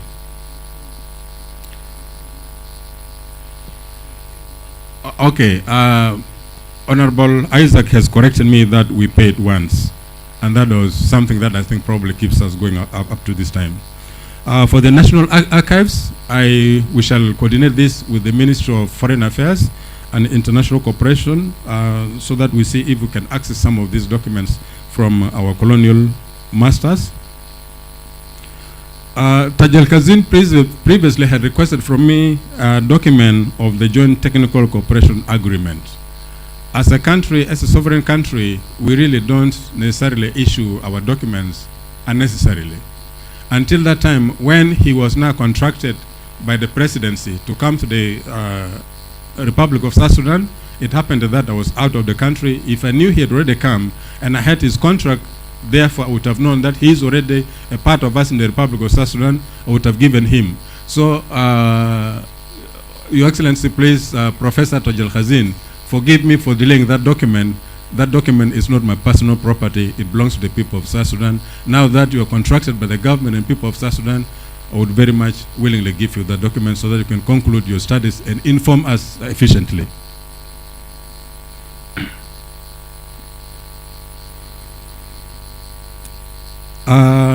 Having said that, I don't want very much to take much of your time. I had wanted to make a presentation about the Jongole Canal, but I think most of us have known almost the whole history about it. I'm not going to bore you down by repeating what has been said by experts. We had made several presentations in the recent past, but what I would like to say is that from the history of the canal, the initiative started in 1904. From Egypt, then it was presented by the Undersecretary in Egypt. It was presented to the government of Egypt. The government of Egypt did their own due diligence and they did their own studies. And they discovered that they cannot do this project alone without involving the Sudan. And they sold the idea to the Sudan, as you were seeing here in the documentary. When the Sudanese received this document, they took their time and also did their own study, independent studies, regardless of the studies which have already been concluded by the government of Egypt by that time. In their study, they discovered that they wanted to have and build Jebel Olia Dam, which started in 1925 and was concluded in 1935 to 1937. That project was concluded, the Jebel Olia High Dam, and it was the highest of its kind. The intention is that if they succeeded to develop the Jongole Canal, they don't want Khartoum to get submerged. Now, for us as a sovereign country, are we going to rush to dissect and review this project without any study, as has been said by the previous presenter, without doing due diligence? It's over 40 years now since 1978 or since 1983. We would like to ensure that we do our studies and see the benefits in the lands of the people of South Sudan first before we think of others. This is what the Bible says. Give to the Jews first and then to the Gentiles later on. These books come from the Middle East. So this is what we're going to do if we had the resources at our disposal. Probably what might tie us and move towards the Egyptians is if they were willing to give us the finances, then probably we might link to that direction. But as of now, I've not received any communication from our colleagues in the Joint Technical Cooperation Management Committee in South Sudan that they have the funding for that. If your excellencies have that information, you will be able now to inform the general public. So with regards to the Jongole Canal, this is the status. But as we speak now, we know that from Jongole Canal, water is discharging and going up to Malakal. I'm now grateful also that our presenters have submitted that we should not start the clearing of the aquatic weeds if they give us the approval from the Minister of Environment from Bentiu to Lekno, but should also proceed up to Ankai. And I very much appreciate this because my fears were that since floodwater have no direction, if we start from Bentiu and it happens, the backflow, as it was shown by Dr. Tid Mamed, that water comes from Lekno and reaches Bentiu Rapkona, this town will be submerged. I shared this idea with IOM. The guy from IOM says if this situation happens, he's going to escape from the country. Therefore, should we increase the exercise up to Wankai and probably beyond, should we have the resources, I think the river will be able to absorb any additional water coming from Lake No. I think, thank you very much. This is what I would like to submit as of now. His Honorable Minister had prepared a speech which he had wanted to address to the ministers that time when he was alive. But I'm not a minister, I'm not going to present that one. I will, one time, the acting minister will do it in her own time. Thank you. Thank you very much. While respecting the fact that we want to hear more, we have also to remind ourselves that the expert might respond later to some question that will be raised there. So, Your Excellency, allow me to welcome Honorable Joseph Bartola Perkan, the Under Secretary, Minister of Environment. And then, please, Honorable, when you finish, hand it direct to Honorable Michael Mokwe. Thank you, Moderator. Your Excellency, Riek Machar Teng, First Vice President. Your Excellency, Dr. James Wani Iga, Vice President. Your Excellency, Taban Dengai, Vice President of the Republic. Honorable Ministers, Under Secretaries, the distinguished experts, the Secretariat, the media, ladies and gentlemen. First of all, I would like to take this opportunity to thank the Presidency for organizing these public consultations, and this is my 5th day today attending these consultations. The genesis, or what brought us to this situation, is mostly the flooding that has affected 7 out of 10 of our states. This flooding can be attributed to the impacts of climate change. South Sudan acceded to the UN Framework Convention on Climate Change in 2014, and we negotiated the Paris Agreement. We know the impacts of climate change. Though as a country with negligible emissions, we are being impacted with these impacts of climate change in terms of floods, droughts, heat waves, loss of biodiversity, deforestation, and several other impacts. For us to prepare the country to mitigate and adapt to the impacts of climate change, we produced our first nationally determined contribution, and of late, we have produced our second nationally determined contribution that has been considered the best in the world. Now, in that nationally determined contributions, we have two sections, which is mitigation and adaptation. And in mitigation, we have two things. First of all, we like to have energy security. In that, we would like to generate 3,000 megawatts of clean energy from our hydro sources, solar, wind, and geothermal, and even LPG. If our refineries are working, we can produce gas for our people to be able to use it. Secondly, because 99.9% of our population depends on fuel energy and charcoal as the source of energy, we are doing a lot of deforestation in the country. We know that the majority of our people are now in the forest, cutting our trees and burning charcoal to make ends meet. In the adaptation, one thing that we have come up with is the adaptation to the impacts of climate change, and we have strategies for that. And also to change the mode of our agriculture to smart agriculture. We also look into the issue of early warning systems. And with that, I would like to report that 2 months ago, I was in Nairobi with ICPAC, which is the IGAD Climate Prediction and Application Center.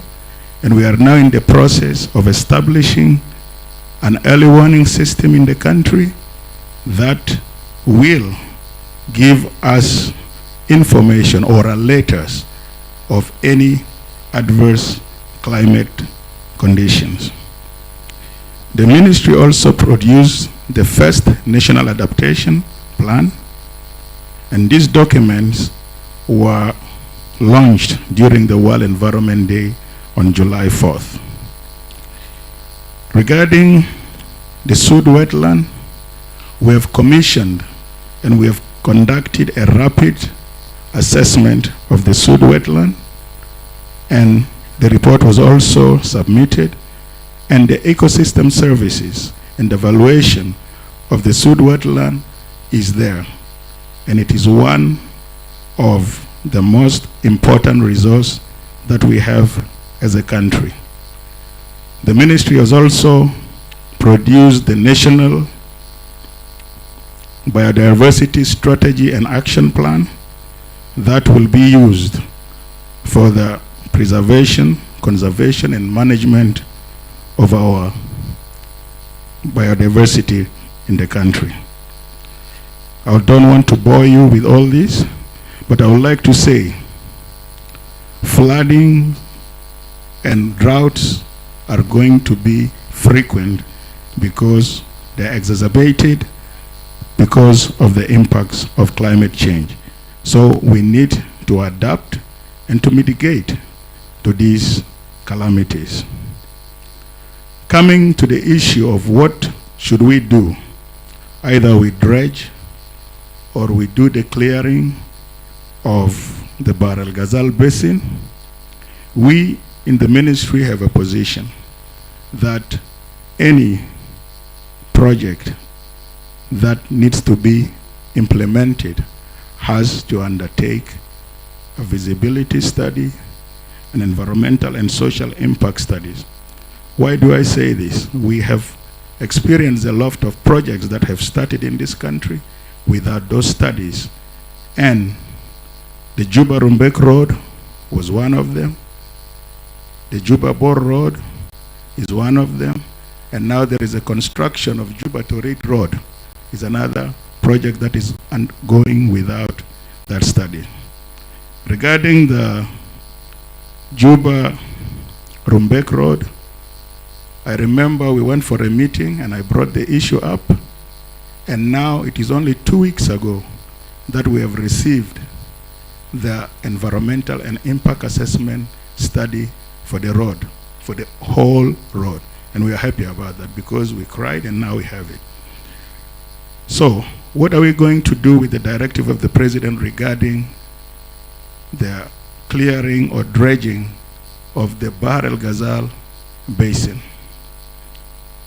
As I said in the previous days, in these consultations, we in the Ministry of Environment have three things to do. There is a project that needs to address that. We have requested the Ministry of Water Resources to give us the project brief of actually what is supposed to be done in that area. Because we don't want to shoot in the air. We want actually to know there is a project brief, what is supposed to be done, the price tag of it, and the coordinates for that project. And according to the recommendations that are there, and with my discussion with my colleague, the Undersecretary, they are going to prepare that document soon, and we'll wait for it. So when we receive that document, what we will do as the Ministry of Environment is to create a team of experts. Very soon, we send them to Bentiu. They will go and visit, because of now we have seen where the problem is from. The bridges that were constructed in the 90s have caused us these environmental problems. We know the Bentiu Bridge has blocked all the aquatic weeds to move, and also in Wankai and other bridges. So what are we going to do? So people should not be wary about the screening, scoping, and the development of terms of reference. These are the safeguards that every project has to go through. Even if you're going to get money from the World Bank, from anything, for any of projects, you need it to be cleared, to be environmentally sound. And what I would like to underscore, it's not going to be our experts in the Ministry of Environment to conduct those studies. We are going to have third party that will be doing it.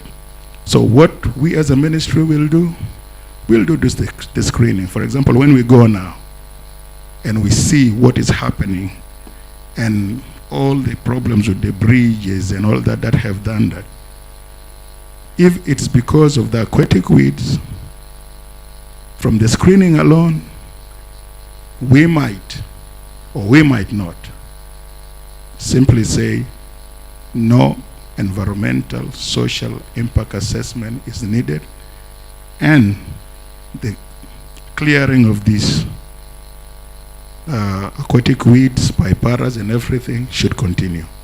And it can take very short time for us to do that. But if there are also other areas that are silted and blocked, that means, because we have known that there are impacts of dredging, there are positive impacts, there are negative impacts, that means a comprehensive study will be conducted, and engineering design will be conducted. The kind of equipment that will be used will be determined. The depth of the dredging will be determined, because we might think that we like to dredge it, but the backflow can become an issue. So this is the things that is going to happen. Then that well will need an extensive scoping that we'll do. We'll come up with the terms of reference. And after developing the terms of reference, third-party independent consultancy firm which has no interest in any side of the issue will conduct the studies. The studies will be conducted, the reports will be submitted. When the reports are submitted, people go down for the validation and talk to the communities and tell them exactly the results of the studies. There, and I would like to underscore the most important thing, not that if any project has some detriment to the environment, we stop it. But if we can develop mitigation management plans that will be supervised with an oversight committee or an oversight body that will try to see the implementation of the project A to Z, and all the safeguards are there, and we know what is supposed to do with the mitigation, then that project will be approved and all those mitigation plans will be put in place, and the ministry and staff, the experts, will be visiting the work and try to see that the adverse effects are addressed. So for us, as the concerned ministry, we will always from now on subject any of our projects to these studies, because for us not to have the impacts of what has happened now with the bridges that the oil companies have constructed those days, and now they have come up full circle to have us to get us this problem. And a solution to a problem will always come with better analysis of the problem and all that. So for example, if we didn't know or didn't see what the Bentiu Bridge has done, we'll be knocking our heads. And my appeal to the people of Unity States, because I think since these presentations were live, people saw the bridge, they saw the weeds, and hundreds have jumped to the river in order to remove those weeds. And I think that is a safety concern, because we have snakes, we have other aquatic animals, and we don't want to lose lives when people would like to save lives. So with that, I thank the experts, and we from the Ministry of Environment will start doing our work starting from tomorrow. And it's going to be all the environment line ministries that we will be inviting, some stakeholders, some national experts, and we put together a concept note and a roadmap such that this project will start. But I will underscore one again, we are looking for the submission of the project brief from the Ministry of Water Resources. Thank you, Excellencies, and thank you, Ministers, for listening.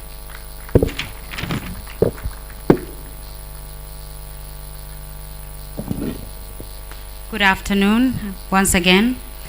I think from here on, most of my part is completed. Honorable Makwe is here representing the Office of the President, so the Presidency, on behalf of Dr. Marial. So I'd like to invite him to assist with the moderation through the Q&A. And then, Honorable Makwe, due to time factor, I'd like to submit 30 minutes to this exercise, if possible. And then we'll move from there. Thank you. Thank you. Thank you very much. Your Excellency, the First Vice President, Excellencies, the Vice Presidents, my colleagues, the Ministers, our land experts, all the participants. We are running out of time, of course, and I'm not here to represent anybody, but only to assist the moderators, because their level has stopped there, and from here it is me to call the ministers and the rest. So I'm only doing this thing on your behalf. Yeah, brothers and sisters, Excellencies, the main objective of conducting this process is to get informed so that when we sit and decide, we decide from an informed position. I'm saying this because what we expect is to, if you have any inquiries, any questions, you can ask your questions. But we don't want you to come and tell us, this is what is supposed to be, because this place is not for decision making. When we sit in our cabinet, this is a time when we shall be sitting as a cabinet, and based on the information that we'll get here, we'll be in a position to deliberate and decide. So my request is that whenever you have any question or you have any comments, please limit yourself to the issues in question, so that we also make use of our time. We have been sitting here since morning, and tomorrow, I don't know if there is a cabinet also, so this will be gone days. So the floor is open for you here. Kwar will get you later, but let us start from. Let me start from there. Yes, please. When you get up, say your name and who are you. Mafi, night time.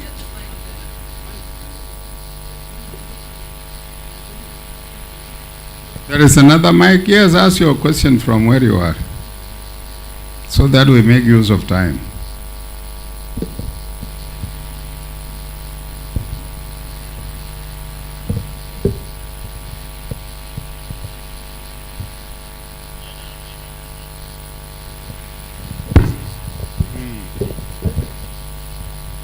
Thank you very much. My name is Michael Shanjek. Mine will be one comment and one question.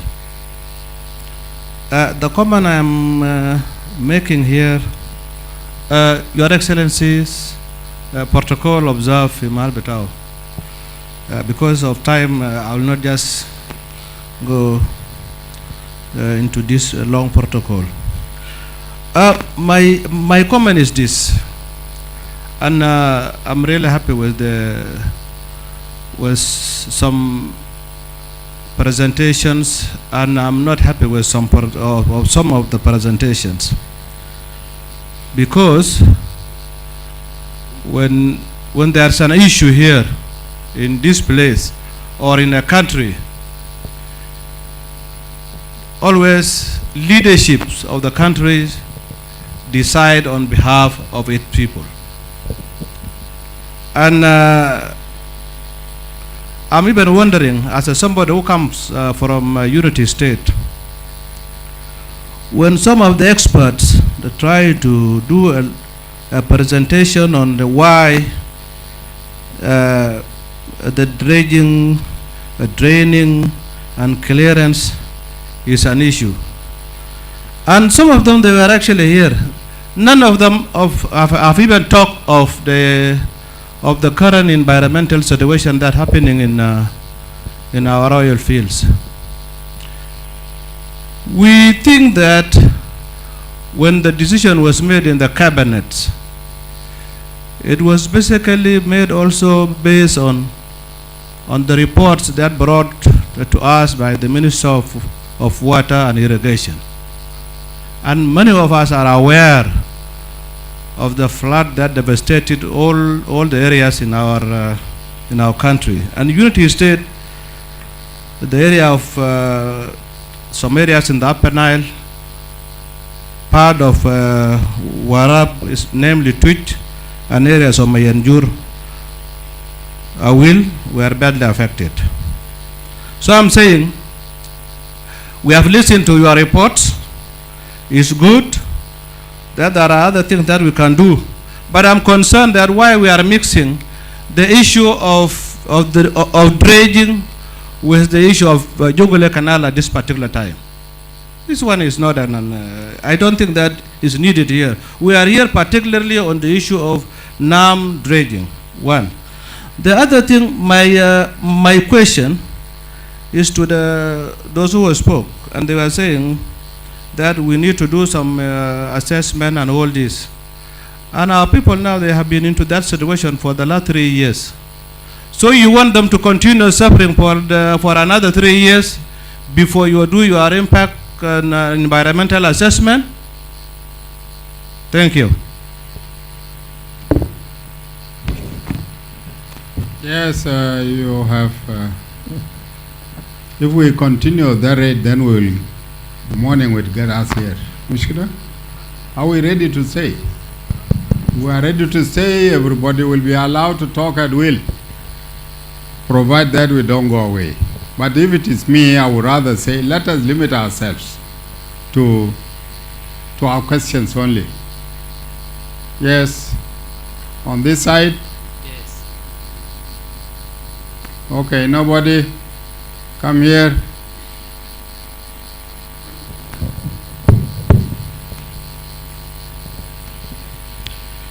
Your Excellency, First Vice President, Excellencies, the Vice Presidents, the experts, Honorable Ministers, my colleagues, and the secretaries, I really wanted to thank the presentations that were presented this morning up to this afternoon. I'm called Osuba Ludoruwongo. I'm the Minister of Federal Affairs. First, I wanted to I thank the Ministry of Water Resources and Irrigation for a very clear and elaborate highlight on the activities of the ministry, and particularly giving us a brief background on the whole issue in regards to the dredging and then Jonglei Canal. Mine is specifically about the presentation which the experts actually presented to us, and particularly the professor. I was keen following actually the professor's presentation. It was enriching. However, when I went through, I realized that the conclusion is that there is no way these two projects can go ahead unless there are a number of studies conducted before these projects are conducted.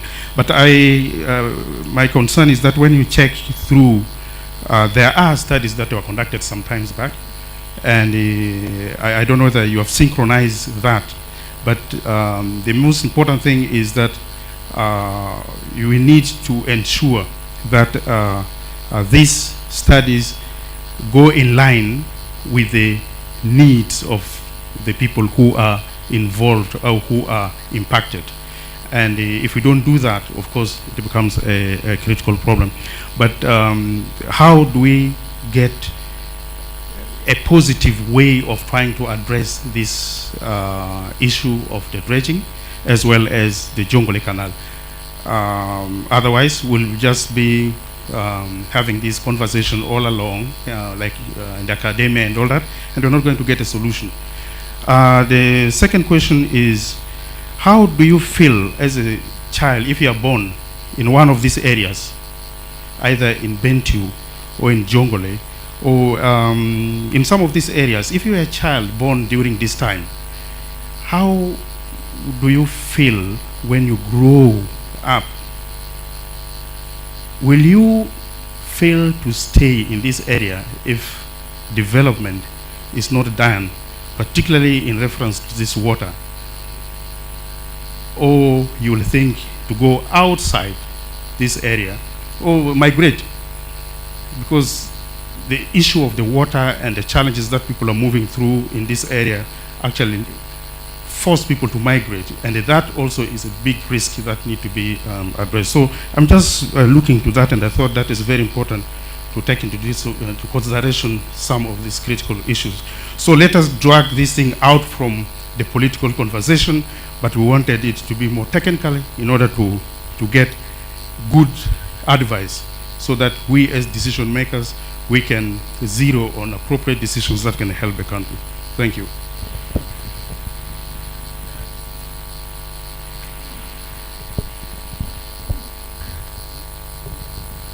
Yes, thank you. I'm Lilia Cole, the Deputy Minister of Agriculture and Food Security. Your Excellencies, and all the protocol remain observed. Thank you so much. I think the deliberations and the discussions have been really very informative. And for us in the Ministry of Agriculture and Food Security, because we travel a lot over the region, we have been to Bantiu and Malakal and those areas, so I can say we have seen firsthand the devastation. And also when we talk about the aquatic weeds and how they overtook the rivers in those areas. My question is, since the Ministry of Water Resources and Irrigation did extensive study that involved all the stakeholders, and we can agree to call it dredging or clearing or cleaning these aquatic weeds, is there a way that this can be done as a short-term solution? Because listening to discussions, it seems that we need short-term intervention now, medium-term, and long-term. And the short-term intervention would be to clear these aquatic weeds. And it's very important, especially for the people who are affected.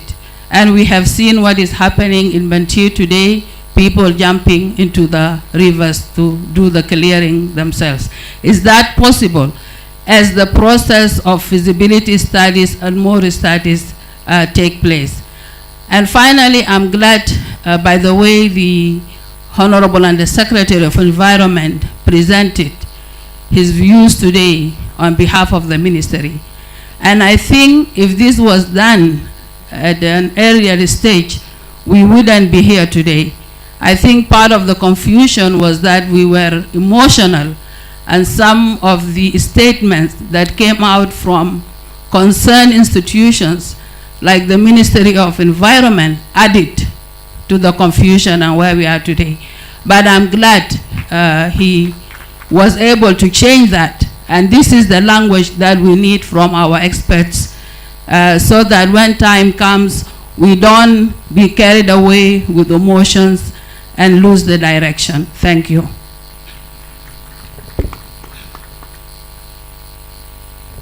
Thank you. That was, yours was a commentary. Yes.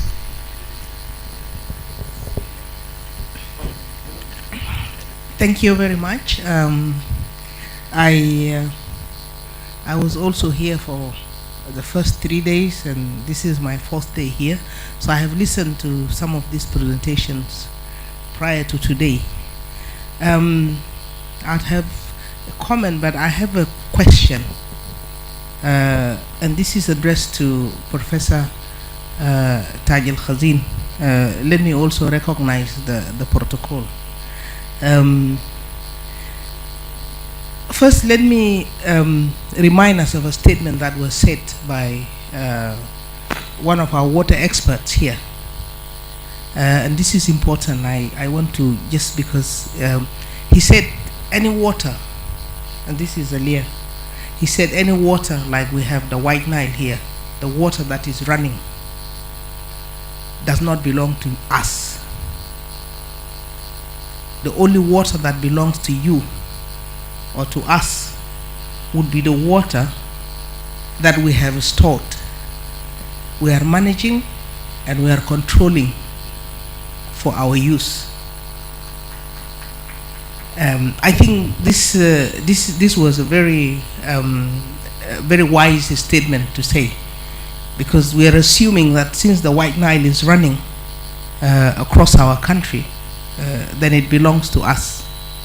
What belongs to us in it is what we will capture through probably what our first Vice President said earlier. One of the 4 things: development, and management of our waters. The other thing that I want to say, and this is the question: why, Professor Khazin, why are you suggesting that if we are to build a dam, we build it in Ethiopia on the River Baro, rather than building it in the Republic of South Sudan, where we can have control of it and management of it.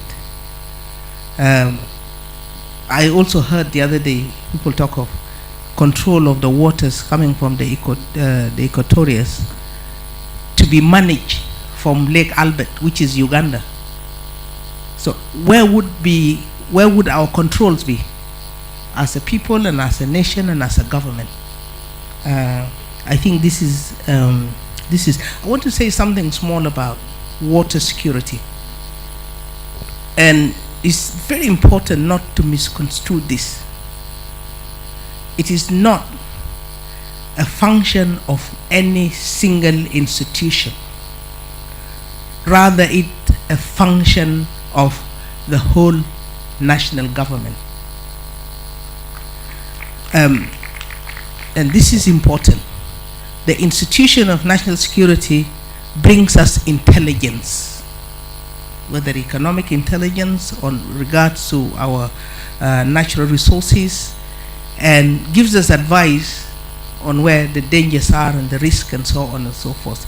But each institution, each ministry is responsible to safeguard that national interest. And this is going to surface on our security sector white paper. It will be well addressed there. Now, one last thing. What's happening in Unity State when we see people endangering their lives is precisely what my sister just mentioned here on the reaction on a decision that we as members of Council of Ministers adopted when it came from the Ministry of Water and Irrigation. And we accepted that decision and we had a resolution to it. Then there was an outcry, and the people in that state, and not only that state, in affected areas, feel that nobody really cares about them. And that is a challenge for this country, for us as a nation. I heard people here make statements saying that it's only the people of Unity State who are crying. Why are we not then crying on their behalf when we know they're in that desperate situation? Why then we're theorizing a lot, and not connecting it to their plights, whether it's in Unity State or Jonglei State or wherever. We're still feeling the impact of the floods. The crisis have reached southern border, eastern Equatoria, central Equatoria, because of that. So our decisions, we appreciate very much this dialogue to put things right. But also it's important to point out, that when the decisions were taken, and this is why I was insisting earlier that we want to hear from the Ministry of Water and Irrigation, because they've given us a presentation with all the areas, some of the things that are being discussed here, and I felt they should have been given an opportunity to give us a full presentation of what they have presented and persuaded us with, because it was not void of an environmental impact assessment. This was part of what was presented to us. So it is not fair for us to be talking that a decision was taken disregarding the future and an environmental impact assessment. That's not fair. Thank you.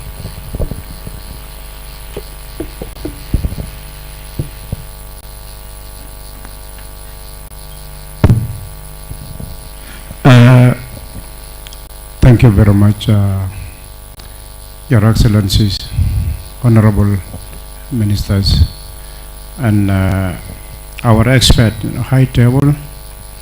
Mine is one is comment and one question. My name is Madud Biar. I'm Minister of Transport.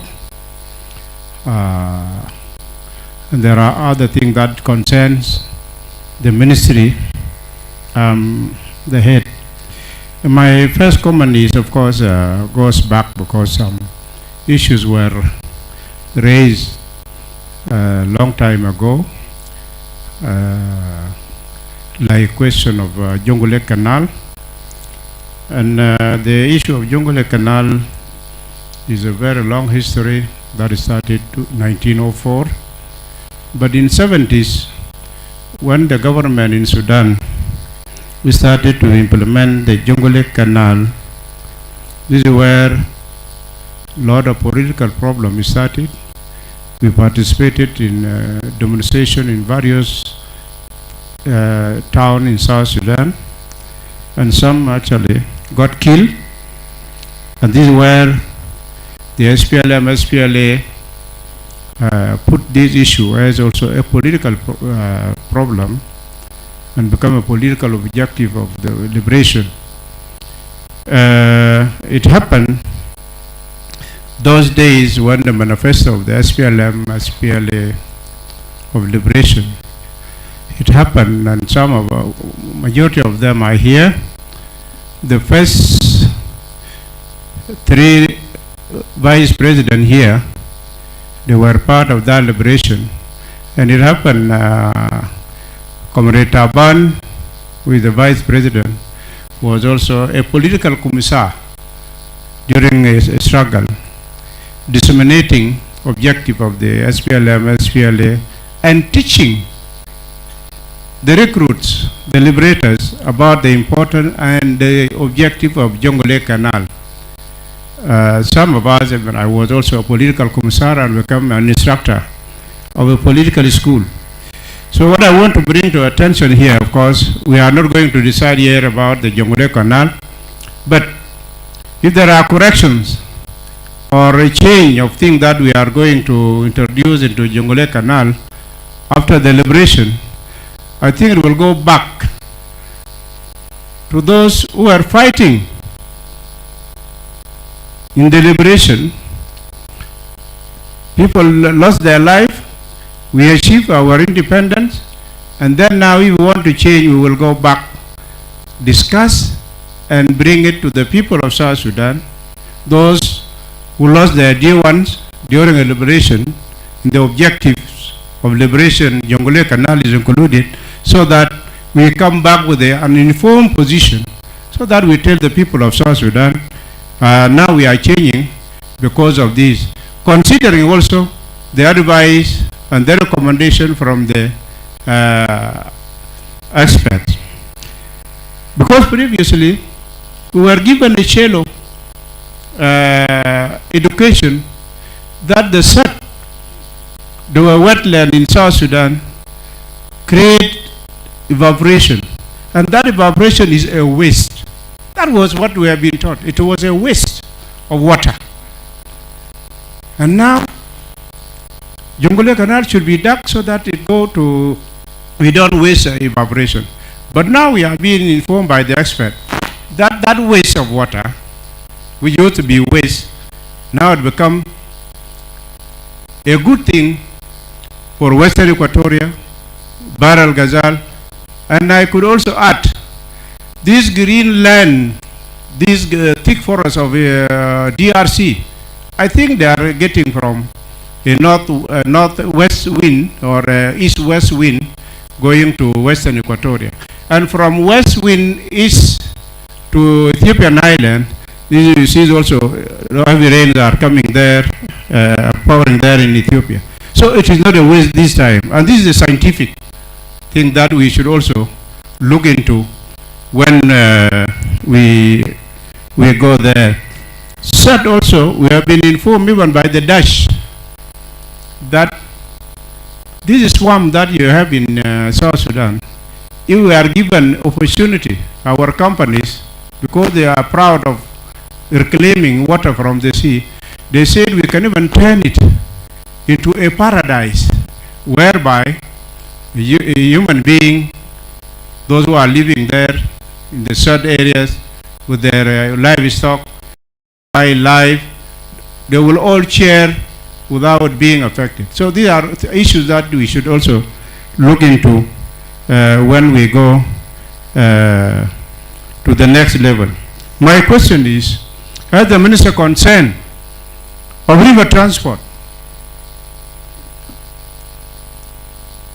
navigation is part of our plan in the ministry. Yes, Bantu area is very much affected. And that effect should not be seen as the problem of the people of Bantu or people of Jongole. It is affecting us even here in Juba, even here in Freedom Hall, where we are now discussing this issue. What are the effects? One, we have refinery in Bantu. It is producing oil products. There is nowhere to evacuate them to the market, to where people need them for usage. One example here in Juba, we have a power station whereby electricity now is very, very expensive because we are importing fuel from Kenya. So in our plan in the infrastructure cluster, we were thinking also of how to evacuate those products from the refinery to the market all over the country. But we have been faced with a sediment siltation along the river channel. So that is the question. We have discussed even with the Minister of Environment, and what was said was true. We need a feasibility study so that we make dredging. Dredging, as the expert said, dredging for the benefit of the people that will not impact negatively to the country and to the people is advisable. Only that we have not done enough feasibility study, and we need urgent thing that so that we evacuate those things. So this is an area that we need advice from your people, your expert. People are affected there.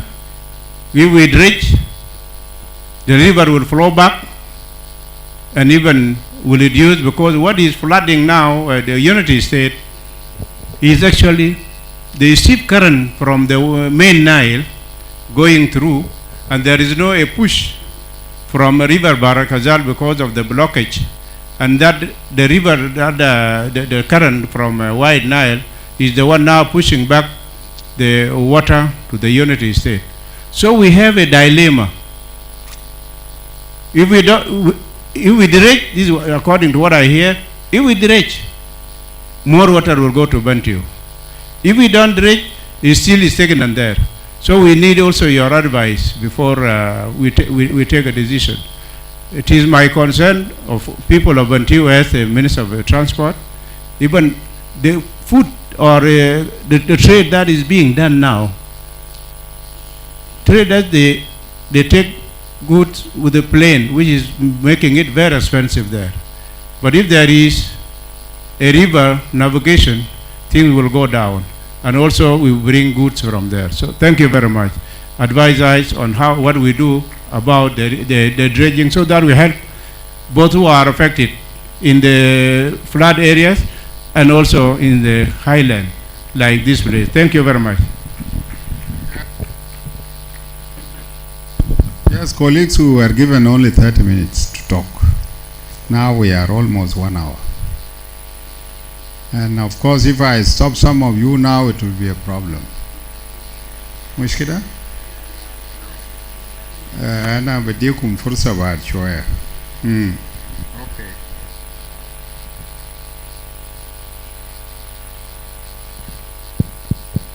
Thank you. I want to give a proposal. Unless the experts are leaving tonight, unless we will not have this facility tomorrow, let me, we can, I have not seen the agenda for the Council of Ministers. Is there one? Sent to you? I haven't got it. Oh, I just got it. I was going to propose that why don't we sit tomorrow so that they can have a chance to ask their questions, comments, and the experts listen to them. Yes. But since there's Council of Ministers tomorrow, then why don't we go for another 2 hours? Thank you. We'll go for more than 2 hours if we so wish. Yes, Your Excellency, I quite agree with you, but unfortunately we are already informed that there is a cabinet meeting tomorrow. So we need to finish tonight, and whatever we leave behind, we'll go and complete it in the cabinet. Because what is needed from us here, what we need here, is to be fully informed. We are not required to decide here. Be fully informed, and then we go and discuss it in our place. This is where some of these opinions which have been expressed now even will be said there. So I'm appealing to you colleagues, instead of, yes, hi, Kalazi, Zolak de Shalo. Continue, Dictor. Thank you very much. I'm Dio Mathok, I'm Minister of Investment. Thank you for chance, Honorable Michael. Actually, we spent all these hours here waiting to interact with our experts, because we were told that the cabinet is going to interact with the experts. We were not told to come and ask questions. Otherwise, some of us would have left them, write and send them, and then we go away. But the session has been really very fruitful, and I want to thank them very much for the opinion that they have been providing to people of South Sudan. And I want to agree with the recommendations which were actually forwarded to us in the last session by the former Undersecretary Level, and I believe that is the way we should go. Because the central point all these 5 days has been whether the science should lead or the politicians. The question of feasibility studies has been crucial in implementing those projects. And we have seen a lot of failures in those projects, including the one mentioned just now, the issue of refinery in the Unity States failed because there was no feasibility study. That is why there was no access road to evacuate the product to consumption areas. There was no even storage facility in order to store the products which is going to be produced. Your Excellency, the Vice President, who is the leading personality in this hall, since we have our independence, I think we need to revise a lot of projects. Not only the water resource management, even the oil production and exploration. The intention upon which the oil was exploited during those days was not the intention that the people of South Sudan would like to see and develop their country. Therefore, it must be reviewed. We must have to review those projects and see into it that we have a feasibility studies to those projects such that we prevent the environmental degradation which is now going on in the oil producing areas. We have a lot of issues also we need to discuss as a nation. The water resource management is one of them, and we have seen maybe it was triggered by the flood and the people who are affected in our eye. But there are so many issues. One of them is the land use and management. The land use and management is the one killing our people now, and by the way, is threatening our existence as a nation and our unity as a one country. We must have to bring those issues into forum like this, so that we discuss them in very transparent way and then come up with the modality solution. You have told us something really very important, that we must have to be transparent, and maybe the absence of transparency is the reason why there is outcry now in South Sudan when this issue of dredging came up. I was surprised to hear now that there are equipment and machinery which were actually brought from the Egypt as a gift to the country, to people of South Sudan, and they were not announced. Me, myself, as a member of the economic cluster, I didn't know this. I thought it was actually a rumors, passed in the social media, but to find it now, it is reality. It should be announced. The Egyptians have been announcing what they used to give to people of South Sudan, including medications. When they bring medicines, they are announced here at the airport, the camera go there, and then they are shown. Why not these things is not announced? And this is where the problem comes, Your Excellency. We must have to be transparent in addressing the issues of this country. Otherwise, I want to thank the experts very much, and my question is that should the public consultation lead or the feasibility studies? Which one should come first? Should we have feasibility studies? After that, we can make a public consultation based on land study, or we should start with the public consultation and then now go for the feasibility studies. Thank you.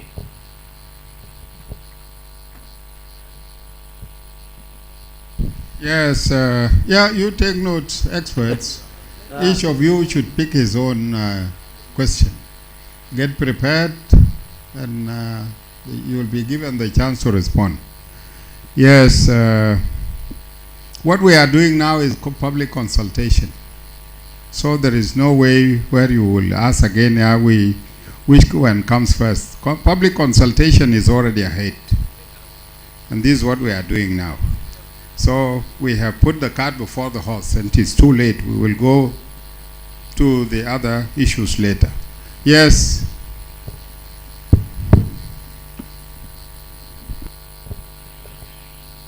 My name is Awut Ndengachwil. I'm the Minister of General Education and Instruction. Your Excellency, the first Vice President and Vice President, all my colleagues, the protocol observed. I really want to thank the expert. This presentation today made it clear the knowledge that our experts can bring on the table to give us an opportunity to make a decision that based on information. And information is power to drive a decision. So for me, when I look at Western Equatoria, the greenery, for me, I called this wetland is a blessing for South Sudan. And if it is a blessing for South Sudan, this is a resource that is supposed to be passed from generation to generation. And we, as South Sudanese, must find a way to protect it for a heritage while making use of it.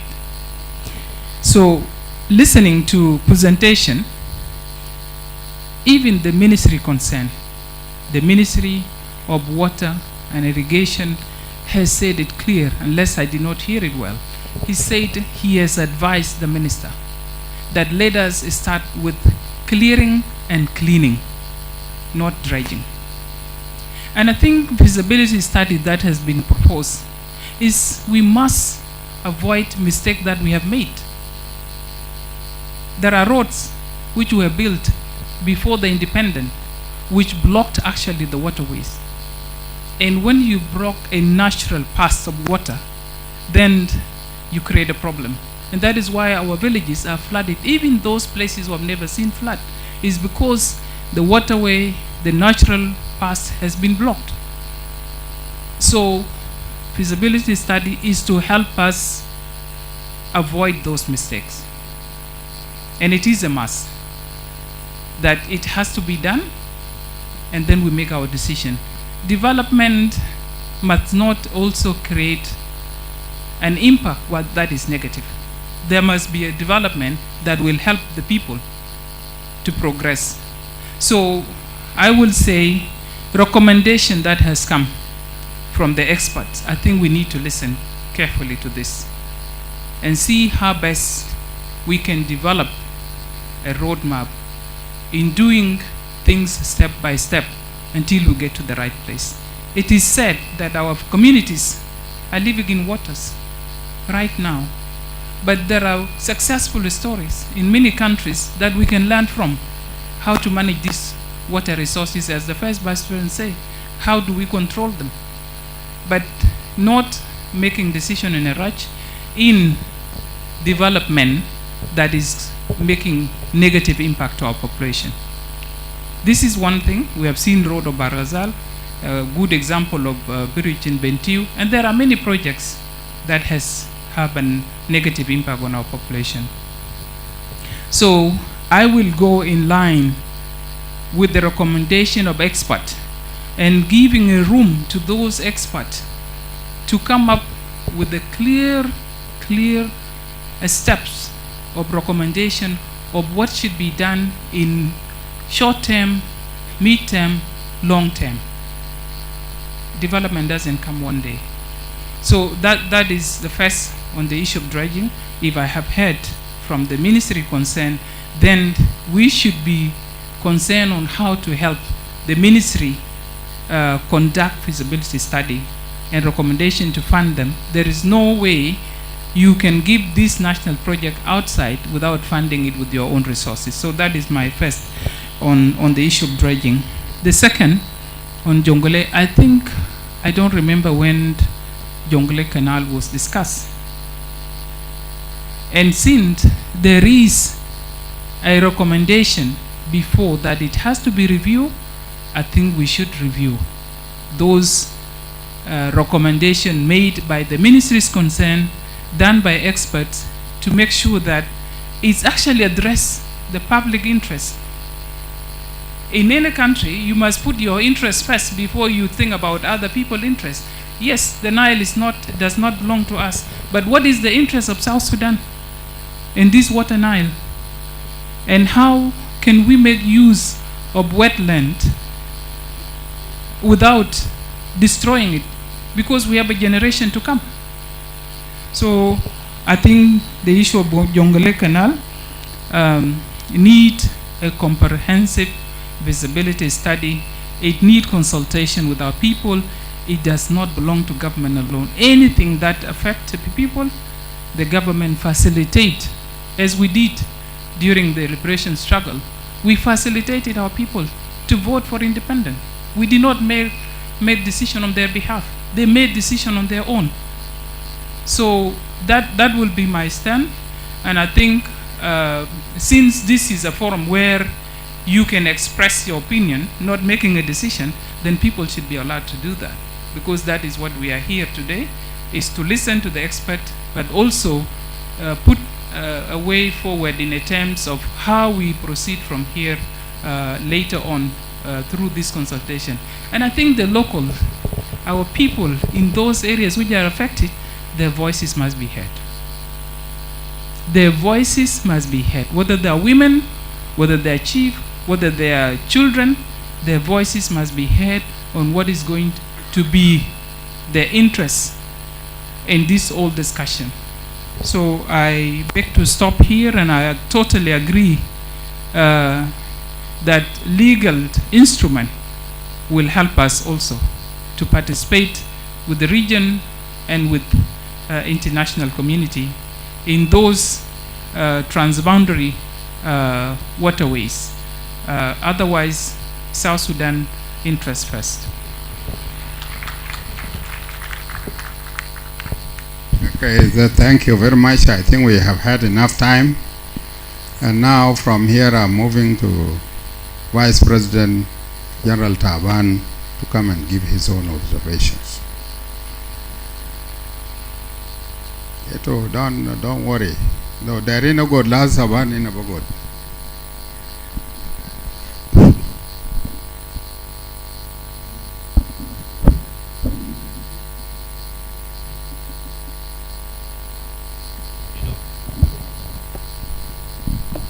سيد نائب الأول لرئيس الجمهورية السيد دكتور جيمس وانيغا نائب رئيس الجمهورية الإخوة الوزراء الحضور الكريم. You don't speak Arabic مش كده؟ Arabic ما في. Okay. I agree with I attended today and I wish I was allowed to be here for 5 days. Because I can't kalam gatirma Africano.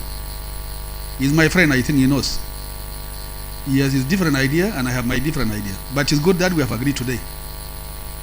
The fact that into Hoftem and Nasdale, by the way, you may be told today, girl, please don't chalut timsah. So when you see them jamming to river, they are actually expressing. They are sending a message to. They have been told the government have stopped cleaning of the river. They are sending their concern. And I will talk about the history of cleaning the river. And I went into dictionary, by the way. I saw the meaning of dredging in dictionary. It starts from the simple thing it is that it is cleaning or deepening, and then you go to other stages with dredging. Let us talk of cleaning the river. Let us forget completely about issue of dredging until our expert tell us what. But let me take you through the history of cleaning the river. For your information, Babur used to come from Kosti, Bemchi Malakal, Bemchi Nasser, Bemchi Akobo, Bemchi Pibor. You the expert with our transport and expert with our environment. You know this. Babur used to go up to Pibor. As a few in Sudan who will think that Babur can go to Pibor. Babur used to go to Gambela. I can refer you to Upper Nile, they call it Upper Nile book or what? Handbook, Upper Nile handbook. You will get the name of all these steamers. All these steamers, you will get the name of those steamers. Babur used to come from Malakal, Bemchi Bantu. It goes to Mashara. Mashara da inu ne nisim na barga zalu man bisamu mashara chol ibn nahna na bantu bin samu mashara chol lakin fi document bitana isu mashara rek, you know, rek da shul da ma rek da raqiq da mal kan bi shilu fogo raqib. And actually the station was stormed by Denka where they captured it. The people zalani min tujar bita abid. They captured it, they killed kul nas al fi nak da jalaba wa truck. Then they kill all of them. So they revived that port. It is a very important port, the state of Warab. Babur used to go up to those places, Wankai, Masharachon, and it used to go to Gogrial. When Gogrial Tamchi Lawao. Let me not talk about Equatorial because this is history that is, you know, all of you, that Babur used to come to Juba. But those places, because they are too remote, you may think that Babur ma kan shogo. And then another come fi Babur, and I trust even the say the Rais them too. Rais al-Bakir da kan yaw gaid jesh vitan. Biju Babur bitaw yaw ber come fi Babur bitaw. What we need, then as we just need that cleaning. Clean that river, so Babur yim chitani again. until you come to that sophisticated stage. You call it dredging or you call it what? I don't know. Clean the river, please. Now, this cleaning of the river, it was started. Where's my? Yeah, you see those equipment. This was during my time when I was governor of United States. They were brought to me. I'm told they are donation with Egypt. I saw them. They are very good equipment. Yes. It is just the same excavator, American cat excavator. The only difference between this and the other excavator, it is called a long reach. And there are many long reach, by the way, in the river. I mean, in the oil industry, they use it for cleaning. Sometimes their pot, mahal fogu benzene mitamda. Dr. Yeb, when he was vice president, he came to me in Bantu. There was another station for wow. We did the launching. Al-Mahal al-Bahiman is Galo Gibela, where you sing Anu is clean between Kubri and that area. Is that part that we clean. It is the part that we clean using those equipment. But during the crisis of 2013, actually, we launched it. It was very successful. Then Dr. Yeb returned to Juba, promising them that you people are going to send us engineers to continue with the work. Then we went into the crisis of 2013. This equipment was vandalized. What the Egyptians did again, through the support of Baimandis and those of Derjakog and then Minister Manawa actually came and built on something which is old. The Maji did. An agreement of Kula Badri. So they have supplied the same equipment. The Egyptian they have supplied the same equipment. Birbudul Baburat, so that they are handed over to you and you are trained Lofi equipment that you don't know how to operate them. To take Bas Ashabanil, well, Ayak, the Ayak was Abishila Bara Shabani, Bishila Barichan Babur Yam Chitani. So please, you help those people. They are really suffering. But then you know, somebody, Fizol Kalamfi, I think, I don't know whether Africano or the down called Joshua Dow. Why Minum Gal, very brilliant idea. Gal Yak another lay go to Fimoya. Why don't you relocate them? And I put okay, Africana there, low there I betao. Alhamdulillah, who and the sea betana, let them take us to Labara. If you will give us a place for Labara, El Madak Makwes Mabagar. Hence, it is even a healthier place. I said, Jomoyada. So as well, and Nazriel, there are about 2 million or 3 million. It will be win. Who will accept them? Nazbor was sitting and can't join if he Mahalda, if he Kotorene. We were still solving that problem up to today. Right? By the way, the Musha will marry, you know, Nazjikanya Mashala East, El Mashala East and where they migrated because of floods. Kanu Jarim and flood. The Jikai wanted to go west Filawel so that they go to Bargazal. They were blocked by Bull and Tweet. So they had to go to Ruweng. Then from Ruweng they continued up to eastern west. So it is that flood that El Shilum and Bara. And I think cleaning the river, just like you, the three ministries, you are three: the environment, the river, water, and then transport. Three of you, please, just form your technical committees. Magalo Gibel Africano. Send the technical people to Bantu. Let them go and assess, see the machines. Are they really sophisticated? Well, they are just normal machines. Then you take over. Clean the river. Meanwhile, you do our sophisticated social assessment, in fact, and then studies for what to do, so that we make real use of our rivers in future. Right? I'm up to this one. It is very urgent, please. Very urgent, not only to us, but Bantu. They mag give Galufi, but there's petroleum product that we can use for Juba. And Babura, do you know it cannot come to Juba? Can only stay for Mangala. But if you do this kind of cleaning, Babur may come back to Juba, and then product can come from northern Sudan, from Rang, to the population centers, the places of consumption. This is the only thing that we need. Meanwhile, you do your study, you'll tell, look, river Bitanada is a highway. Let us increase the capacity with Baburat Bitana. Instead of using very small the boats, we can increase the capacity. So nobody is against the sophisticated scientific studies on how to do more in-depth dredging film mustaqbal. Lakin asa just clean the river, and it was being used. It was being done by the British, by the way, every year. Even the Sudanese, every year. Even during war, that Jalaba we are doing the cleaning. Now, when they got a lot of resistance in Bahar, that's when they came with that bridge. The bridge that was shown. It was built actually for purpose of Sudan. It's not to serve the Muatinin.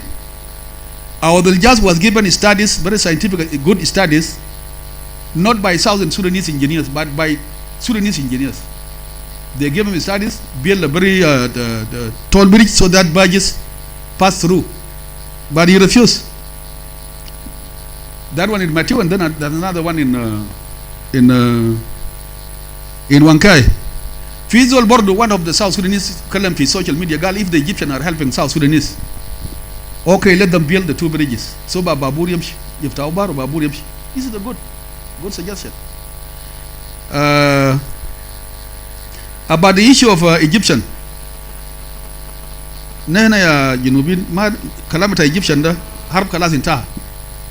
It is true we were mobilized. Not only Jungule Canal alone, looking for politicians and you could afford more salt and sugar. Galo, they are coming to settle 2.5 million,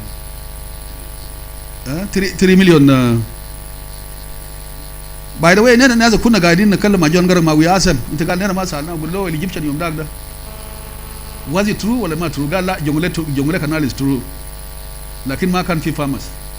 How can we mobilize? We have to sugarcoat it. Nadi sugar shoya. El Harb in Taha. Let us not behave with the Egyptian like Calamita with Anwer.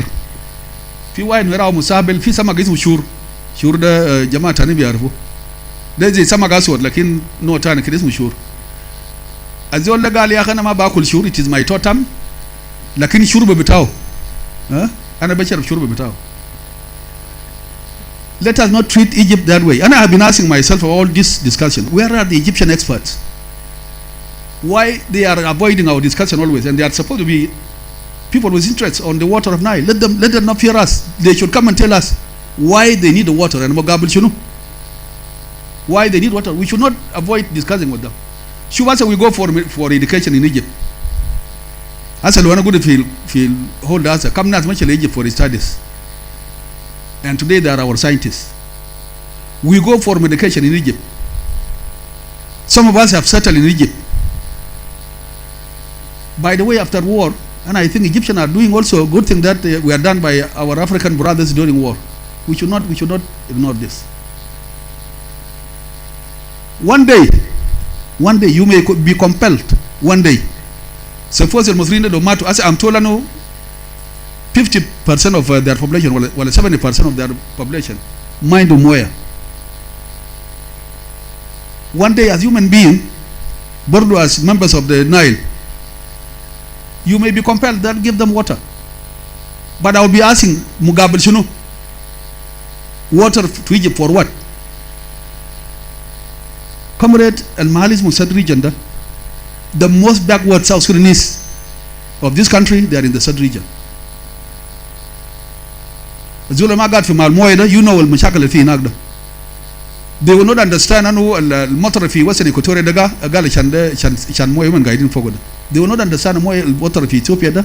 It is because of the Sudan that we are in. They are backward. Very backward. But there are people that we have never seen Arabia, by the way, in those places. You go to those remote islands with Panjak areas. Finas lisa ma shufa Arabia. Mumkin yakun shafu tayara machi befog da, wa babur bamshi bibahar. Lakin Arabia lisa ma shafu. They are backward. If they are giving you greenery in the other part of the country of South Sudan, what is that? Musakbalum shunu. Did you ask yourself about interest with them shunu? You also discuss their interests. Right? And Zaman, I was told maybe they could misleading and can be the Sudan as Professor Touch because they were our teachers. Yaman can be Alamuna. I mean, Somalinian, the Junubin can listen to teachers. We were told and motor biji fi montak ta sududa gal ismu amtar to Saudi. Amtar to Saudi, you can translate for Majoga Lekal, you don't know. They amtar to Saudi. I was never told and motor biji fi Congo da. Girl, it is because of our set. Because I know if Congo few more actor men. More bita Congo basin that come more compared to our Nile. There's no comparison. El Gabad and Congo da compared to Gabad Betana, there's no comparison. I need to be convinced. But it's a good idea. This is one day I will sit with you or in a class like this one. Prove to us really no matter BGP DRC Congo da well it is because of our set region. But al matter BGP set region da that's why we have a very heavy rain in these areas that are set. Because it is this evaporation that goes up and then return as moya. But look, Nehna, what we are discussing, the interest with our national interest with our Magala would give it. The Nile passes through us. I say we have national interest on it. Can we if we are really rational South Sudanese? Can we disagree about the importance of Nile transport? It is the cheapest. You cannot compare Nile transport in terms of efficiency, lower cost. You cannot compare it to Sigahadid. You cannot compare it to road. You cannot compare it to air. That's why in Europe, they have not abandoned. They had not abandoned the Nile transport up to now. River transport in Europe is not abandoned. But can you look, see the level of development of their roads, their railways, their airports? I'm aware there are British among you here. I'm aware that the River Rhine is being cleaned and enriched every year. They do the dredging every year so that it takes the capacity. So let us not. I think in South Sudan, Adama Rebekuni are the country that can compare with us in terms of God-given highway as Nile more than us. Let us make use of the Nile for transport, not to pollute it, of course.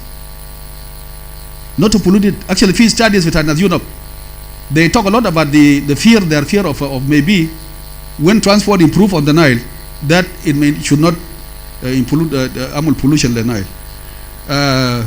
Please, you start with the 30 kilometers, and then we see the effect without. Meanwhile, you are doing your study, then we continue to Wankai. I'm not even talking about. Don't fear very much about the backflash, because I have seen breaching that we are done clean on that river. It was clean. I have not seen a very severe backflash of water coming from the Legno to submerge Bantu or Rupkona. Once again, I've really unfortunate that I came the last day. I had wanted actually to talk a lot about on this forum, but expert, I thank you. Anna, my joke, I don't know whether he has presented his ideas, his thesis, what he is researching. He has very good ideas. My fear is where do we get the money to implement? But very good ideas. The issue of you call it artificial lake or you call it what? He has an artificial lake. And he has another one in the third region actually. Please, I'm one of your students. One day when you finish with your modeling, I want to see the meaning of this modeling. I think it's very good. I want to see. And I trust that your finding will not, you will get it that this third region will be alive always. But to conclude, let me also quote what he said this morning. Water is gold. Water is gold. Nobody will give his gold free. If water is gold, then anybody interested in water, well, you send me an abandon, let me go negotiate with such person. Because I know I'm handling gold. Otherwise, I said, this is a good day. You risk going to three of you, risk not the tabantu. I shan't Tim Sahma Chiluman.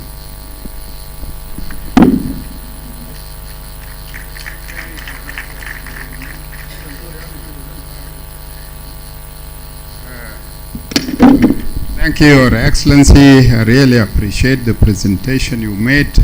It was educative as well as informative. Your Excellency, yes, it is true. During our old days, which may be new to most of you here actually, كان في وابور زمان اسمه أبو عنجا.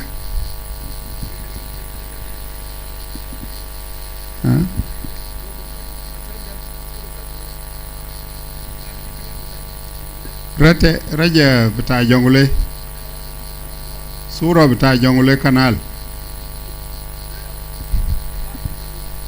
Yes, this Jongole Canal, it is full of water. People now are unable to cross. Aye. Yeah. Zaman, there was, during those days, there were steamers. One of them was called Abu Anja, another was called Nasir. But then earlier there was a Wabur Sagair called Welet. All these were steamers that have been traversing this area, Kulu. They were not just moving like that, they had been moving because of the dredging, which today turn out to be a different terminology, and we have now accepted to call it clearing. But what I knew those days, it was dredging. And as long as it is clearing only, the removal of all the obstacles. Now if you go here to the quay, the port which was built, it is now in the dry. The Minister of Transport knows it. You can now cross on foot to the island. Why? Because of these sediments.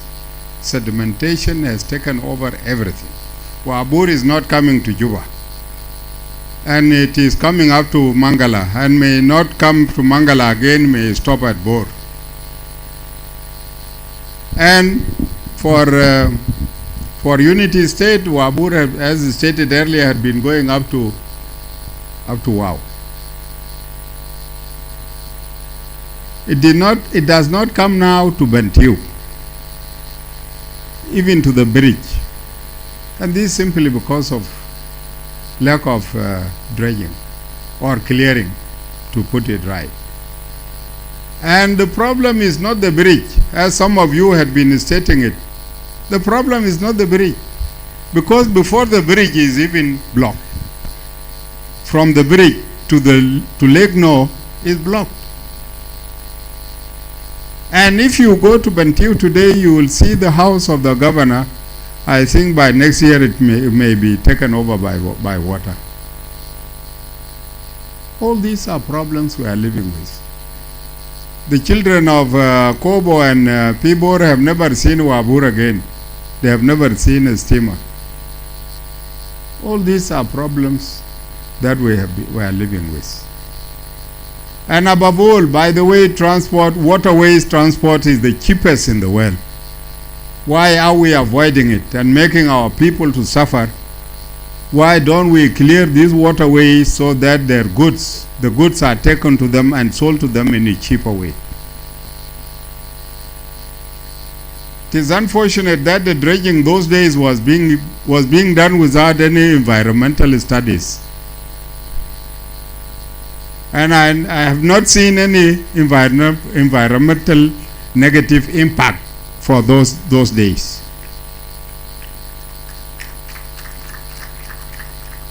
And at present we are saying no, feasibility studies must be conducted. All the projects must have feasibility studies first, so that we know the negative impact. Yes, it is true, but this should not be at the expense of the people, because it is human being first, then come others. And by the way, to add to your word, Kwar, water is not gold, but it is life. Water is life. That is true. But when it becomes a problem, then you must find how best you can live with that water. And it is our duty as a government to find out how best we can live with this water. This is the situation in which we are. Our presenters, you have had so many questions. I'm sure some of you, all of you, everyone must have picked his or her own question. So the floor is yours now to respond to some of the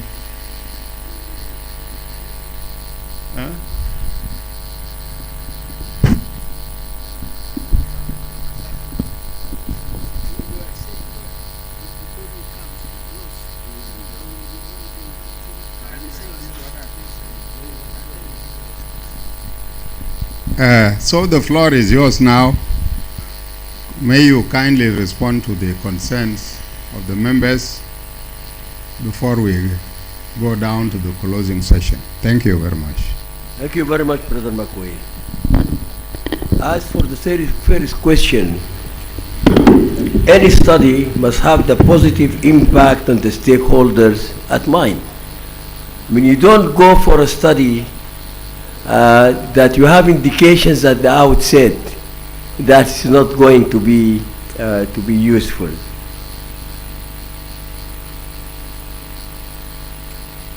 Also, I want just to comment quickly on the issue of capacity and differentiate capacity from an institutional capacity. You can train the people if they don't have cars, if they don't have laptops, if they don't have offices. What are they going to do? So when we are talking about empowering the two main ministries, we should have at heart developing their institutional capacity, and without elaborating, there are donors that may be willing to do that, and I will discuss this with Dr. Riak sometime in the future. If you want to clean or dredge, forget about the semantics. If you want to dredge or clean up to 120 centimeters, that is 4 feet, be my guest, as of tomorrow morning, do the whole river, makes no difference. Because this is the draft of the vessel that used to run in the Nile, in the White Nile, since 1913. The River Transport Corporation was established in 1912, and it became fully operational in 1913. The draft of all the vessels, the pontoon or the boat, is 4 feet, 120 centimeters. Some of the equipment, and I have seen some of the specifications because I managed to get the bill of lading from Arkin. The dredgers are 50 tons each. There are 2 dredgers that are 50 tons each. That's massive. And we need to see the equipment, and I'm really delighted that Brother Emmanuel now has agreed to release the technical cooperation agreement for the study. It is for the people of South Sudan. I am not interested in it, but I need to study so that I give you better advice if you need it.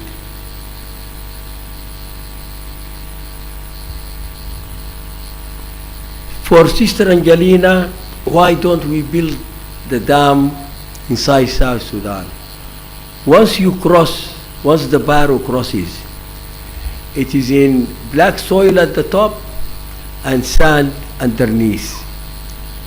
It is very expensive to build dams like that. If you remember, at one point Egypt was threatening to bombard the Gerd. The Ethiopians were laughing. The reason is that Egypt did not have the type of airplanes or the type of bombs to go to the base of the dam. You can destroy, the top is really cosmetic for you to pass and so on, but the basis of any dam is the foundation. And if that foundation is not on rock, it can be very expensive. The substitute to that, if one day we become very rich and we want to do our own dam in that area, then we need to do what they call piles. The piles could go down 50, 60, 70 meters. This is concrete to be driven down to supplement for the lack of a rock formation on which the dam is to be built.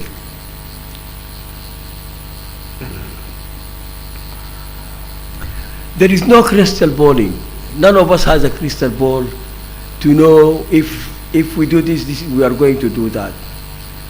And I think that this is structured form of consultations should be very useful for us. The terms of reference that I have are very simple. They are very clear as well. That this is with community consultation, citizens consultation. So all of us here who claim to be experts, national and international, who are here only to give information that might not be available in the general community.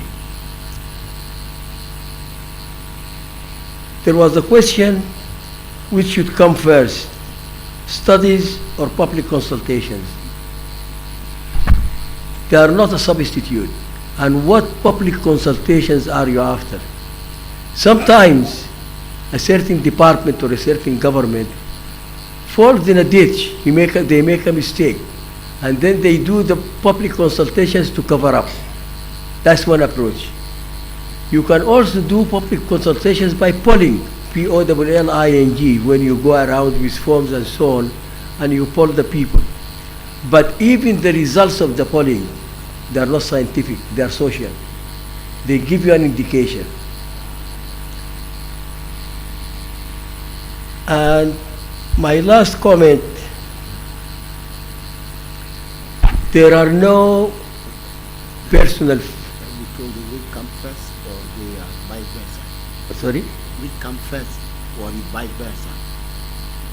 No, I think the consultation, it all depends why do you want it. If the government or a government made a mistake and they would like to, well, now let us go to the citizens. That's one way of doing it, and certainly it comes before the project, and the project should hold. If it is at the outset of thinking of the project, then you need to define why do you want the consultations.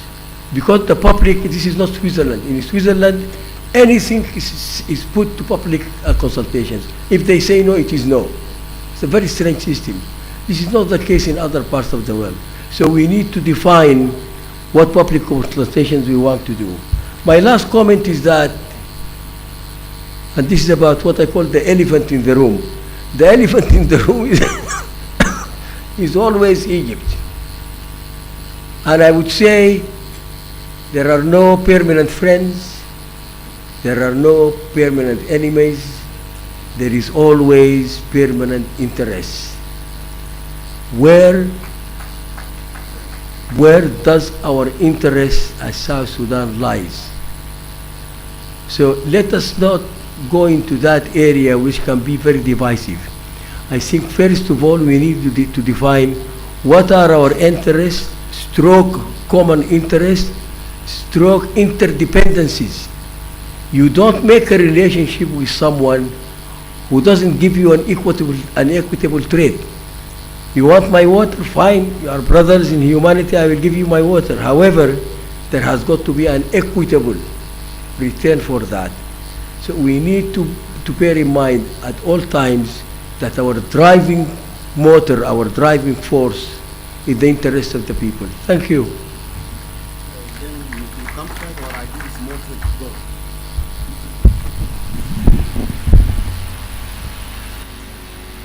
Thank you, Your Excellencies. I just want to clarify about 2 points. I want to add a bit to what Taj said. Even if you want to have resources in order to do a pile foundation, in order to do your own storage downstream in plains, we are encouraged. We are encouraged. The whole world has been talking. The dam should be built upstream because a river is like a mother. The mother feeds all the children, the firstborn, the secondborn, and the rest. So, like now we have a very good project we were developed through Ethanol Subsidiary Action Program under Intro. That project is called Bara Akobo Sobat Multipurpose Water Resources Study.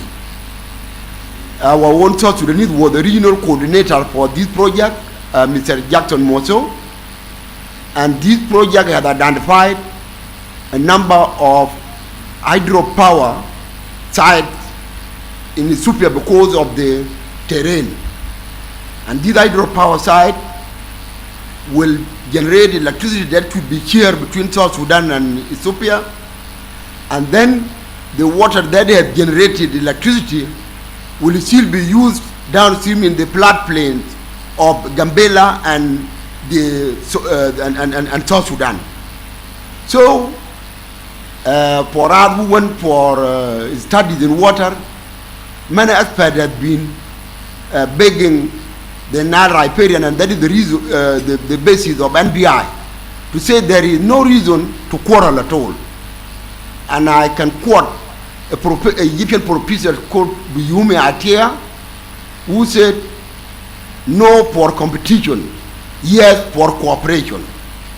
So this one is good to encourage cooperation. So something called reservoir operation to coordinate how much water is coming is what is important.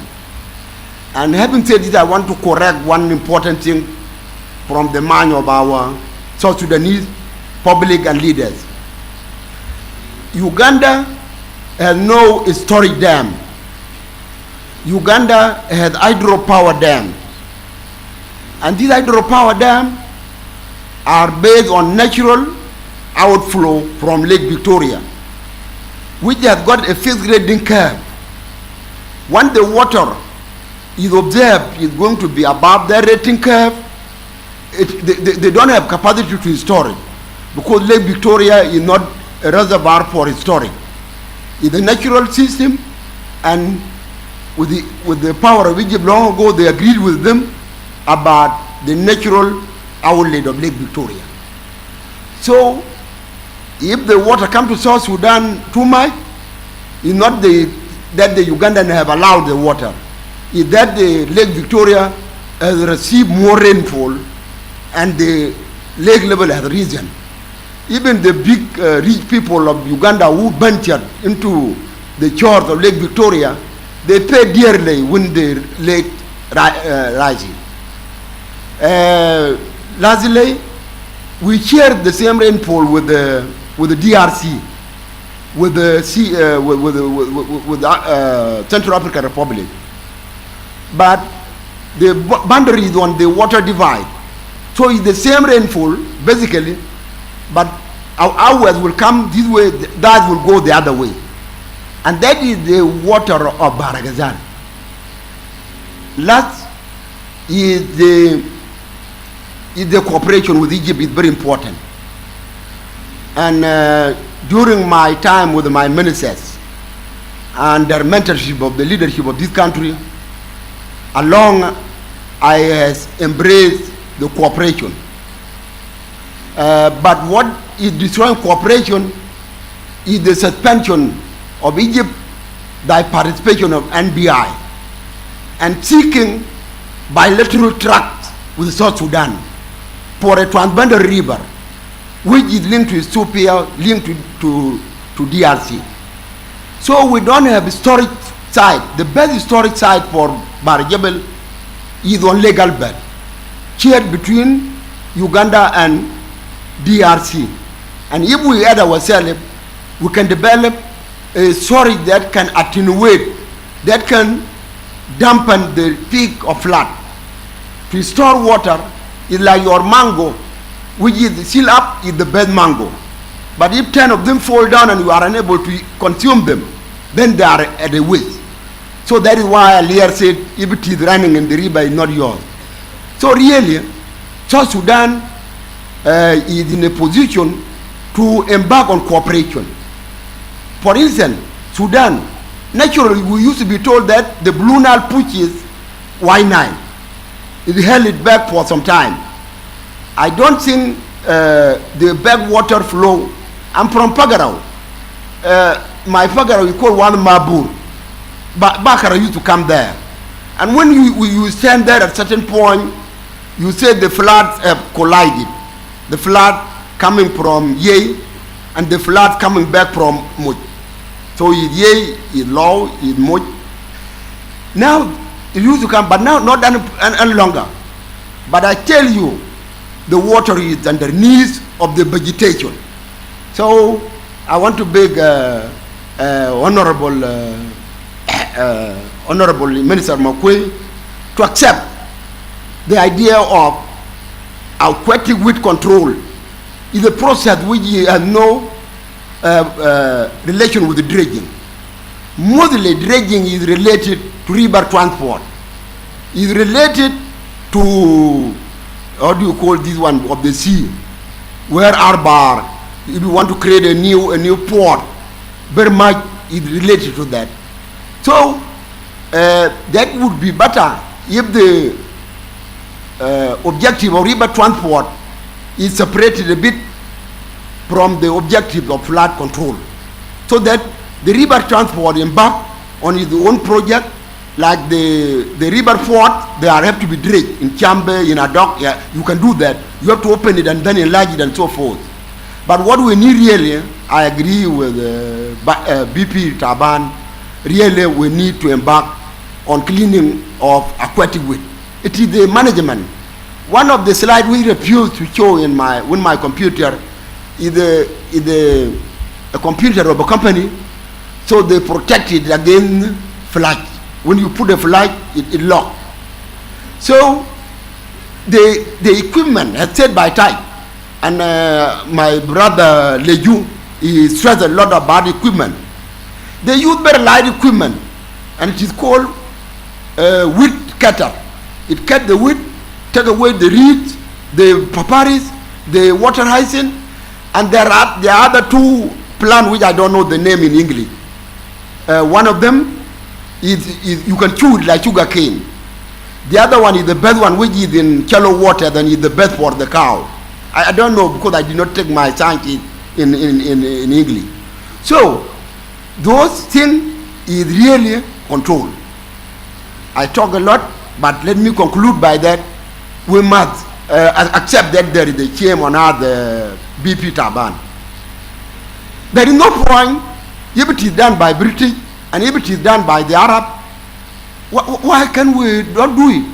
Those light equipment, we can buy them and we can put them along our rivers. Even the river for the people of Tunga, river called Lol.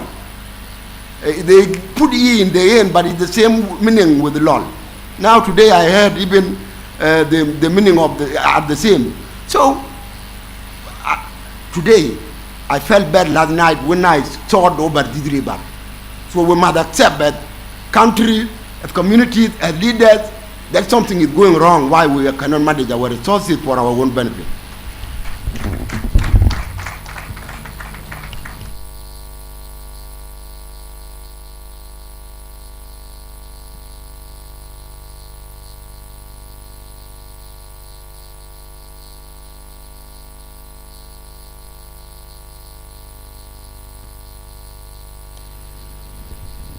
Thank you.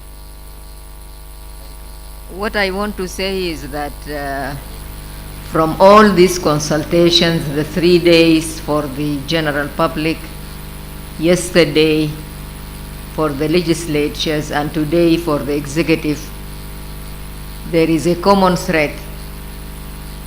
And I am pleased to see that the consensus is building up regarding the issue of flooding, the crisis in Bentiu, and the idea of clearing and cleaning the Bahr al-Ghazal basin between Bentiu and Lake No. And now today we have almost agreed that not only Bentiu but to extend to Wankai. So I think this is a good thing. And yesterday, before the end of the session with the legislature, we started to develop a possibility of how to approach it as stage one, which is crucial and urgent, is the project brief. And that will be produced by the Ministry of Waters.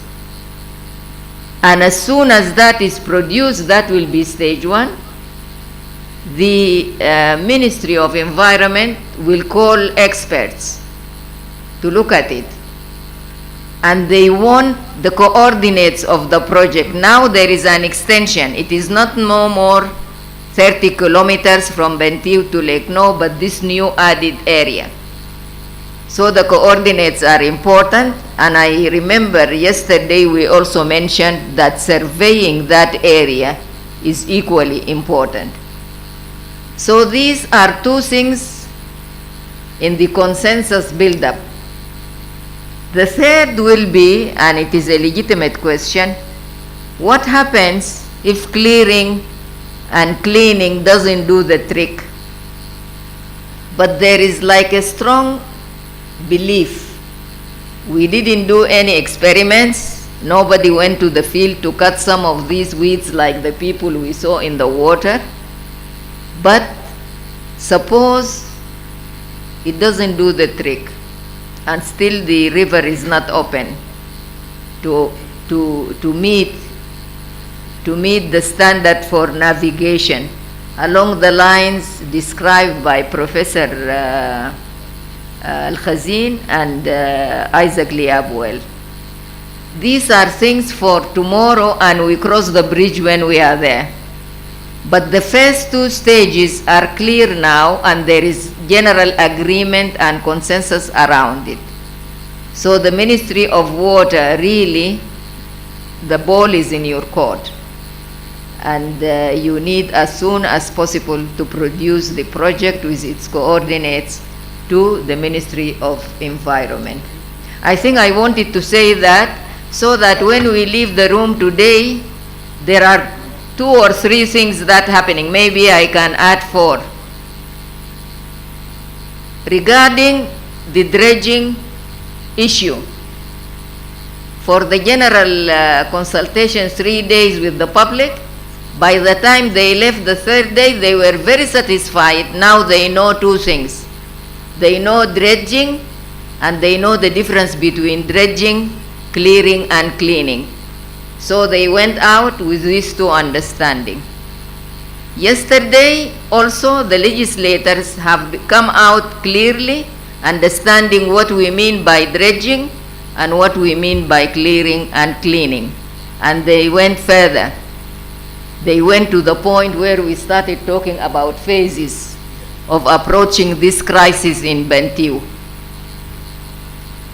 Today, I am happy it is even coming from you, that you are talking about things that have also been discussed, and agreement was building up around them, and now I see that it is maturing.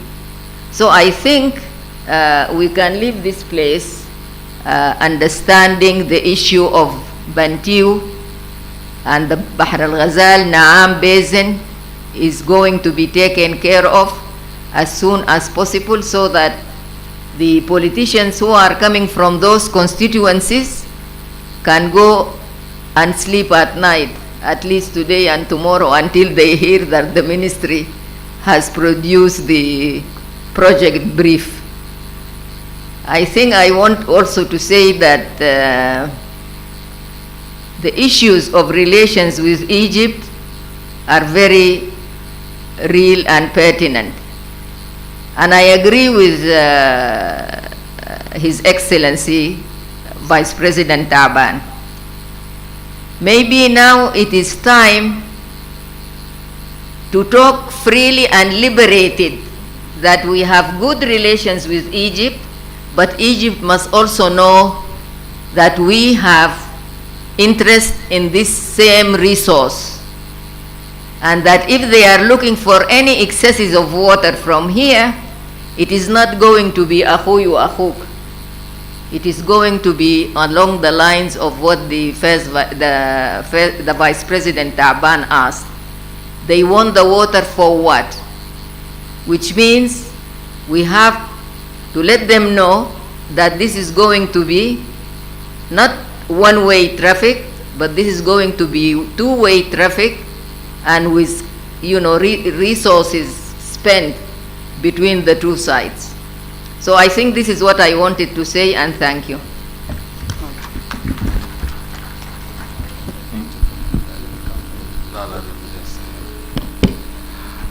Just want to respond quick to Honorable Aoud.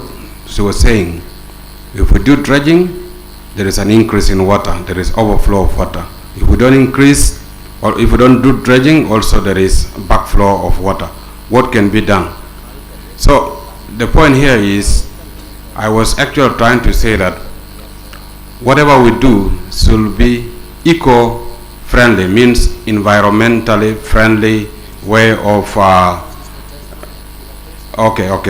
yeah. So my last point is about I just want to come into the dredging. Okay, good. Okay, sorry. So the last point is about, I just want to get a very clear understanding between river cleaning and river dredging. I was saying river dredging means removal of the accumulated sediments and unwanted materials in the water bodies, where using dredges. This is one. Whereas river cleaning, meaning removing of the floating matter, for example, the water hyacinths, the plastic bottles, using trash schema. Now, the equipment that we have in Unity State, is it a dredges or a trash schema? This is a question also. Thank you.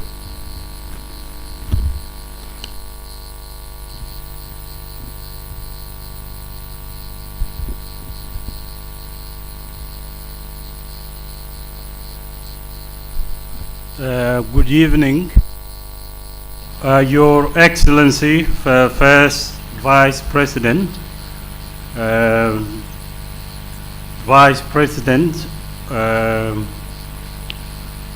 and all the honorable members of the cabinet or the executive.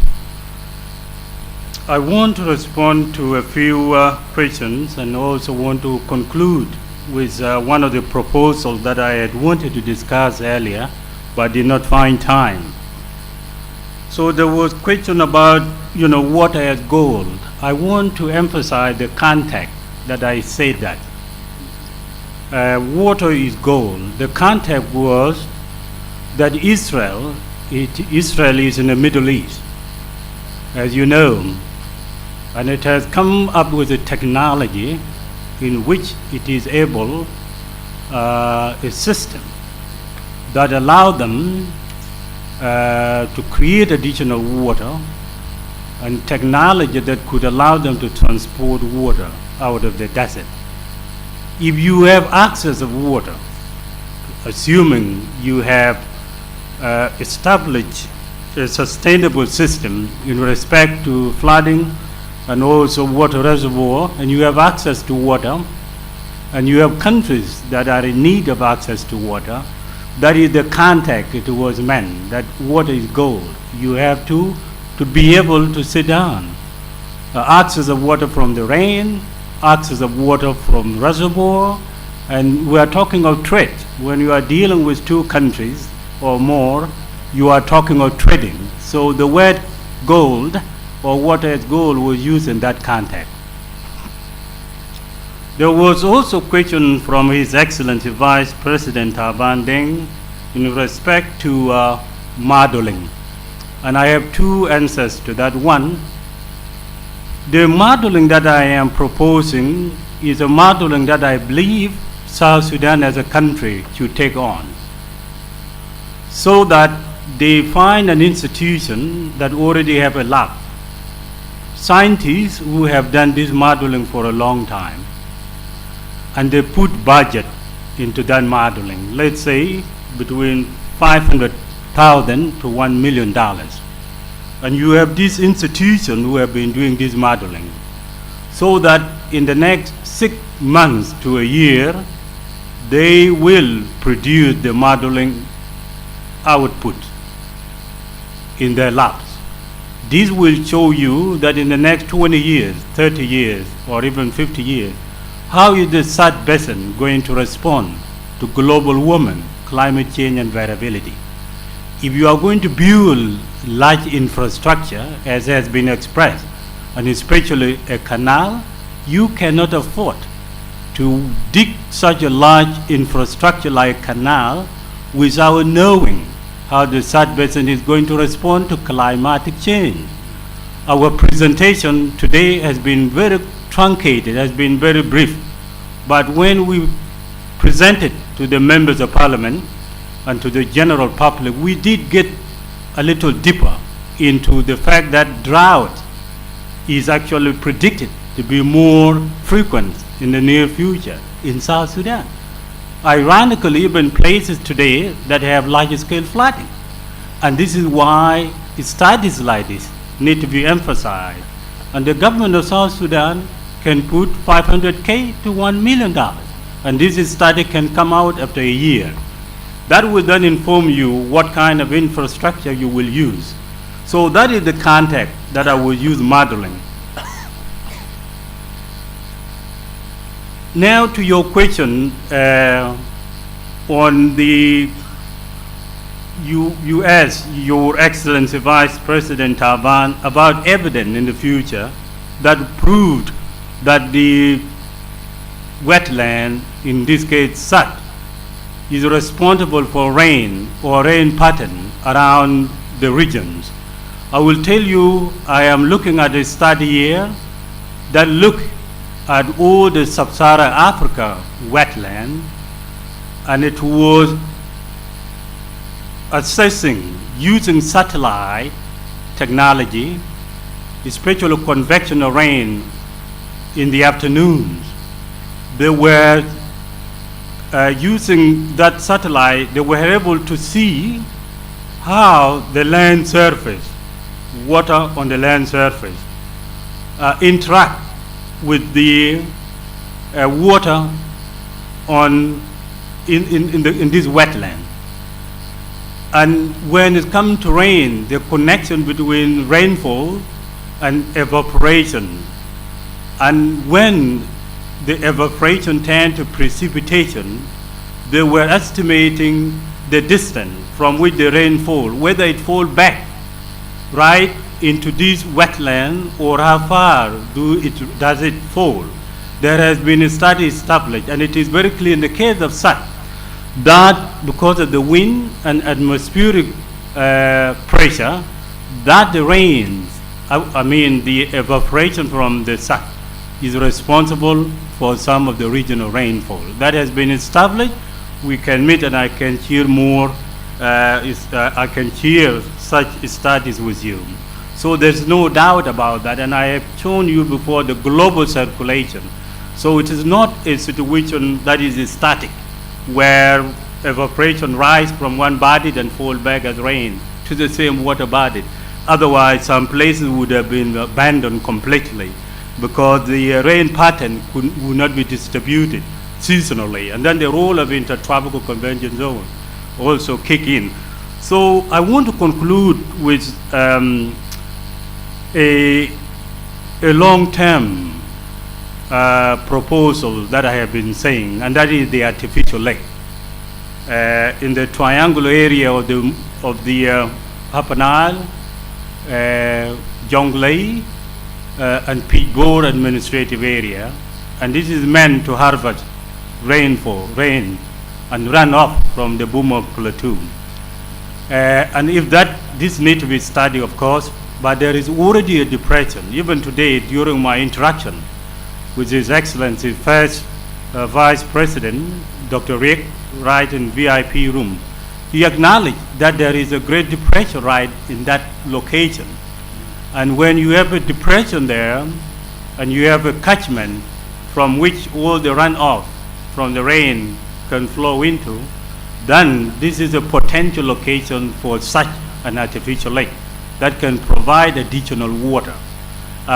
When that is successful, they study, this is recommended, and that reservoir is dug and operational, it can also be replicated in the Bahar Ghazal river system, because as Professor Touch indicated earlier, that all the Bahar Ghazal river system originate within South Sudan, and South Sudan has no obligation to any country as to how it can develop, manage, and also control that water. This is exactly one of the locations that South Sudan need to come with water reservoir to deal with the famine and drought in northern Bahar Ghazal, for example. So that then when you have reservoir to a layer where you have your water, and you can be able now to balance these issues of water imbalance in the region. You can actually pump water from such reservoir to another reservoir that you dig in places that does not get rain, so that they have water during the dry season. All that I am saying here, and all of us are saying, is that climate change and variability is real.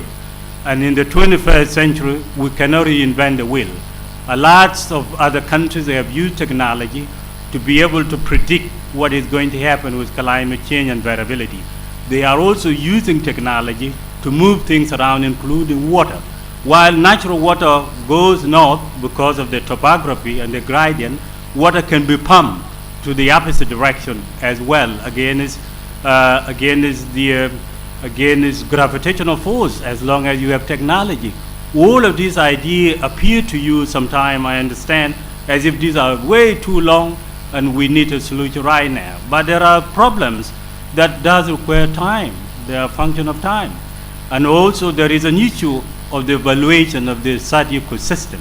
I know I get some pushback when I give you the evaluation of the SAT ecosystem, especially the carbon sequestration, how the SAT recharge the groundwater, the value of potential ecotourism in the future, the fear that our wildlife, that is, that can be seen as symbol of unity, the fear that they could migrate to other countries if a canal is dug, all of that I understand. They are seen as things into the future. But one of the issues that Sub-Saharan Africa is suffering from is lack of investment in generation to come. Lack of investment and caring for the future environment, for the future ecosystem, and for the children of our children. This is missing in Sub-Saharan Africa. We can begin to have a dialogue toward that end. Once again, I'd like to conclude my remark to say it has been a privilege addressing His Excellency and all the honorable ministers in the executive branch. And I want to conclude by saying that, again, I appreciate His Excellency Salva Kiir Mayadi for exercising leadership and for listening to the voices of the expert, the voices of the citizen. And I am glad to hear that all of us now seem to be on the same page as far as the suffering of our people and the need to find solution, short-term, medium-term, and long-term solution. We will also do our report with Professor Al-Kazim in addition to a secretariat report. So this is just the beginning. This is not the end. This is a step forward, and unprecedented step that is welcome. Thank you all. I missed one important, just 1 minute. Salwa, just 1 minute. I missed something. All right. I want to give us a wake-up call for all of us. If you go to the internet and Google Lake Chad, you will get a lot of photographs and you will get a lot of information on Lake Chad. But you will get two adjacent photos. One taken in 1964 and one taken in 2020. The surface area, which is the site of Lake Chad, in 2020 is only 5% of the size of Lake Chad in 1964. We must really be very careful. We cannot play games and gamble with nature. The other wake-up call that many of us may know is the Jazeera board, which is, when it was established, was the largest cotton plantation in the world established in one time. And then during the Bashir regime, they were dredging. In previous days before the corruption, the dredging used to be done per linear kilometer. For corruption, they decided that the dredging should be by the quantity of mud taken out of the canals. And it ended up that the canals were under Abu Ishrin, which is the big small canal, and Abu Ishrin became under Abu Sitta, which gives the water to the farms, Hawashat. And now, from Wad al-Turabi, going up to past Wad Madani, all of them are putting pumps to pump water out, and the Sudan Jazeera port was based on gravity irrigation. So we have got to be very careful with these things. And then some people, I was one of them, I played a small role. We said, well, what can be done? What can be done? And the World Bank sent a very strong team. Dr. Salman, Mohammed Ahmed Salman was a member. I was supporting from the distance. And the World Bank concluded that to rehabilitate the Sudan Jazeera port, you need $7 billion. The damage that was done to put the canals under the level of the farms needs $7 billion. That's why the Sudan Jazeera port is now really non-functional. So we have got to be careful about these long-lasting issues. We are here, Deng and I were here until July 25th, and some concerns have indicated that they want to extend our stay. But anytime you feel that there is something bugging you, let us know. We will drive down, we will have a cup of coffee, and we will deal with it. Thank you very much.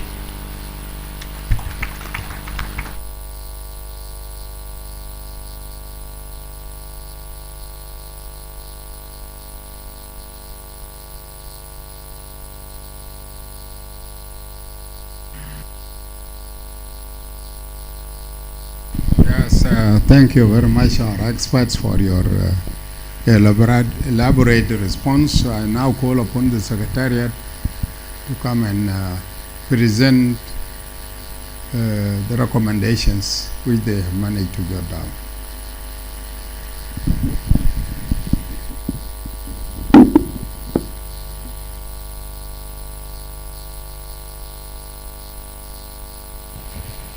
I think while the Secretariat are setting up, I just wanted to make a correction. There was misquoted, I think Madam Honorable Wood was misquoted, saying that dredging will cause the river to overflow, or something along the lines. But the correct statement was that it required feasibility studies. So I just wanted to correct that. Thank you.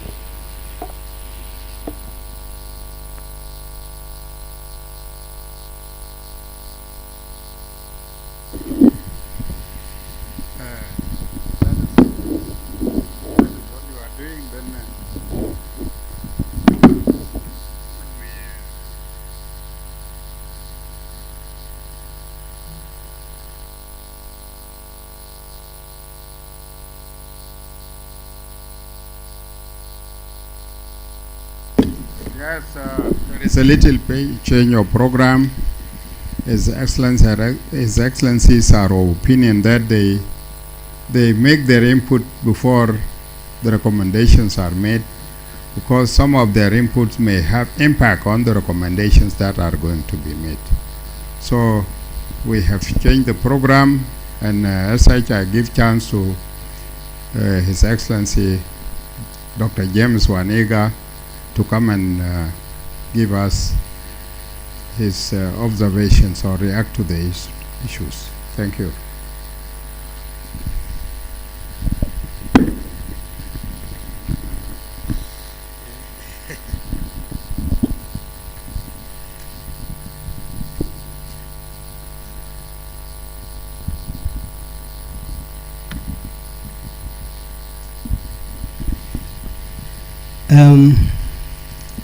Your Excellency, the First Vice President, my colleague, Vice President Taban Dengai, the Honorable Ministers, Deputy Ministers,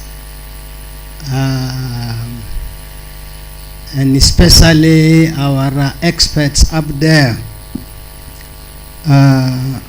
Good evening to all of you. Assalamu alaikum.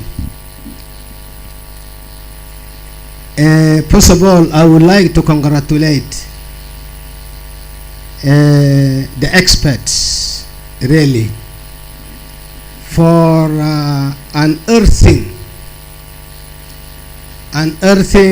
very vital information. And surely we cannot do without this information. As long as we subject it to critical analysis. Yes. Don't take it as it is, analyze it critically.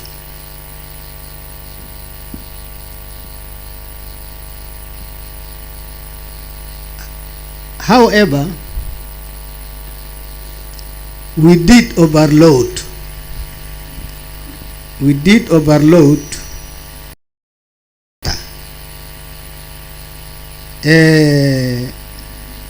a lot of theory. We have theorized so much on it, to the extent that the real practical aspect disappears or tries to disappear.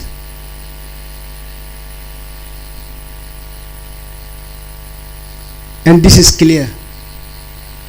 By the way, those of us who are not here, including the First Vice President, we have also, like His Excellency the President, been following up the TB. Okay. Very keenly.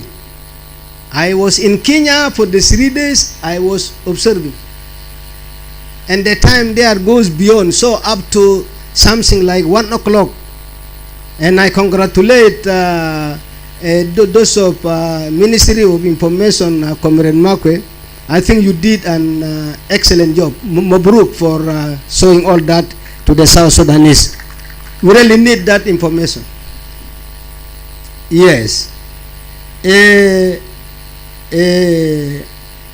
As politicians, this is why I say this data is subject to critical analysis. Because as politicians, and we are wearing two hats. The session of today, we are people wearing two hats. The political hat, the social hat, which is embodied, of course, with the realities. And there is no way we can sorrow this head. And so, most of controversial issues, politically, you come to resolution or conclusion through expedience. Others call it expediency. Oh yes, this is the way. Put the interest of your people first. Interest first. Other things come later. Especially when the advantages outweigh the disadvantages. This is how decisions are taken. There is simply nothing in this world which has no pros and cons. Everything in this world, even this pen of mine, galamda, indu iyub, wa mujibat, listen. For it, yes. Absolutely. Everything. So we should not be scared by hearing of either advantages or disadvantages. Everything has this. But you see which one does overweigh. And I've been doing this myself, maybe like most of you. And to convince ourselves, I'm happy some of my colleagues, including Tabanden Guy, has really talked at length on this. There was an occasion of the late minister. In fact, it is the death of the late minister, a little bit beyond that, that brought this issue to be a national row. Oh yes. And so, the three of us sitting here, in the last funeral of his, we thought that was exactly the right time. Some people say no, it was overloaded. Overloaded how? There are things to be clarified so that he goes with a clean name to the Almighty God. Truth must be said in this on this earth, so that we don't throw dirt on the lady who has no tongue to talk.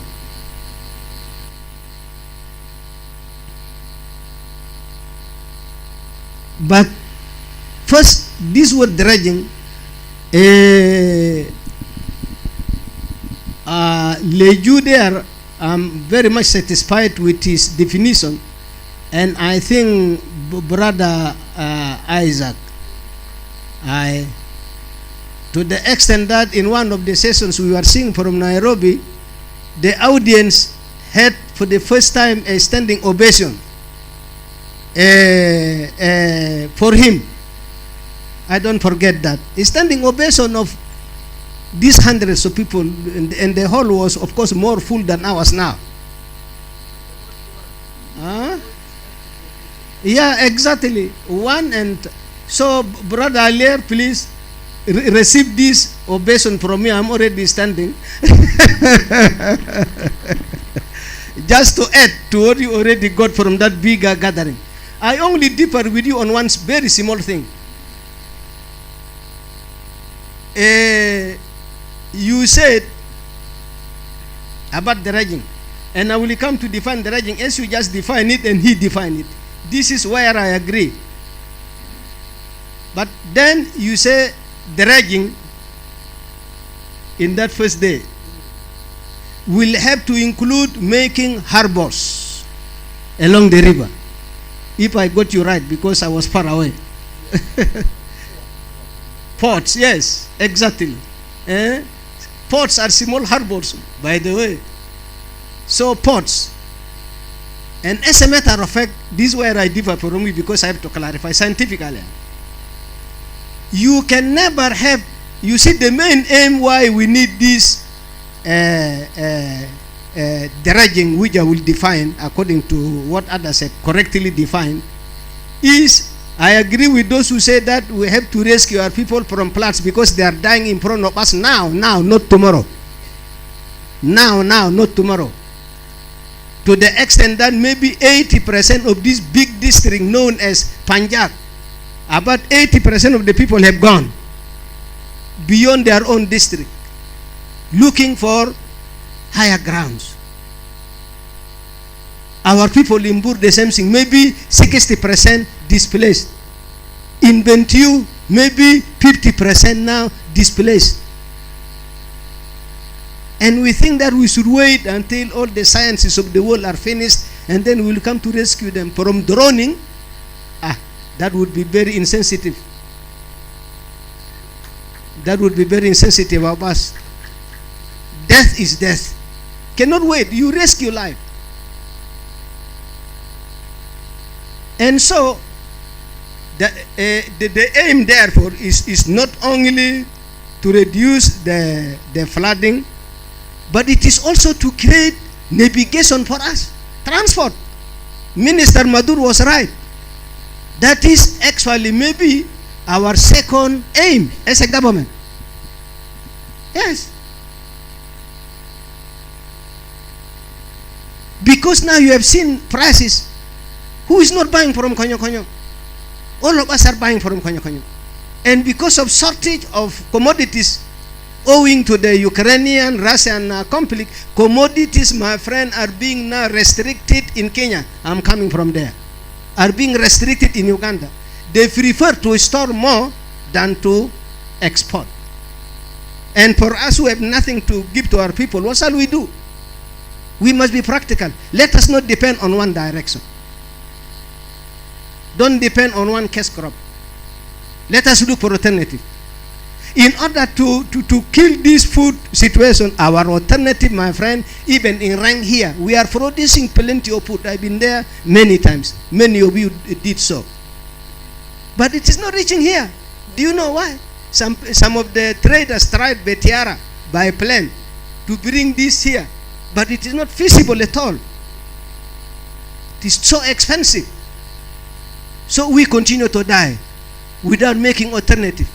And food is in rank. Not only food is in rank, and Sudan is ready to sell us cheap food, even cheaper than what we get from here. Oh yes, from Gadarib, where all this is ready there. But we cannot bring them to rescue our people, given these prices we now know, because we cannot transport it. We did not transport it. We cannot transport because the river is blocked. It's blocked not only by these sediments that we know. It includes mud, it includes sand, it includes trees, it includes boburat, which we actually make drone or destroy it during the conflict, and so many other sediments. These all amount to sediments. Boburat cannot move.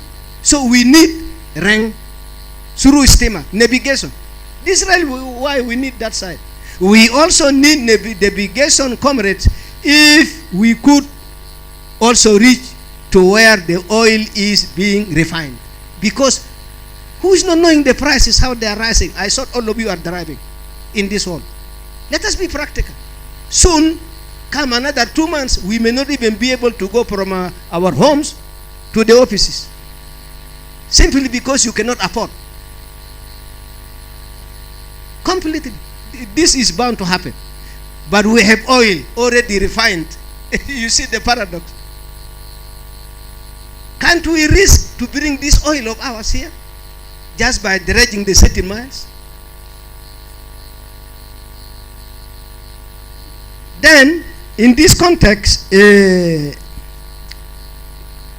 so I define dredging as the process of scooping sediments from the bed of the river, keeping the depth as it is. But some of our professors are concerned about the depth. But I was happy with Alier. Alier said, provided you do not increase the depth. And this, sorry, Isaac, Alier is not here. Yeah, it's too far for me to know. Isaac correctly put it right. Yes. We are not going to dig deeper than it was originally.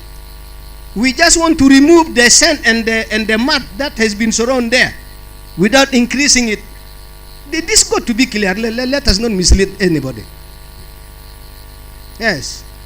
So removing the mud, and then the other sediments, call them debris and so on. This is the dredging I know, and I will continue to call it dredging. But it amounts up to cleaning the river. Yes, cleaning the river. As simple as that. Okay then, if this is the understanding, historically what was happening? Are we going to be the first to dredge this river? Are we going to be the first scientists? Are we going to be the first ministers here to try to think about dredging the river? And with the meaning of cleaning and clearing the river? Are we the first? No, my friend. History speaks for itself in volumes. The first colonial master who came here, the Turks, they would not have reached wow, because there were no roads, as simple as that, without dredging, without cleaning the streams. Because these rivers are millions of years, of course, if not going to billions, for that matter. They would not have arrived Gondokoro, where they came to in 1940, and eventually to Rajab. So how did they come? There were no roads, of course, everybody will believe this. So how did they come? First thing they did was the first few steamers, they had to start dredging because nobody was using these rivers anyway before them. So they had to start by dredging. And then the Ansars came. For them to go to different ends of the south, they had to dredge the river because no roads. And then came the British. They even improved the implements or the equipment for dredging. And then came now the independence. Some of us have seen this river being dredged. Manehna kuna bedor bebobura riach. Minuma so bobur benedifu o masi bebobur tan. Is it going to be new for us here? And then we say this is going to be the end of the world. Those people who have accepted dredging must be fools. They want to kill our people. Oh my God. I don't think anybody can claim to be more patriotic than many of us. We are trying to do the opposite, rescue the life of our people. So yes, historically this dredging has been going on, and the fears surrounded to us now by some of the scientists, maybe in good faith, never existed. None of them ever existed. Our people continued. So why today we are scared? Let them give us this so that we can make some improvements, but not to scare us up. That should be the point, really. Yes. Otherwise, we are trying to say that the Turks didn't have scientists, the British did not have scientists, and we are simply the first scientists now. In the evening like this. So, this is where I say expediency has to be used to maximum. With this, the issue of cooperation, I admit, you see that the issue was blown up also by the Ministry of Environment. But I agree with you, Brother Africano, in that if it is true, and I'm saying if it is true that your ministry was not consulted by the Minister of Water, then that was unfortunate and wrong. But there is one thing which I know. All resolutions of the cabinet, before they go to the cabinet, they first come to the clusters. The late Minister Manoa, Allah Yarhamu, he went to the governance cluster, which has more ministers. But because he also belonged to my cluster, he also came to the economic cluster. And we digested this with a lot of papers, with a lot of data, by the way, some of which I did not see here. It was simply scientific. Maybe he did not have time to tell people that I also use scientists. Oh yes. And then we were satisfied at the level of the cluster. And we took this to the level of the cabinet. The cabinet was satisfied. So any minister today trying to jump out from a resolution of the council of ministers is being wrong. Because according to our regulations as ministers, even if you are against it in the hall, but the time you come out, you must stand and defend that resolution. Yes, and the resolution we have repeated many times, by dates and by numbers. So it is not be a minister to come up in public and say this was wrong, or that the government is not aware. Which government now? The government is all of us. Now, I will have to understand this honestly, so that we do not contradict ourselves in public. People are asking, then what kind of cabinet is this? Some are aware, others are not aware. What the hell? Yeah. Maybe some of us who are already against it will come to Momoria, Malis. Kanita Jamin Momoria, you first ask. Find out from the minister concerned. And so on. But never contradict. Otherwise we will never move an inch. If we have to rely on the few differences, a certain minister must be opposed to some points, we will never move. We do things through consensus and then majority. As simple as that. So, yes, if that did not happen, it was unfortunate, but did not need to amount. Africanos should have gone to Emmanuel, for example, of water, and said, Emmanuel, what happened to this issue? How did you do it alone? Maybe Africano was absent. Or the minister of Africanos should have gone to the other minister of water. This is how people do things harmoniously, comrades. kalina ma gum saretu nepsu pitana gidam moatim pitana esi we nena be mangmang nena mage mangmang. We are scientists in our own right.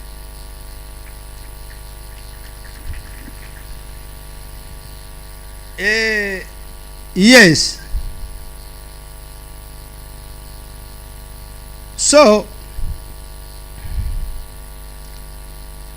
let us also know that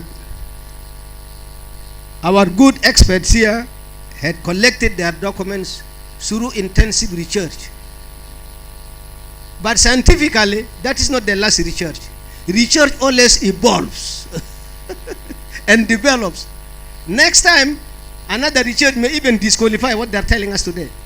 And for Professor Taj will agree with me. There is no end to research.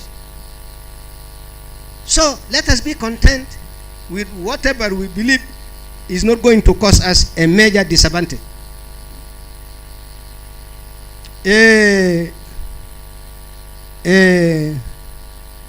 Now, I beg to differ with some of my colleagues who say that in such platforms we must mention something about Jongole Canal. The issue is not that I'm differing with them principally, but the issue is some of them are so agitated that they will not even listen to you, whatever you say. They have become prejudiced. Jongole is not, no, Kalaska Kankida is bad, is wrong. Even without listening to the scientific fact you want to forward. So, what am I saying? I'm saying that whereas I would accept that we study Jongole issue even longer than the issue of the feasibility of the dredging, which to me really, after all the information and maybe the good recommendations, it will be up to us also, because the recommendations will come to us to make use of some of them or even not make use of some of them in our final resolution in the Council of Ministers. But as a matter of fact, I must throw some light on Jongole. We are scared for nothing. De hagiga igulu. Cape Kalamda. You see, let me bring an example.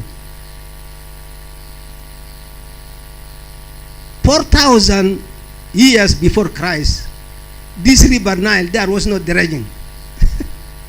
And near Cairo, from Memphis, those of you who are also historians, from Memphis, the river was going 4 kilometers away from the current course. But because of no dredging, it closed up. It closed up. Until a small channel just started to enlarge itself and so on. In our case, Brother Makwe is correct when he says that Gidamna, if somebody does not believe Makwe and also believe me, tomorrow you go to Gabat Hini. Just go to Gabat. You will see practically, not theoretically. Not theoretically. You will see the Nile blocking, closing. It is actually getting into a forest. It is becoming a forest. From near us here in Juba, the former ports, where the steamers used to anchor. Those of us by that time, we were the students by Victoria Kiaude, we knew where Bobur was moving through, and some of you who are more or less of our age. They just started recently. And so it blocked because of no dredging. Now, okay, we saw, let us use that one. The one going through Garbu and then to Mangala. That one, as long as we don't do annual, it has to be annual, this cleaning. As long as we don't do the annual cleaning, it is also filling up. It has reached Mangala. And common sense, this is why Bobur cannot any longer come to Juba. And it will go on until it goes to Malakal, my friend, with time to come, even up to Rang area. It will close. And it will bring not a tomorrow's disadvantage, but a real death. No supplies. We want to supply our people tomorrow and next tomorrow. As simple as that.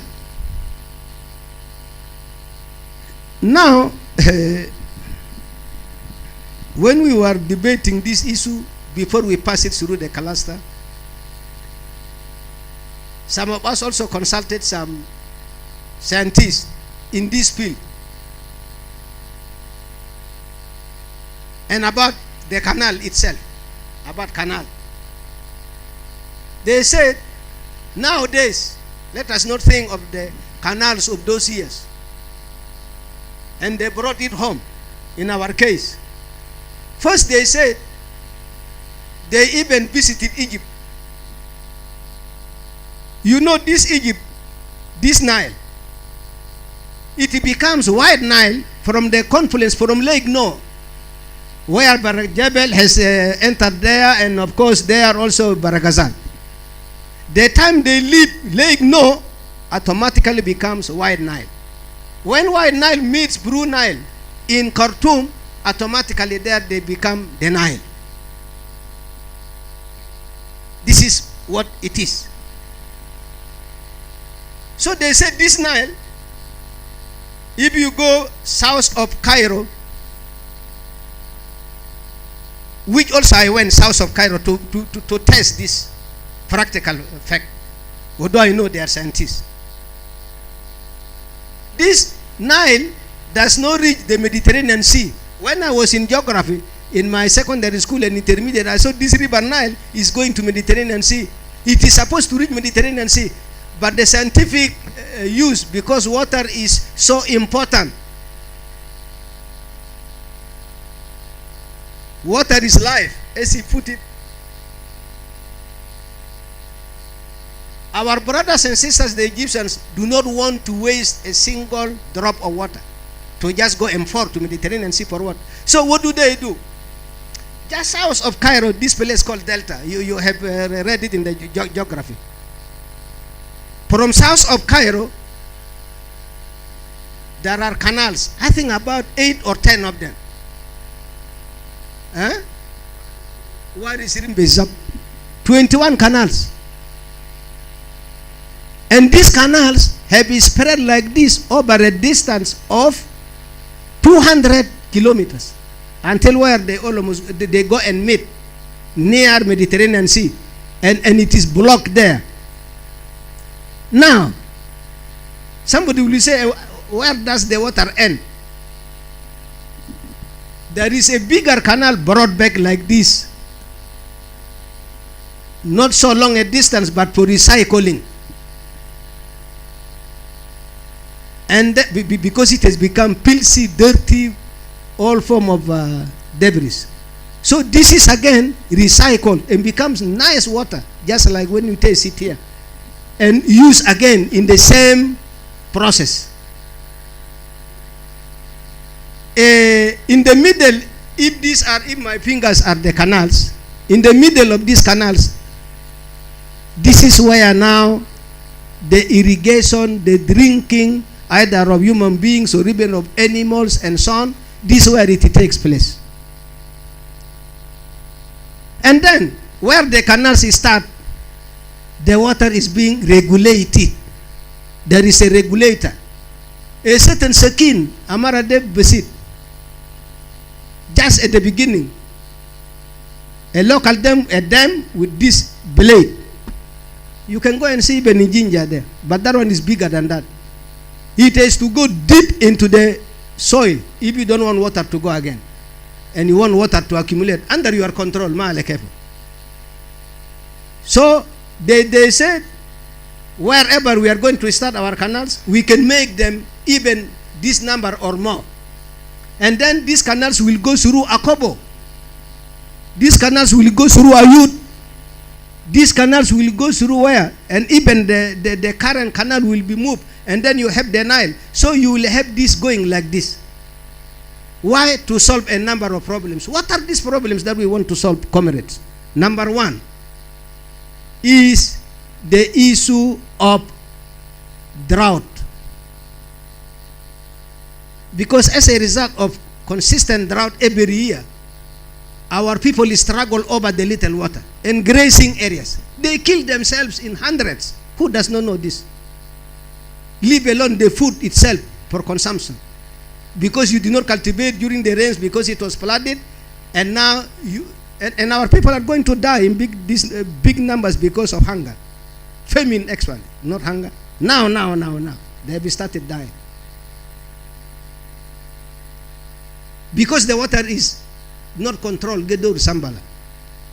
And then, so you will have this, and then you have the main Nile now, Bahar Jabal in this case, also going. All of them will go like this. More or less similar to the ones we saw in Egypt. So, if more water is needed ahead, we open this year. According to how much water? If this one is becoming a flood on us, a big lake, more than what we want, then this regulator is moved up. A reasonable amount of water is allowed to go. This is how we can control the issue of Jungule, where we become scared. I'm sorry. It was those of us who were students by that time, in 70s. But as Dr. Riak said today, we were doing it for political expediency. We want to become independent. And anybody we suspect will be against our independence, we work against. So we came up with these stories. Oh, this 3 million will be Egyptian, will be resettled. Oh, this will happen. And so exaggerated stories. Banena kuna talaba. And it is this exaggeration that took us in big numbers to go and fight. Now our small boys here, not here, the youth here, I should have called them the youth, not small boys. Because the youth would even cover a wider scope. Some of our youth didn't know the origin of how we came to protest against Jongole. But this is simply the background. We were the ones in the street. Not that we were begging Murphy. Nothing. So we have met our objective. It is now time that we are the ones in charge for the welfare of these people. For the welfare of these people. By going after facts through expediency.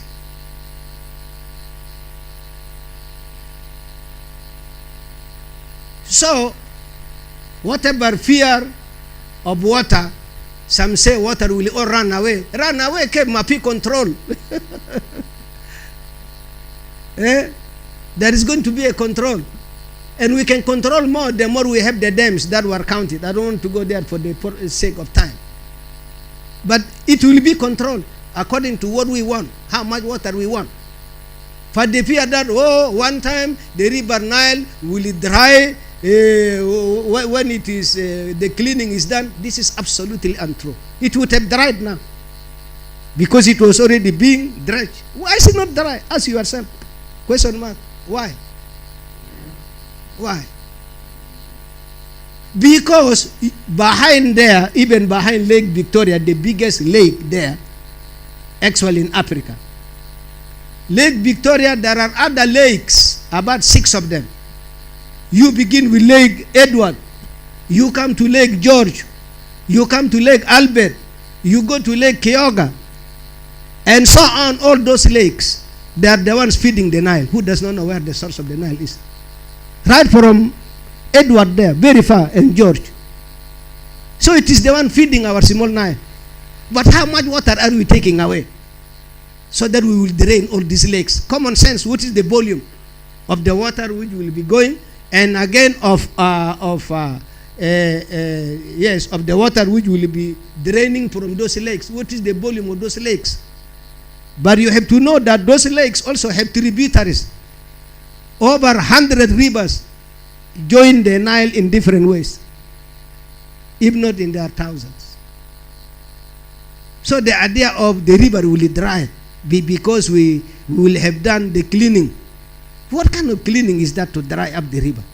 Let us control it then in this way. So we are afraid of a monster which is not there. Which is not there. Comrades, we have no time to waste to rescue our people. You saw them before. And this is and the start itself is more than Upper Nile, is more than the Jongole state. Jongole is the biggest. I agree with Dr. Riak before. But the South is bigger than that. It goes all the way up to Melut and all the way up to Maban and all the way up to Jiko area. Are you going to drain all these waters simply because the river Nile is improved? Ma, we are just opening Mahal Sakar Tababur Yakwan. Mahal Sakar Tababur Kali Babur Douru. Yes, that will help reducing the floods, but then also Babur Bedouru. It is not like we are going to use a kind of what to pull all the water, which is even beyond our capacity as human beings. So we are scared for no reason, comrades. Okay, in conclusion, indeed, I agree with you. I've overtaken the time. Forgive me for that. But I thought some of these issues are so important that if we don't say them, they will never be said again. And I'm happy that Dr. Riakis is still coming. Let us get all that information. Please, be very important. Yes. Yes. And don't take his statement because he's coming from Bentiu and it is the people of Bentiu who are droning what we saw. No. I'm supporting the dredging. Am I coming from Bentiu? The welfare for all our people, regardless of which community. Hagiga igulu ya juma. Hagiga igulu. We should not associate, and this is where it becomes politics. We must rescue the people of, how do we call this place? Panjak. We must rescue Dodo Sobo and the rest of Jongole.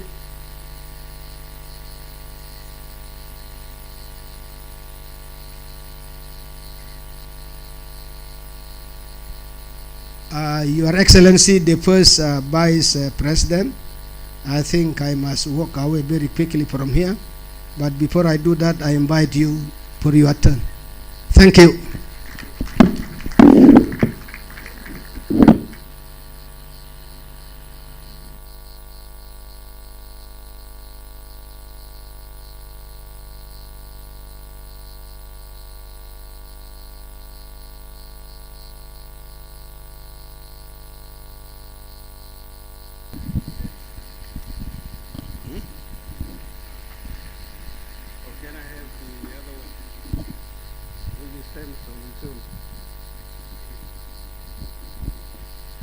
Your Excellencies, the Vice Presidents, the Ministers, the Deputy Ministers,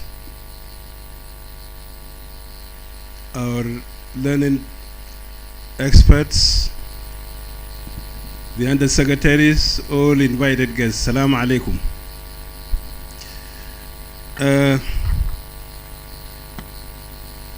You have realized that we are going to delay you recapping the recommendations of this sitting, starting from the statement made by Vice President Taban and then followed by the long statement made by Vice President Dr. James Wani. This is because we have discussed the matter in the Council of Ministers, in the Governors Cluster, in the Economic Cluster. The same issues. So in a way we are knowledgeable about dredging, about the Jongole Canal, about management of water. But a good doctor always asks for a second opinion. A second opinion so that you can move forward with the project. And therefore, because of this, the President called for public consultation. And particularly that there were eminent people who raised an alarm from the University of Juba, The social media was also full of information. So this public consultation was launched. It's important for our nation, and it is important for the government that such an event takes place. We in government are not like the public,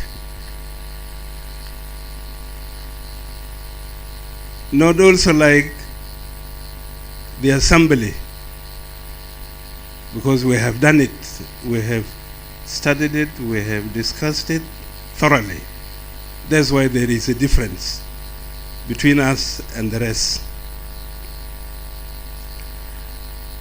I value a lot of what was said by our experts, but you could see from the statements of leading people that there is still dissatisfaction. I had wanted 4 ministries to make a presentation to the experts, led by the Ministry of Water Resources and Irrigation. I don't think he presented fully what they have in their ministry. He didn't. The references they have made in this work, whether it is books, the libraries, they have a lot to give. But this has not been presented here, nor in the public presentation, the last 3, and what was done yesterday. I happened to know something about this Ministry of Water Resources and Irrigation when it was established. And Leib well knows that well. I also happen to know a lot about the establishment of Ministry of Environment. And when we made the declaration of the Sat Ramzar site, I led that, I was chair of it. By that time, the minister was James Laurel. I have also followed the construction of ports, the Mangala port, the Shambe port, and also Rang port, and the improvements in Malakal port in it. I have also followed the Ministry of what's happening in the Ministry of Energy and Dams. The project South Sudan, one to establish in the Ministry of Energy and Dams, when it was called Ministry of Electricity.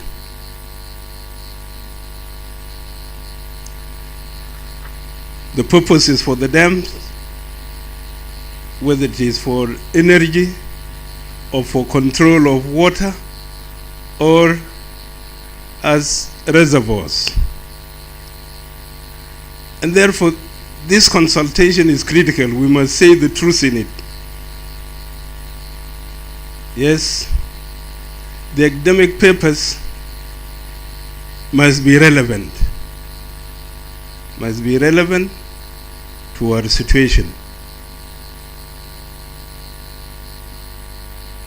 Professor Taj Al-Khazim,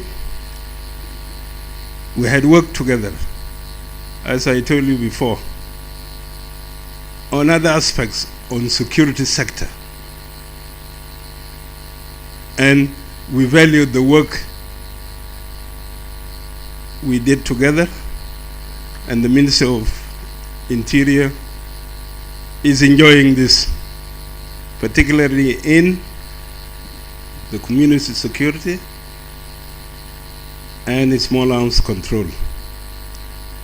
If we had the resources, maybe now our country would be secure. Or if we did not go to war, if war did not erupt, our citizens would not be having arms in their hands. They would be doing different things altogether, not killing themselves with arms. That's a part of the project they brought from Canada. I want to borrow some maps. Can I have a map of South Sudan with all the rivers?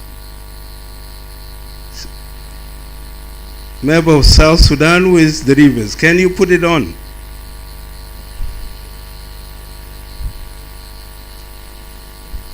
You have it, I know, but you didn't bring yours. Okay, let me start with the eastern part of South Sudan. Kuren. How many of you have gone to Kuren? Okay, 6, 8. There is a river called Kuren River. It flows between two mountains for 50 kilometers. When it discharges into the plains,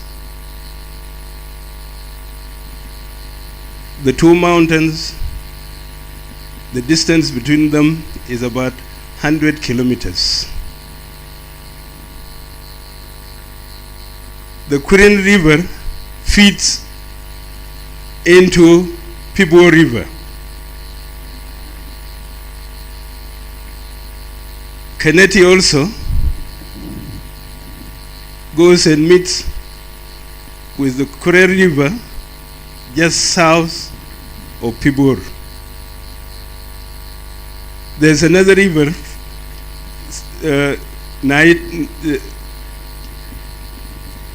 Singata, also feeds into that. They all meet there and make a depression.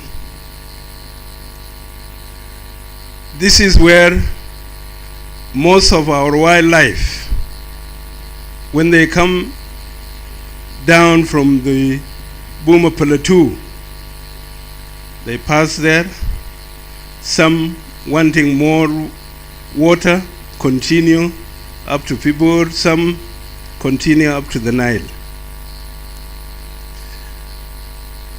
This by itself is a basin.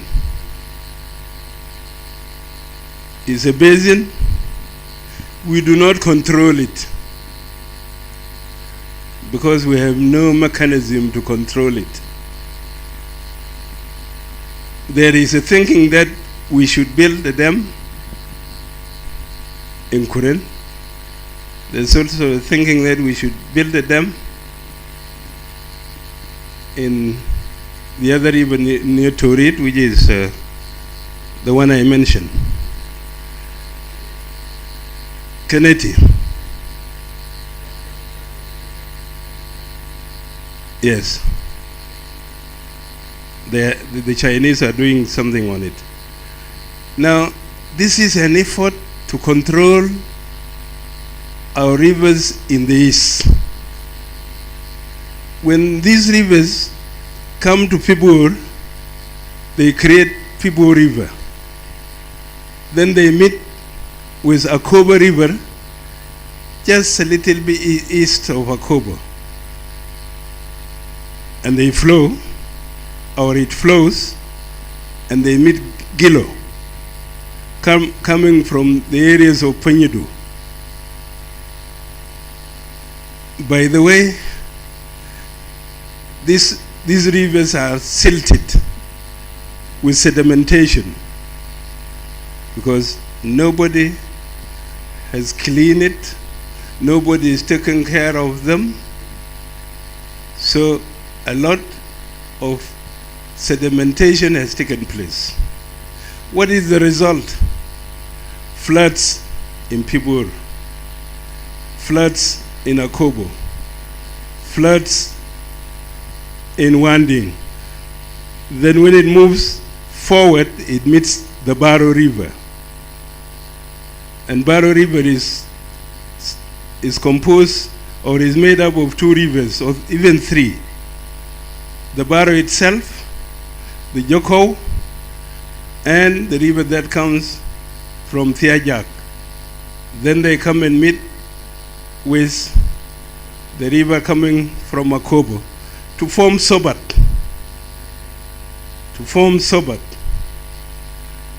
Now, we have no way to control it. This river Sobat, because you have no place to establish a dam. Professor Tai told you there is to build a dam you need a strong foundation, or you have to do piling, you see, which he said is expensive. So our eastern river, which is Sobat, finally, which is the Sobat Basin, there's no way of controlling it. The only little water which we can control is the one in Kurin, where you can build a dam. Now, I want to move to the rivers west of Bahar al-Jabal. Yei River flows from Yei, it goes to Mundri, from Mundri, it goes to Yurul. It is called Payi there. There are lakes in Yurul. Those lakes are silted. Fully, they have become very shallow. The fishing that used to be there is not that extensive now. And this is because of siltation. And we have no means of controlling it at all, although there are 4 spots south of Mundri where there are 4 cataracts. But then the volume of water that you will be controlling would be few, because it is so much south. But all in all, if needs be, then you will have to choose one of the cataracts to build a dam to control the flooding that comes from Yei River. If you move westwards, you go to Bahar Nam. Bahar Nam moves between and crosses between Urul and Rumbek. Where there is a bridge today is also silted. It is silted, and it moves and makes a border between Unity and lakes. Then it creates floods between lakes and Unity State. You have the Gay River. The Gay River also comes from Equatoria, and when it reaches the Tujis, and it makes a border between it at the Tuj, between Warab and lakes, it spreads out, but it is a big river, and it floods part of Luenjang and Unity State. You move to Tonj River, which goes to Mushra. And by the way, these three rivers, Barnam, Gale, and Tony River, they all meet at a place called Abadi, which is a lake. That lake is now silted. During the War of Liberation, I had to cross it without a canoe, you know. But three rivers meet there. And it is 40 years ago, or nearly 40 years ago, that Lake Abadi is silted. Now we are talking of dredging in Baharnam. Baharnam is Bahar Gizal. It also has a system. The most blocked place and the worst is between Lake Abadi and Gogrial, where you don't see the channel itself. You don't see it. It has spread. So even dredging the 30 kilometers or dredging between Bentiu and Wankai doesn't solve the problem behind. It does not solve it. Because the main cause of the river, which is Naharjur, the Denka call it Agur, is already blocked in it. And this is the main cause of the river where the steamers, which Taban was talking about, they used to go up to Wow. Now, if the story I'm telling you is nearly 40 years ago, that is 1988, I walked there. What is the situation now? I was shown flooding because of one rain in Mayom yesterday. I wish that could be shown here. So you are most likely going to have unity state in spots, and it happened the last rainy season. What do? You must open the course. You must open it. Or else that big land mass will be flooded. The problem with the Baharagizar River basin is that you have no place to control it.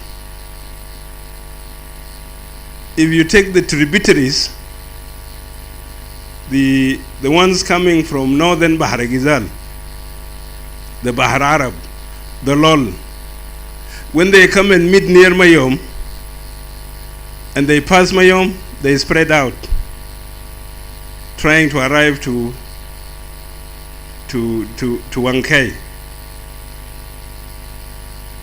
And the Agur itself, before it reaches the place which I told you is blocked, it changes course through a river called Mabit. If some of you have heard of a place called Mangolapuk, it changes direction once it knows that, once it finds that there is no course of water, it changes direction. Mabit River, the year I saw it, was faster than the Agur, and it had dug itself, so it was changing course to go and meet with the Lol River, and in the process floods most parts of Twitch in that. So it is not unity state alone. It is Warab, it's part of lakes. As for Fangak, the Zaraf River is blocked. You might have heard of a steamer or a boat which was impounded by some forces trying to open the Zaraf River they couldn't because they did it the wrong way. They tried to push the weeds from the southern part. But if they were pulling the weeds from the other side, then they would have succeeded. So this is the state of our rivers. The state of our rivers. What do? We must clean them. We must dredge them. And the right definition is what Dr. Loju said. If you dredge, it means you remove the sediments and the obstacles that are at the bed of the river. You are not excavating. You are moving them, taking them out, scooping them. This is it. But now we have stigmatized our people thinking that dredging is digging or excavating. It is not. You're just clearing. And by the way, on the Bahar Jebel, the blockage from here up to Mangala, you won't have barges coming to Juba unless you dredge it. So you don't need to sugarcoat it that you are cleaning it. You dredge it. You remove all the sediments that are there. Between Juba and Malakal, there are 37 vessels that are sunk in the river. And Sanadil, 37 sandal, fi Juwal Moya. What do they do, these vessels?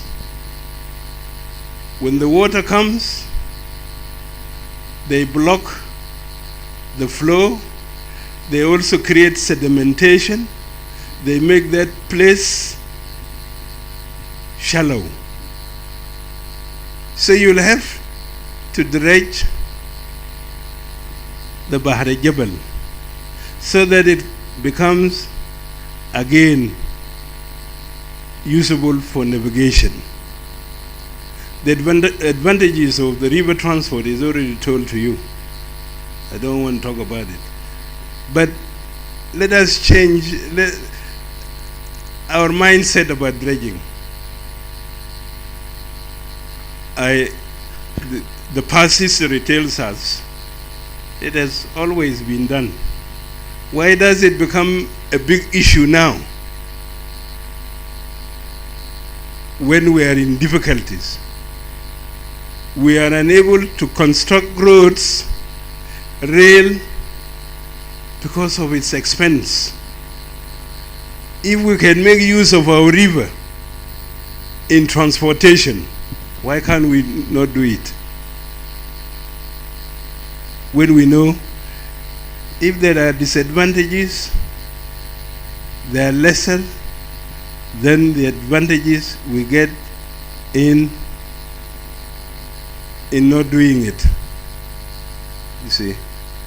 So that's why we are supporters of dredging, because we think that is the best.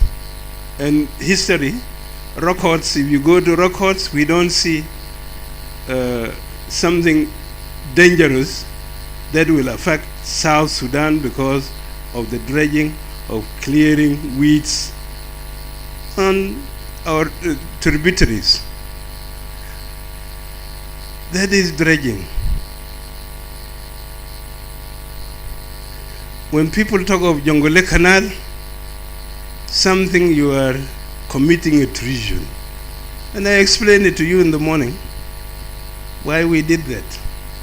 Now we're in an independent country. Dr. Wani explained very eloquently what is happening in Egypt. The delta used to be three rivers going to the Mediterranean. Now there are over 20. They have dug canals for production. If the Jonglei Canal was a colonial project, can we not change the objectives of this canal?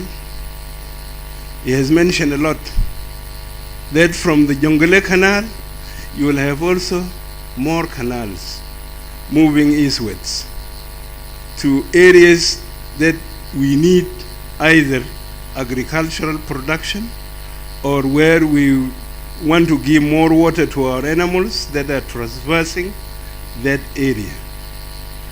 This is very simple. 4.4 billion cubic meter of water does not have if you don't want it to go to the White Nile. You can do that. There is a stream called Nanam in the Murle land, and actually it is an extension of some parts of Keneti. Then it goes to Nanam, then it moves to Geni. It also joins Akobo River. You can dredge it. You can also make pools in these streams with the machinery that some of us are rejecting. You can do all those. You can create them. So I personally, I was not against the Jonglei from the inception. From the inception. Because I know one thing, rivers regulate themselves. This is science. Rivers regulate themselves. Now, in South Sudan, the fastest river during the rainy season is Sobat. When it meets the water coming from the Bahr Jebel, it blocks the Bahr Jebel water. It takes over and its water flows. When it becomes dry season, the Bahr Jebel takes over because it becomes stronger. Its current becomes stronger, and then it takes over. As for Bahr el-Ghazal, the Legno is a shallow depression. It's a shallow depression. The entry to Legno from Bahr Jebel was pushed by the colonial powers so that they could get into Bahr Jebel. Most of it is land. It is very, very narrow when you want to get into Legno. But since, what will you do? The water of the Bahr Ghazal basin is purely our water. Nobody can contest it. How do you control it? There's difficulty in controlling it because this is lowland. Unless you do the piling at the entrance of Legno into the Bahr Jebel. And the piling is expensive. But if it is important for us that the Bahr Jebel water must be a bargaining chip for us, for anybody who wants more water, then you'll have to construct something at its confluence with the Bahr Jebel, Bahr Ghazal and Bahr Jebel. At that confluence, you must do something. But it is going to be an expensive dam. But you'll find yourself, you have no choice. Else it will flow, because once it joins the Bahr Jebel and they create the White Nile, you have no other control. And by the way, you must know that Sudan is the one concerned now with the canal.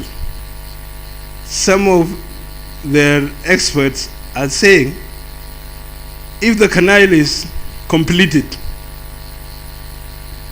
then Khartoum will be flooded.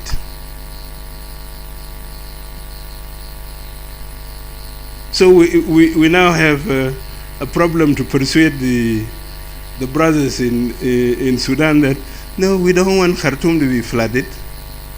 We have another design. We will, if we finish along while we are constructing it, we are also making our canals within Jongole, so the water is not going to increase, you know. But leaders in Khartoum say, you finish the Jongole canal, it is going to flood Khartoum. Okay? So they don't need more water. You are in a fix. The Jongole Canal, 267 kilometers of it has been dug. Some of you will remember that I said, were it not because of the Jongole Canal, Bor would have been submerged in water. Because the dike that has been constructed by the Dutch and the IOM has diverted the discharge, which is the flood, to the Jongole Canal. That's why we were seeing water inside the Jongole Canal. So you can come from Sobat Mouse up to south of Panyagur using boats on it. So already it is an infrastructure that our people are using. To avoid talking about it is not fair. You must talk about it. If you want to review some of it, okay, the sooner you do it, the better, rather than delaying it. Because it is us, this generation, before we wither out, to correct whatever misinformation we gave you. It will not be the next generation, it's us who will have to correct it. Like what Dr. James told you, it's us who will correct it. Those who have fought the war of liberation. Rather than you destroying your relations with other nations. So, because you need those other nations. You need to have good relations with them. Whether they are Sudanese, or they are Egyptians, or Ethiopians, whom we share this basin together. So it is us who must give you the correct information, so that you don't say it was left to us by our forebears that these guys are bad. We did what we did for purposes of getting independence of this country, and that is done. That is achieved. And therefore, we must correct things. We must correct things. We have no issue with the Egyptians, like we have no issue with the Ethiopians. If they are in conflict, we would help them.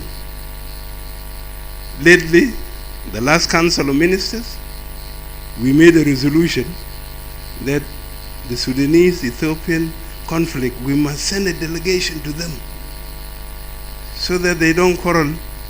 Let them resolve their issues peacefully, because we have lived war. And we value the relations between these two countries with us, whether it is the Ethiopians or with the Sudanese. Now, in our politics, in our plans, our interests first. But make your plans without any prejudices. Without any prejudices, you know. This is when you will get good plans. This is when you will get assistance from elsewhere. environmentalists think if we completed the construction of the Jonglei Canal, we will dry up the Sed. Why would we dry up the Sed when we know its value? We know its value so much. We know the ecosystem that is there. We know we have a population that lives on it. We know that the water that evaporates in the Sud region becomes a blessing even in our own country. Why would we dry it? We also know that water is a big sink, carbon sink. The more we have water, the more we manage it, the more we will get resources with the latest economic theories of carbon credit. Why would we destroy it? Why would we allow others to destroy it? I have a belief in the institutions we have established. Whether it is the Ministry of Water Resources, the Ministry of Environment, the Ministry of Energy, the Ministry of Transport. There are scientists among them. We cannot undermine them.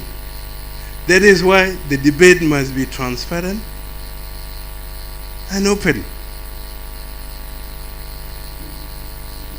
Honorable experts, I think these guys, one person is away, is the Minister of Energy here.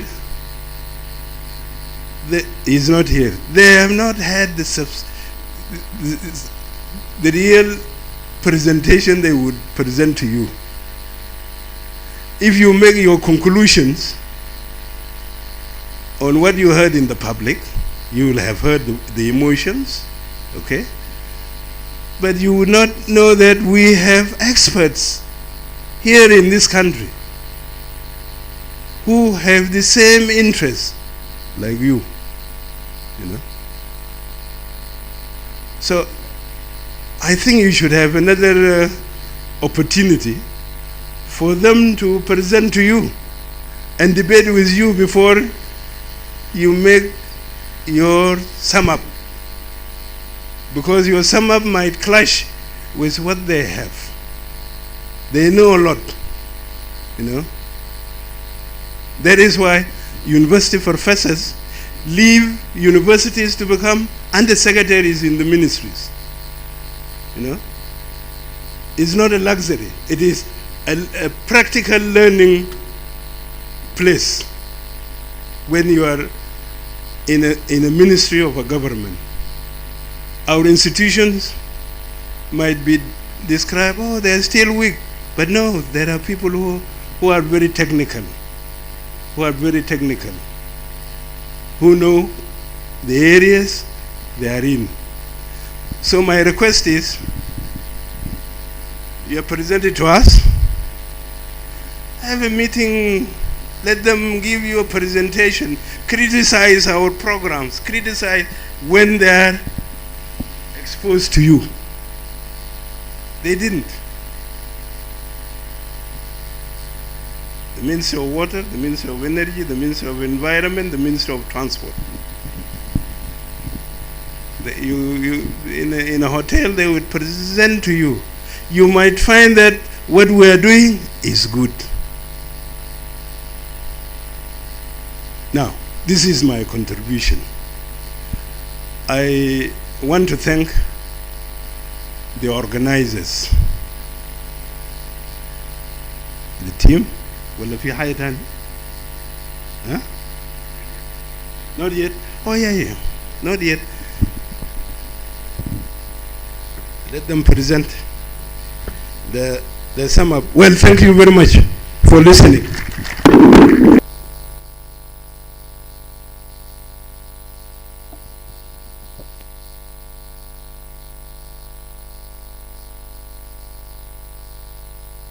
Thank you, Your Excellency, for the elaborate presentation. I'm sure it is of great help and beneficial to all of us. Because of the time factor, I will be telegraphic in a way. I request the honorable experts now to come down because we are going to the next stage. You come down so that we give room to their excellencies to come up because we are closing. It is already time.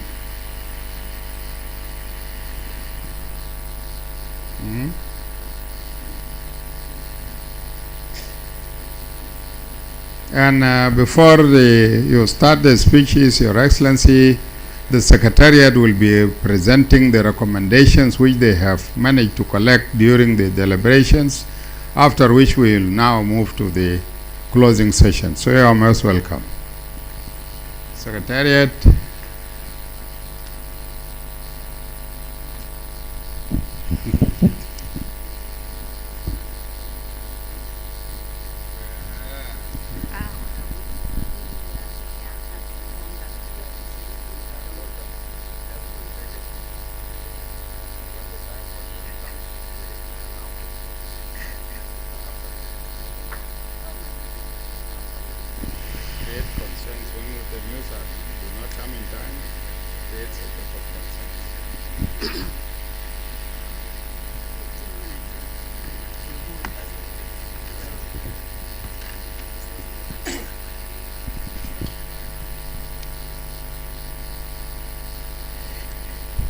Excellencies, the first Vice President and the two Vice Presidents, honorable ministers, experts, senior government officials, ladies and gentlemen, good evening. My name is Agong Mayang Riak, and together with my colleague, Nyachenko Tai, will be presenting to you a brief summary of the experts' presentations for the last 5 days, and then we will read over the recommendations. And of course, that comes hands in hands with the great presentations that were just made by the excellencies. So there were 6 main topics that were discussed throughout the 5-day session. And the first was to look at the whole overview of the Nile Basin, which was predominantly presented by Professor Taj. And on that, of course, there were commentaries from the experts. The presentation looked at key areas. One was that the 1929 and the 1959 agreements gave the chunk of the Nile waters to Egypt and the Sudan, and leaving the vast of the wide Nile Basin countries out. That there are 9 Nile agreements on water, and that the government of South Sudan should really keenly look into this. Bahr el Ghazal Basin, with all its tributaries, belongs to South Sudan, which was also mentioned by the first Vice President. The other aspect on this topic was that water security is national security. The second presentation was on water governance, legal framework, regime of the Wide Nile, which was mainly presented by Dr. Salwa, but there were commentaries from the experts as well. And it's largely looked at the international treaties, regional international treaties and conventions, regional agreements, and national laws, touching on Vienna Convention, the principles and rules governing the transboundary waterways. It also looked at the national laws, particularly the transitional constitution of South Sudan and the RXs, and the huge gaps that they have on water development and management. The presentation closely said that the White Nile has been flowing its course for decades without management or control. the affected population have been moving closer and closer to live by and over the river, and so leading to flooding and all that. And it says that the status quo is not sustainable. The presentation also underscored that the navigational uses of water are exclusively a right of a sovereign nation like South Sudan, while the international laws governing the non-navigational uses of international watercourses are aimed at ensuring equitable and reasonable utilization, obligation not to cause significant harm, obligation to cooperate on the basis of sovereign equality, territorial integrity, mutual benefit, and good faith. The third presentation, key thematic area, looked at the SAT, climate change, its variabilities, and the follow-up part of presentation was the SAT ecosystems, affected people, socioeconomic value, and water resource management, which was mainly presented by Deng Majuk, and of course with commentaries from the experts. Two key points on that, on those two presentations, that the SAT and ecosystems is a blessing to the people of South Sudan, both socially and economically, and if properly utilized, we will get that benefit. The other observation was that climate change is a global phenomenon. It's not exceptional to South Sudan. The world is now seeing increased intensity of water-related natural events. About 90% of natural resources are weather-related, including floods, droughts, and therefore we must be dynamic in finding appropriate sustainable ways in responding to its variabilities, whether it's flood, drought, or any other variability. Now, the fourth presentation was the basic concept of dredging, which was presented by Dr. Leju throughout the 5 days of the consultation. And the key point on that was that the definition of the dredging, that is a removal of sediments and other unwanted materials that have settled in the middle of the river with the sole aim of safeguarding and protecting the river in a sustainable manner. The fifth thematic area, which was presented by Honorable Isaac Liabwell, and of course with commentaries from experts, was different aspects of water resource utilization and control, looking at the objectives and all that. And the key aspect was that we need effective planning and prioritization of water development, utilization and control mechanisms. It also touched briefly on Jonglei Canal and the poor initial conceptualization in terms of water management planning and its execution. The Honorable also highlighted on the memorandum of understandings that were really poorly conceptualized and signed by Southern Sudan then with the Arab Republic of Egypt. The final thematic area was the essential components of an inclusive and credible feasibility study, which was again mainly presented by Professor Taj and commentaries from experts.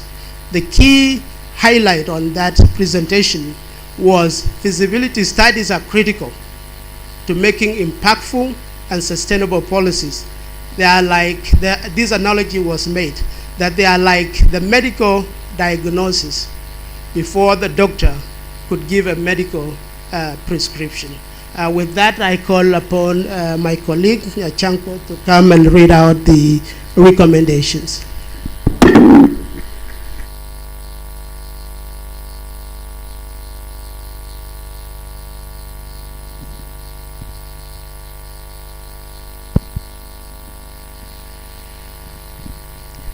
Your Excellency, the first Vice President, Dr. Riek Machar, Your Excellencies, two Vice Presidents, Honorable Ministers, advisors, Under Secretaries, all protocol remain observed.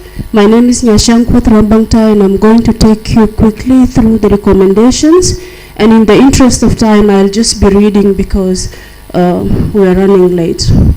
We have over 14 recommendations, and I'll just read, and I will emphasize only on 2 recommendations. The first recommendation is to stop dredging initiative until credible feasibility studies are conducted.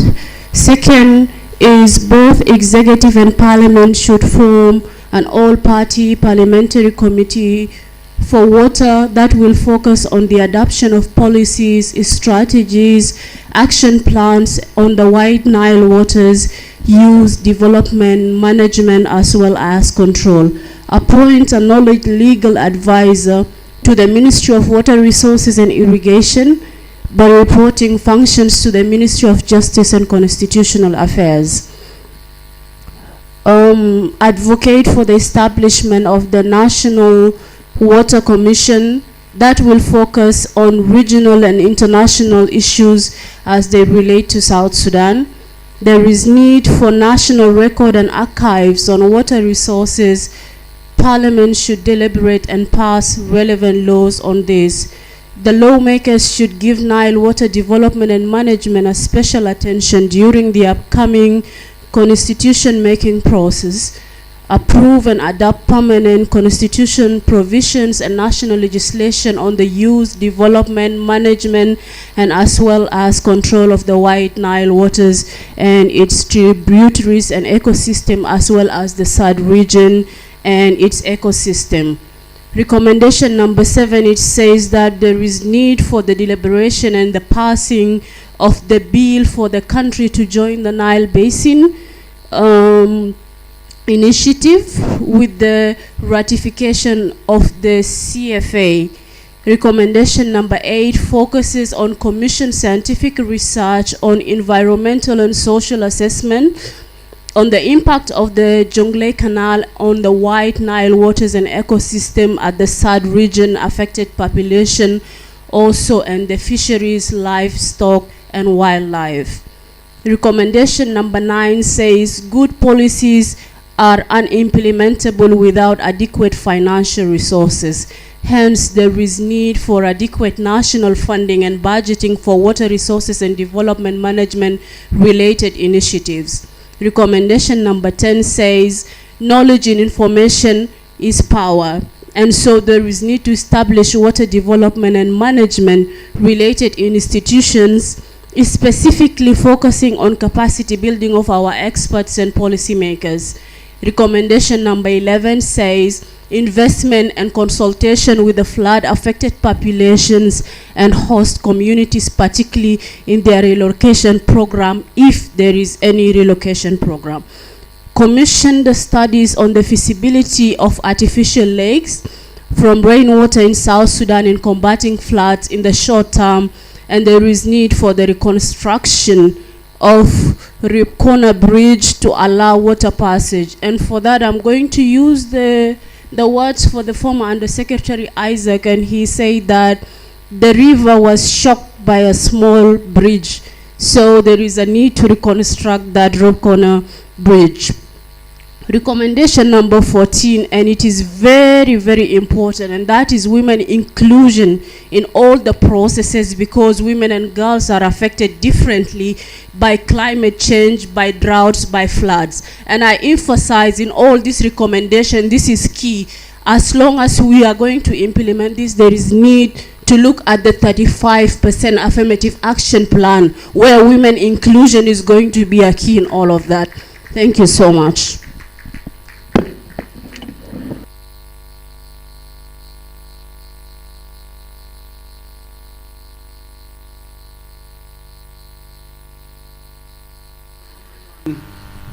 On some of the recommendations,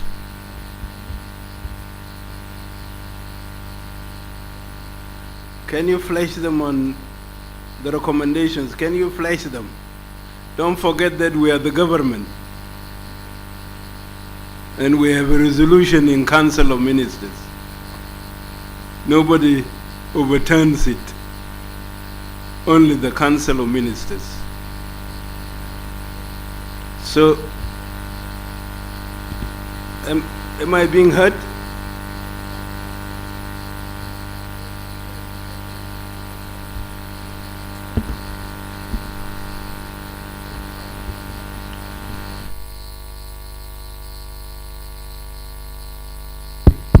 Yes, Your Excellency, these are mere recommendations. They are not resolutions. And these recommendations will be taken to the executive. It is there, and then that we will look into all these. Some of them are not in place. Let's reach a compromise. This is Council of Ministers. These are ministers, and this presentation is being done in front of us. We can't say stop dredging, because the Council of Ministers has already done that. We need to reword your concerns on it.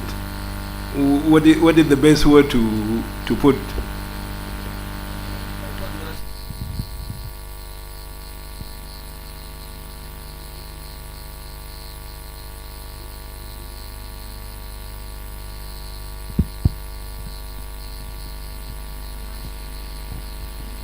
Yes, Secretariat, what are your appropriate words to replace? Because you have stated that you are stopping the, isn't it? But we are not stopping it. We are the dredging, or if we are to say, to use the correct terminology, as it was stated by the experts. Michael. Yes. The issue was, I thought we separated the two. There was immediate need for cleaning the river, and the dredging being subject to the expert opinion. So they have talked about dredging, but where's the cleaning of the river? Yes. Even what the undersecretary. What we are saying is dredging, the way we understood it. Dredging means cleaning and Michael, let me remind you, one of the resolutions of Council of Ministers, which was the last resolution, we have gone even to a level of establishing an institution to do clearing, dredging, management of the water system. It is in the resolutions we passed. So it cannot be us here to say the resolutions or the recommendations that have been passed in the consultation, public consultation with the Council of Ministers or with the Cabinet include stoppage of dredging. We don't have. And also, I thought the Ministry of Water Resources has a legal advisor.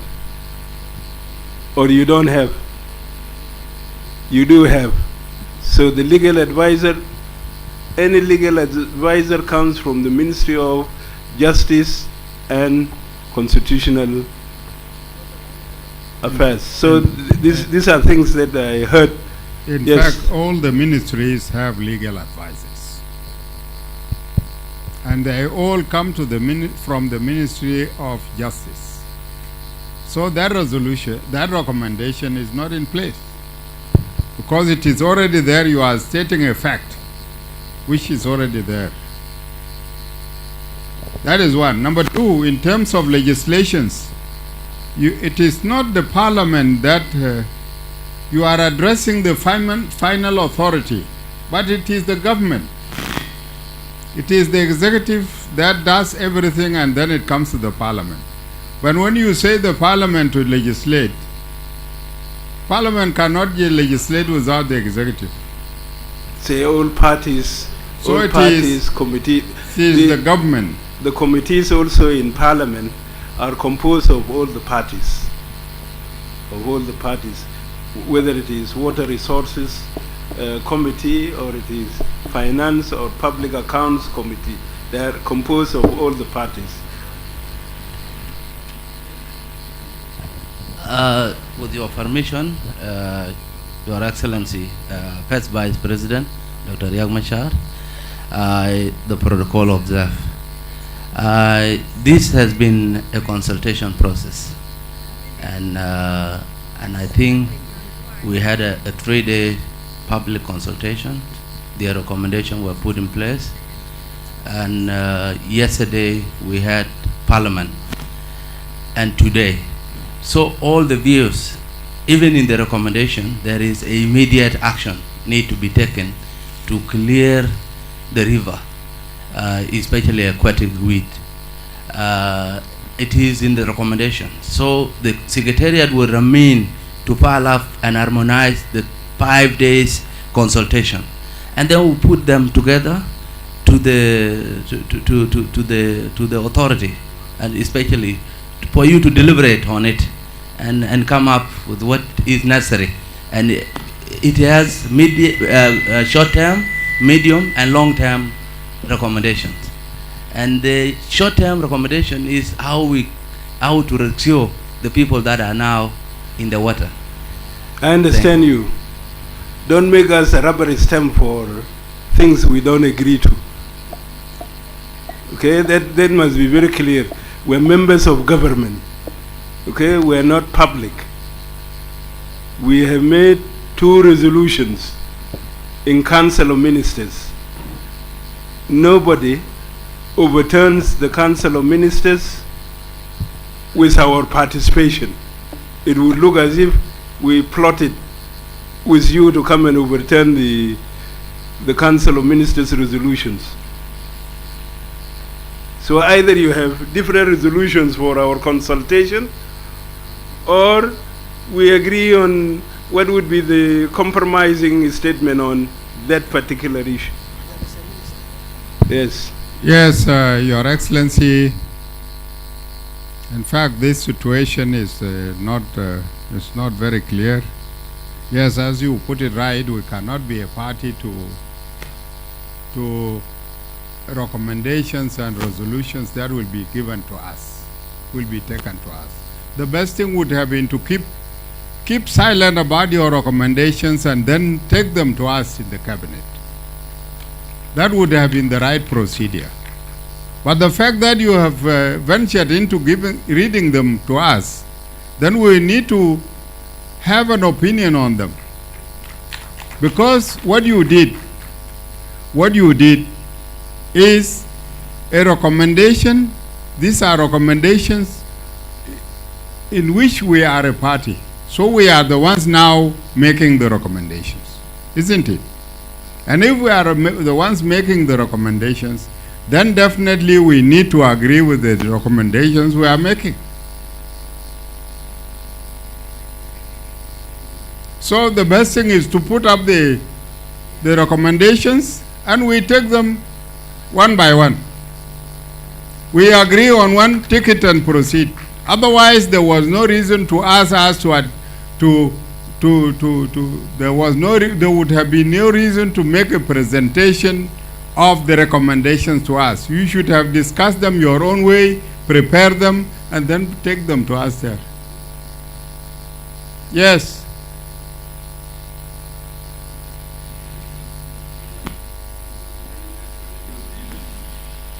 Thank you. Is it working? Yes. Thank you, Honorable Minister Michael McQuay. You know, this whole exercise of the public consultation was on the basis of the President's directives the day of independence. And I would like to read: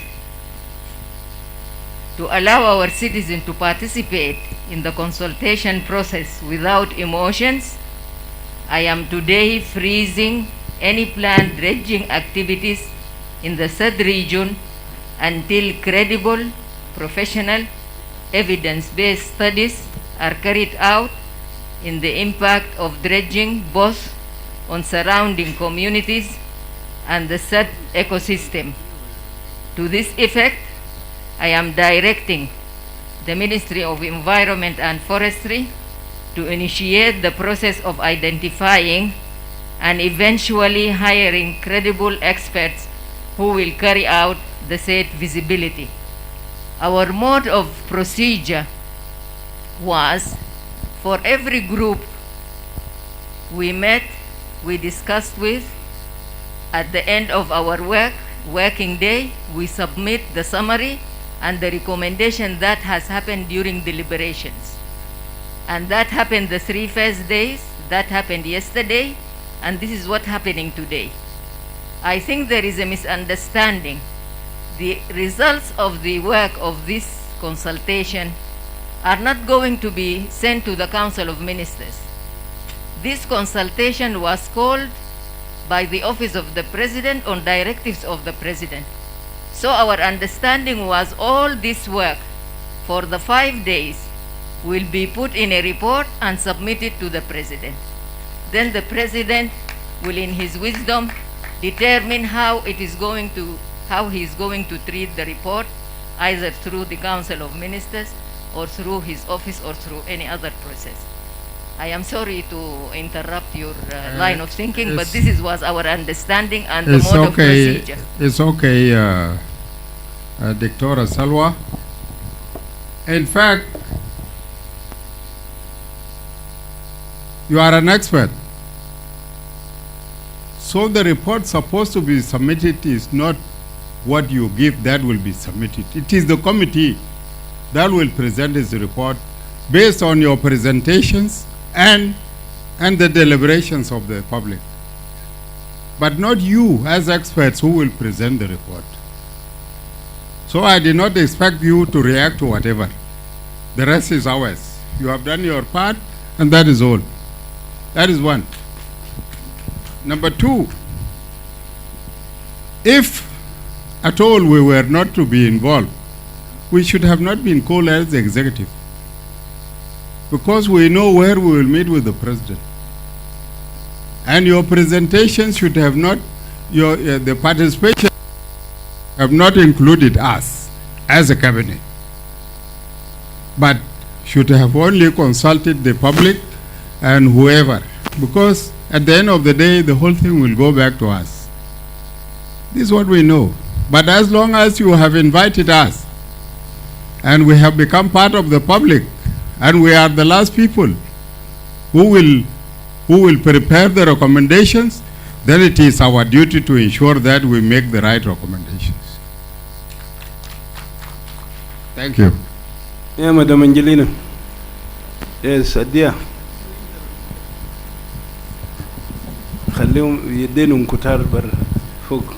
Yeah, thank you very much. Just a proposal, like a way forward. Because, you know, I was in the first 3 days of the consultation, and they have done the deliberation, and there was a recap, and they all agreed to whatever they proposed.